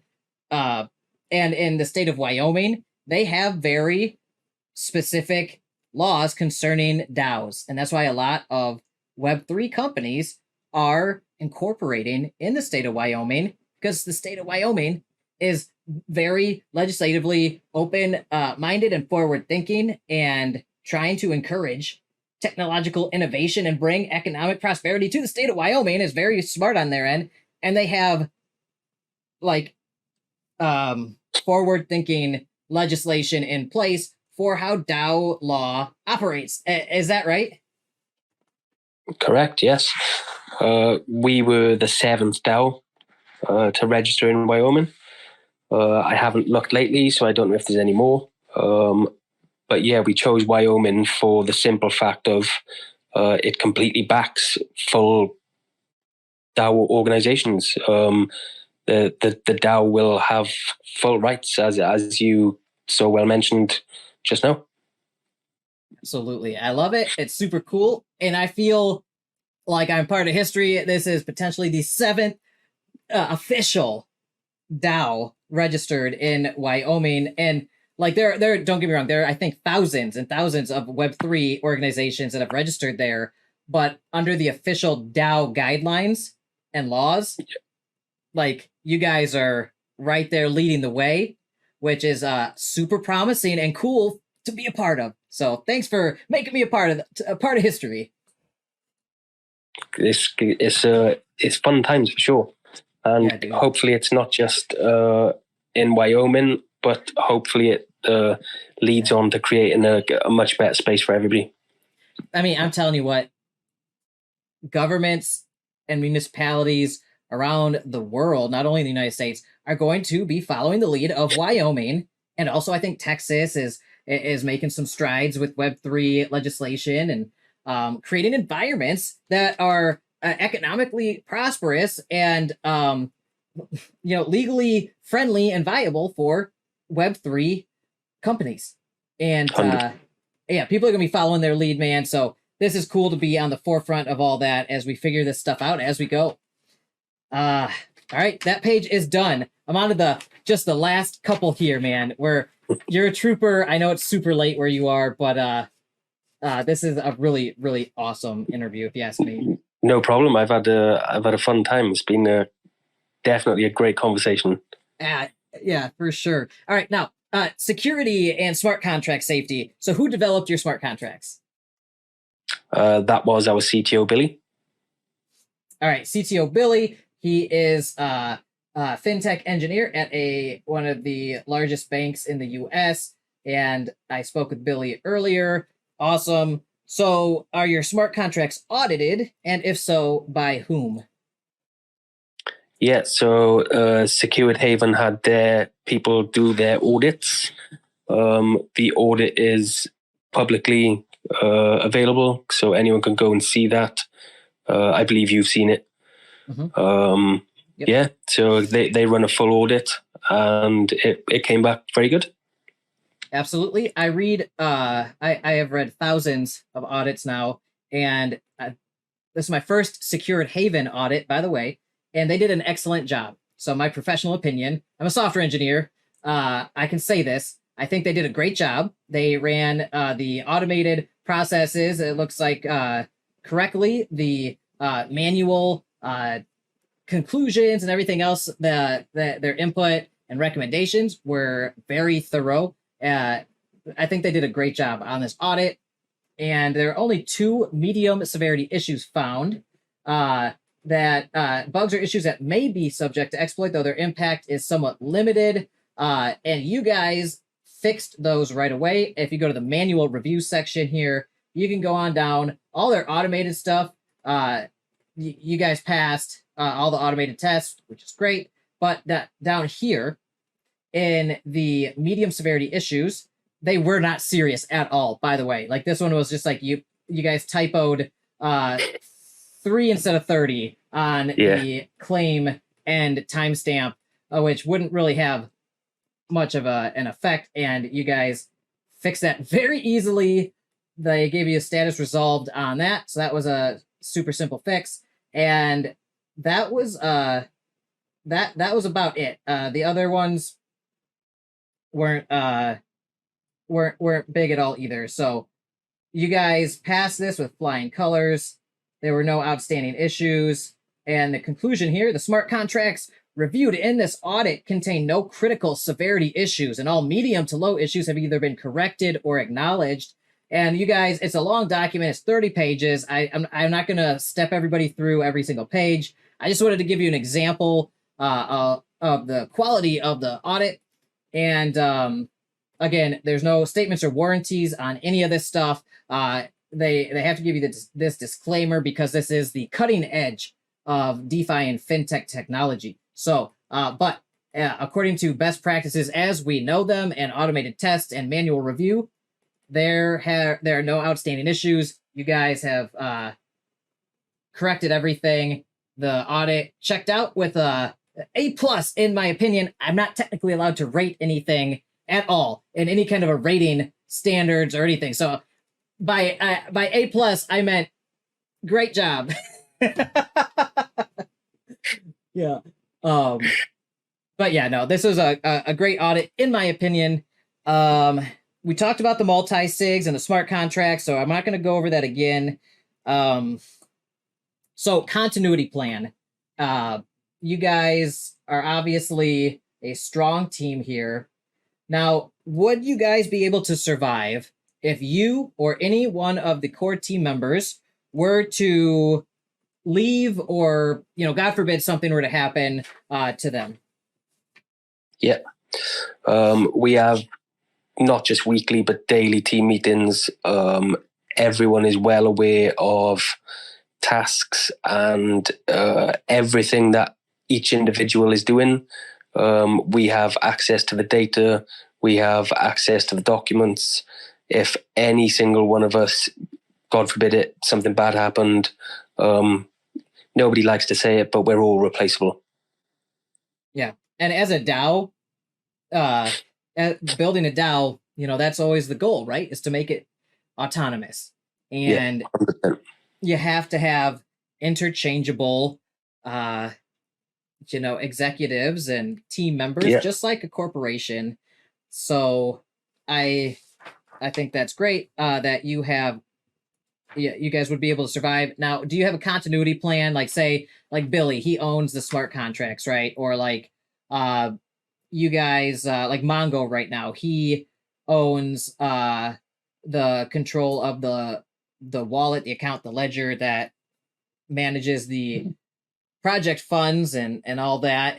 Do you have a continuity plan to ensure that if something were to happen, those wallets aren't just like locked forever? Yeah. So, as you know, we all know each other's addresses. We all are in contact with each other all the time. Any address that isn't accessible immediately to all four of us, the seed phrases and secret phrases are all locked in a safe. We know where that is. We can access that. And there's nothing that any one of us has got that the others can't get access to. Okay. All right, great. So you have a backup copy of the seed phrases in some safes protected through privacy, and you guys know the location. That's good to know, because that's always a worry, is like that one guy who lost like his ledger or whatever, and like the landfill with $100 million on it. He's actually 2 towns away from me. No way. Yeah, he's a Welsh boy. They say still to this day he roams the landfills looking for his $100 million. Yeah. Silly Welsh boy. No comment. I don't know enough about UK culture to make any kind of a relevant and non-offensive comment to that. So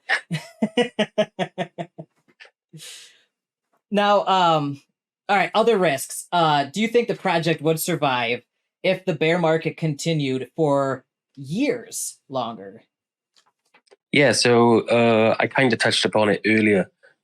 We've done all our testing with personal funds, I'll add, through the bear market, going into the bear market and through the bear market. So all of our strategies and testing has been done at worst case scenario. So yeah, things can literally only go up. We're well versed and well experienced dealing in the current market, and this is the worst market. Yeah, so the answer is yeah, completely. Awesome, good answer. That's kind of a trick question because the best traders and investors can make money in any market. A bull market is just one side of the coin, and there's just as much opportunity on the other side of the coin, and there's just as much opportunity if it lands like this. If it lands on the side and does nothing, yeah, I carry a silver coin around. If it lands like this, you can make money when things are trading sideways, if you know what you're doing. So cool. Good answer, man. All right. Now, your personal opinion. What do you think is the biggest risk to participants in your project DeHedge? The biggest risk to participants? Yeah, if I'm just like Joe Schmo here and I'm gonna mint myself a bond NFT, or maybe I want to get one of these DAO NFTs. What do you think is the biggest risk to me? I'd say that the biggest risk, not just to people investing in DeHedge, but as a whole, is user error whilst transferring funds from CEXs to DEXs, from wallets to wallets, bridging. That 100% is the biggest risk in any protocol. If anybody says different, they're lying. Don't just ever just paste in an address. Double check it, triple check it. You make sure everything smells of roses before you press that go button. I know people that are experienced that have been rushing to do something and they've lost money. It's so easy to do. It's too easy to do, I should say. That's definitely the biggest risk. So 100% triple check everything before you send any funds anywhere. Obviously, with links, only ever use official links in our announcement channels. Don't just come into our Discord and ask, where can I mint a Degen NFT or DAO NFT? You may think a mod has replied to you with a link, but people can get hacked in Discord too. It's normal. Always make sure everything's official and triple check everything. Yep, I totally agree. And I just want to reiterate. So you think the biggest risk to participants is human error on both the user side. That also means on the other human factor here, you and the team. So that's, it's a two-sided coin there too. Yeah, 100%. Human error. That's also a good answer. 100% human error is the biggest risk. For sure. All right. So totally acceptable answer in my opinion. Now, that concludes my risk assessment and due diligence. So I think I have done my job there. I think I've done it well. I hope you agree. Now, I want to end that segment on a fun note. So yeah, the risk stuff's usually like, worst case scenario, this, blah blah that. I like positive thinking. I like to think abundantly and all that stuff. Keep myself focused, eye on the prize. So in a perfect world, ideal scenario, Bevan is killing it on the portfolio along with Mongo Chaos and Billy. You guys are just crushing it. What is your like, what is your wildest hopes? What is your big goal? If you just like, if you just nailed it, if you just crushed it, what could a user like myself, if I grabbed one of these NFTs, one of the bonds for a year, or like, what if I grabbed one of the DAO NFTs and a bond? What, in the best case scenario, you guys are just so wildly successful, it blows your minds, and you're like, I've achieved my goal here in this time period. What do you think that would look like for me? Well, my personal goal, and one I will achieve. I don't do half-assed attempts. When I set my mind to something, I make it happen. I want us to be amongst the top 15 projects for TVL. When I get us there, that would equate to probably $3,000 or $4,000 per NFT per quarter in sharing. Wow, dude. And that's is that per DAO NFT? Per DAO NFT. Dude.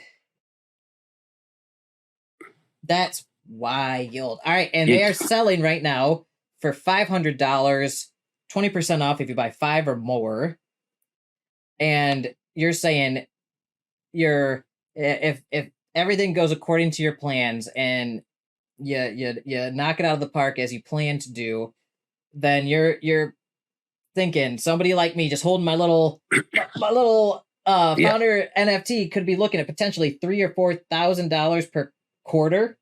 100%, bro. 100%. That's my personal goal of getting into top 15 TVL projects. Yeah. That's my end goal. Like I said before, when we're not working on next month or 6 months down the line, this is part of my 5-year plan. That's where I want to be. That's where I want to be sitting. So we want people along that are of the same vision. And I will hit the goal. I will hit that goal. And I will take people with me. 100%. I will. I don't do failing. It's just not in my nature. I love it. I love it, dude. I got a book right there you would love called The Psychology of Winning. You got to have that mindset of a winner. I don't care if you sound crazy. All leaders are crazy. You got to be crazy enough to not care if you sound crazy and to just execute. Dream big, plan big, execute. And 100%. I have faith in you, Bevan. Don't let me down. I don't think you will. I think you're going to try your hardest. I appreciate it. As I said, it's my personal goal and it's within the 5-year plan. We're not shooting for stardom straight away. That's why we're building the foundation that we're building.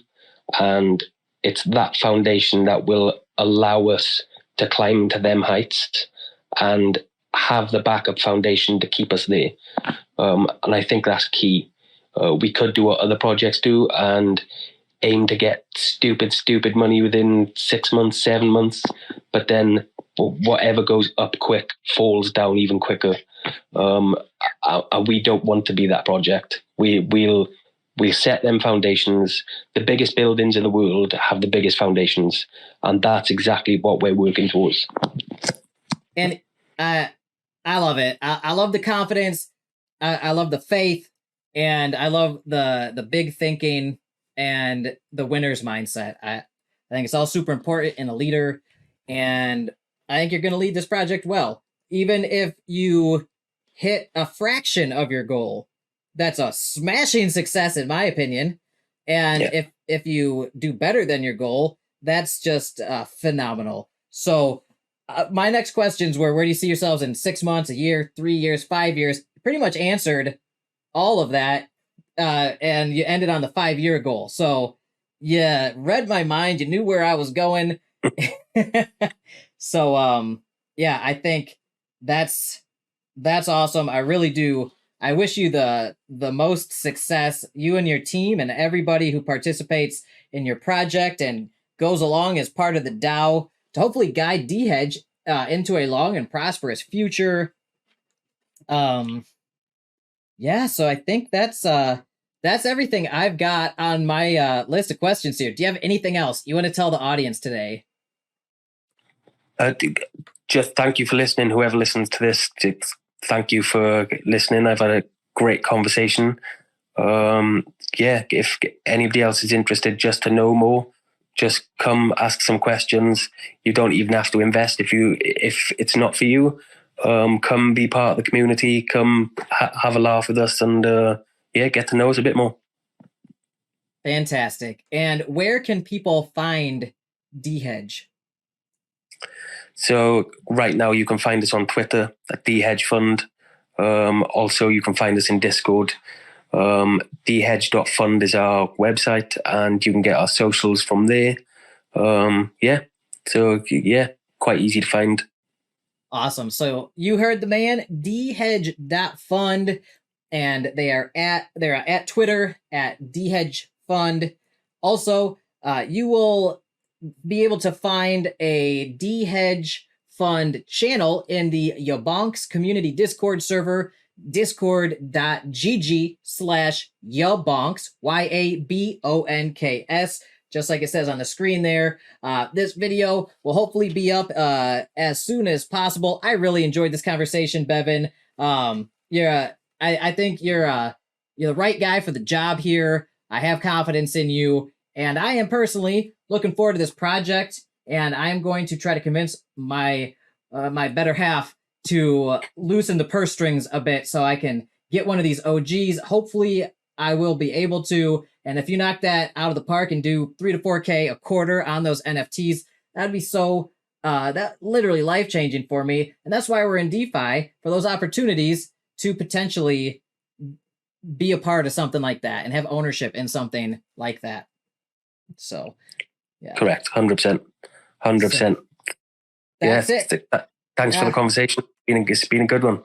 Hey, Anthony, Bevan, I really enjoyed this. This has been a fantastic conversation. And anybody watching, thank you for your attention. If you made it to this part, I will add chapters to this so you guys can jump around whichever part interests you most. If you watch the whole thing through, you will know more about this project than 99.8% of the people out there, I believe.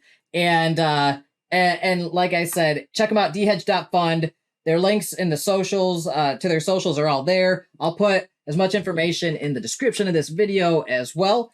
And thank you so much for your time and attention. If you like this content, hit the like button, subscribe to my channel, and check out more videos and interviews that I do with really cool projects and people like Bevan here. And I will catch you next time. Thanks for watching.